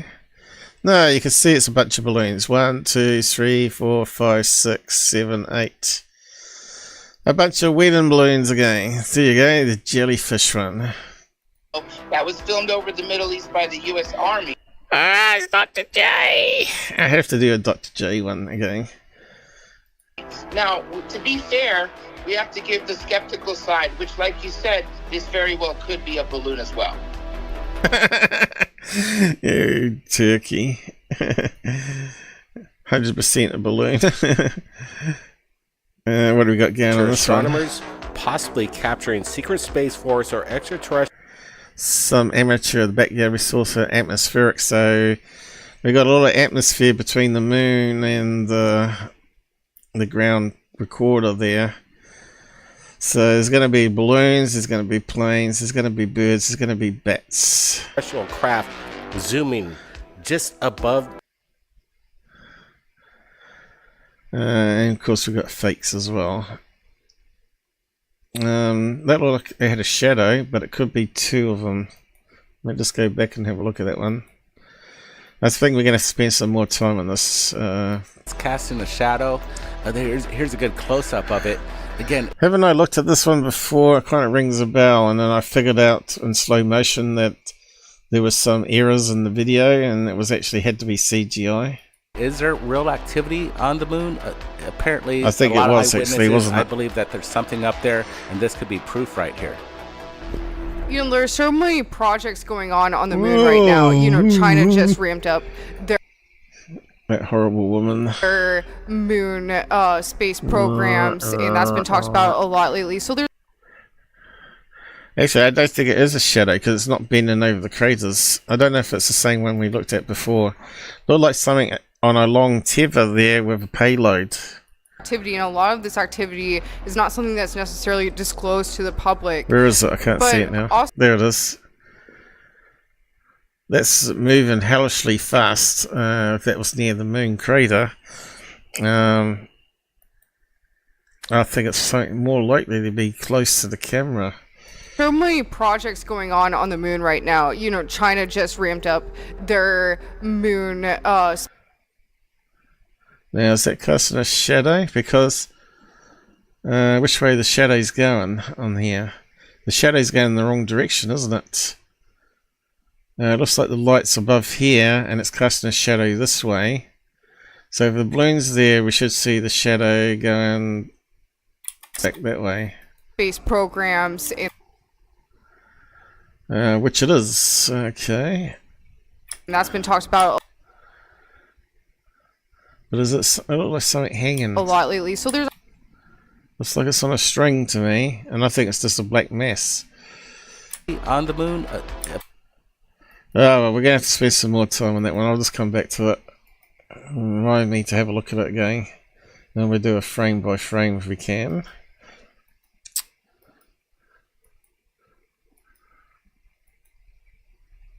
What's this one?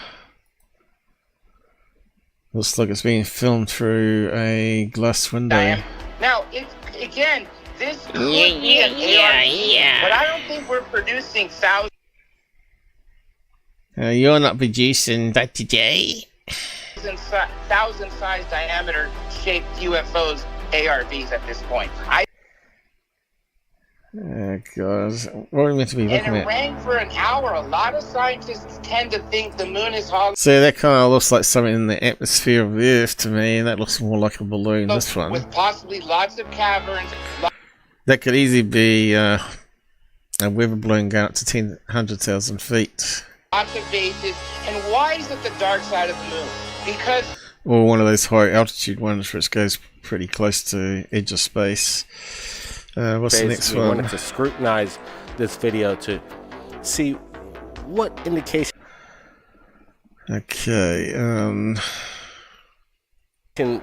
this could be faked, and we might be seeing some tall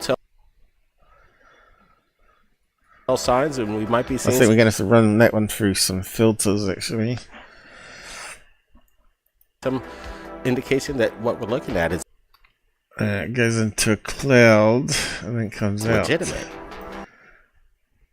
But I'm not seeing any color changes on it. If you're going through a cloud there, you'd expect some changing in the color of it. Third phase, we're looking at one right now. A cylindrical cigar-shaped craft traversing through the skies. No indication. It looks like fake to me. It looks like there's an object there, fake cloud. It passes through, but it doesn't alter the color of the object. You're going to have a keen eye for these going things. Through the clouds, and it's a cloudy day. What if, you know, the clouds, the shadows don't refract off it the same way, and it looks a little different? And you see the camera wobbling. That thing didn't. That one's got its own sort of wobble. I don't really think it is a cigar-shaped UFO. I don't think... Anyway, we'll come back to that one. Anyway, I don't know where they get all these crap videos from. I think they're going to be making them themselves, really. I'd be more inclined to believe it if, like, they had an email that they brought up and said, "This is what we got from this guy with the name blocked out," or it actually interviewed the guy that filmed it. You know, then I'd believe it more. Instead of having all these talking heads that talking garbage about a video, they should actually get the actual person that filmed it on and actually discuss it with him and see what he says. But anyway, I'm going to wind up now and let you get to sleep. So we're winding up a wee bit early because we started an hour early here. Normally we finish about 4, about 3 now. So let's see what we got here going.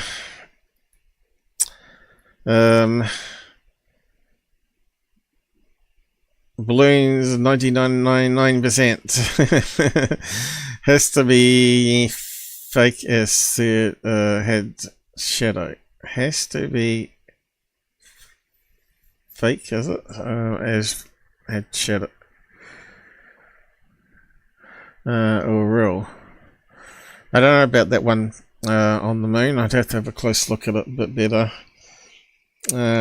Would fire it through AI detector. No, not video. Video doesn't do video. It only does JPEGs. And there's a way to even fill full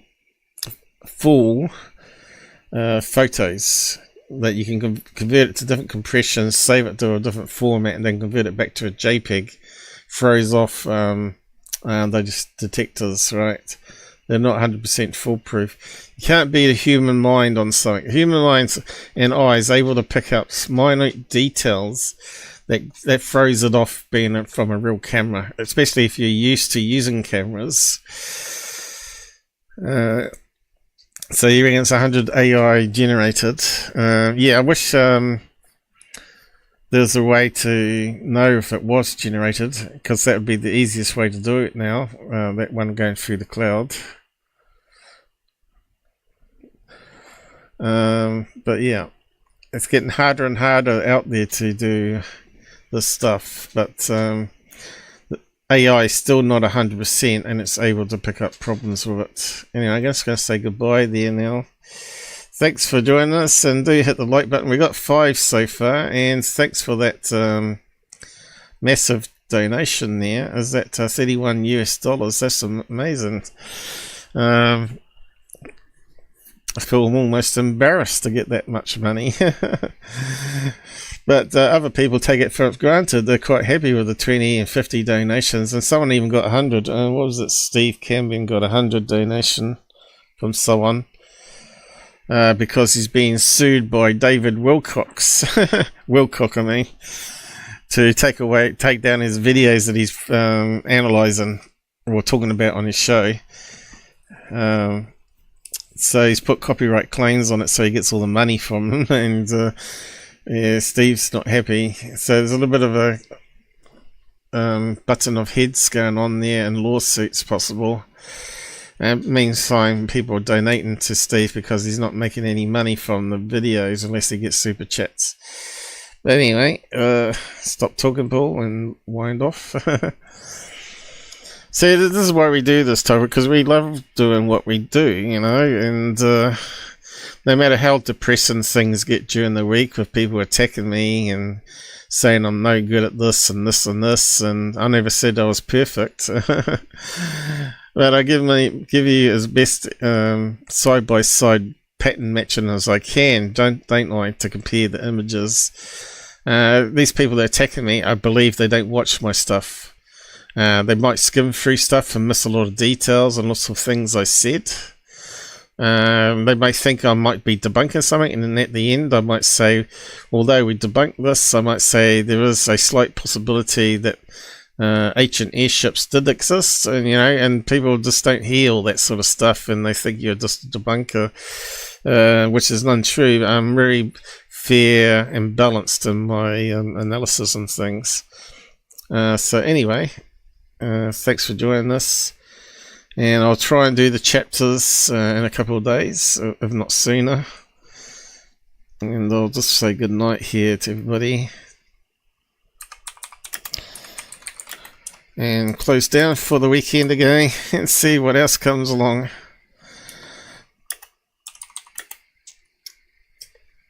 Stay safe on the roads, and I'll kick in the end credits now and wind down. And then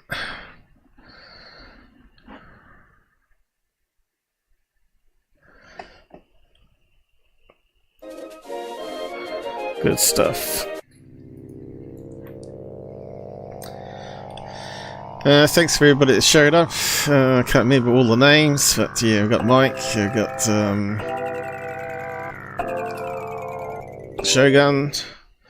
There was a person called Il. Ill or something like that. I don't know. Who else was there? Loki, first time on the side chat, I think, from Reddit. It's good to see that someone at least wants to interact and talk and not just attack me. I think there was someone else, but I can't remember. But anyway, I better close down here. Shogun's still with us. Good show. Good night all. I was glad that you enjoyed it again. I thought it was a load of fun myself. It was a bit different, music and stuff. Better start shutting down stuff. Here we go.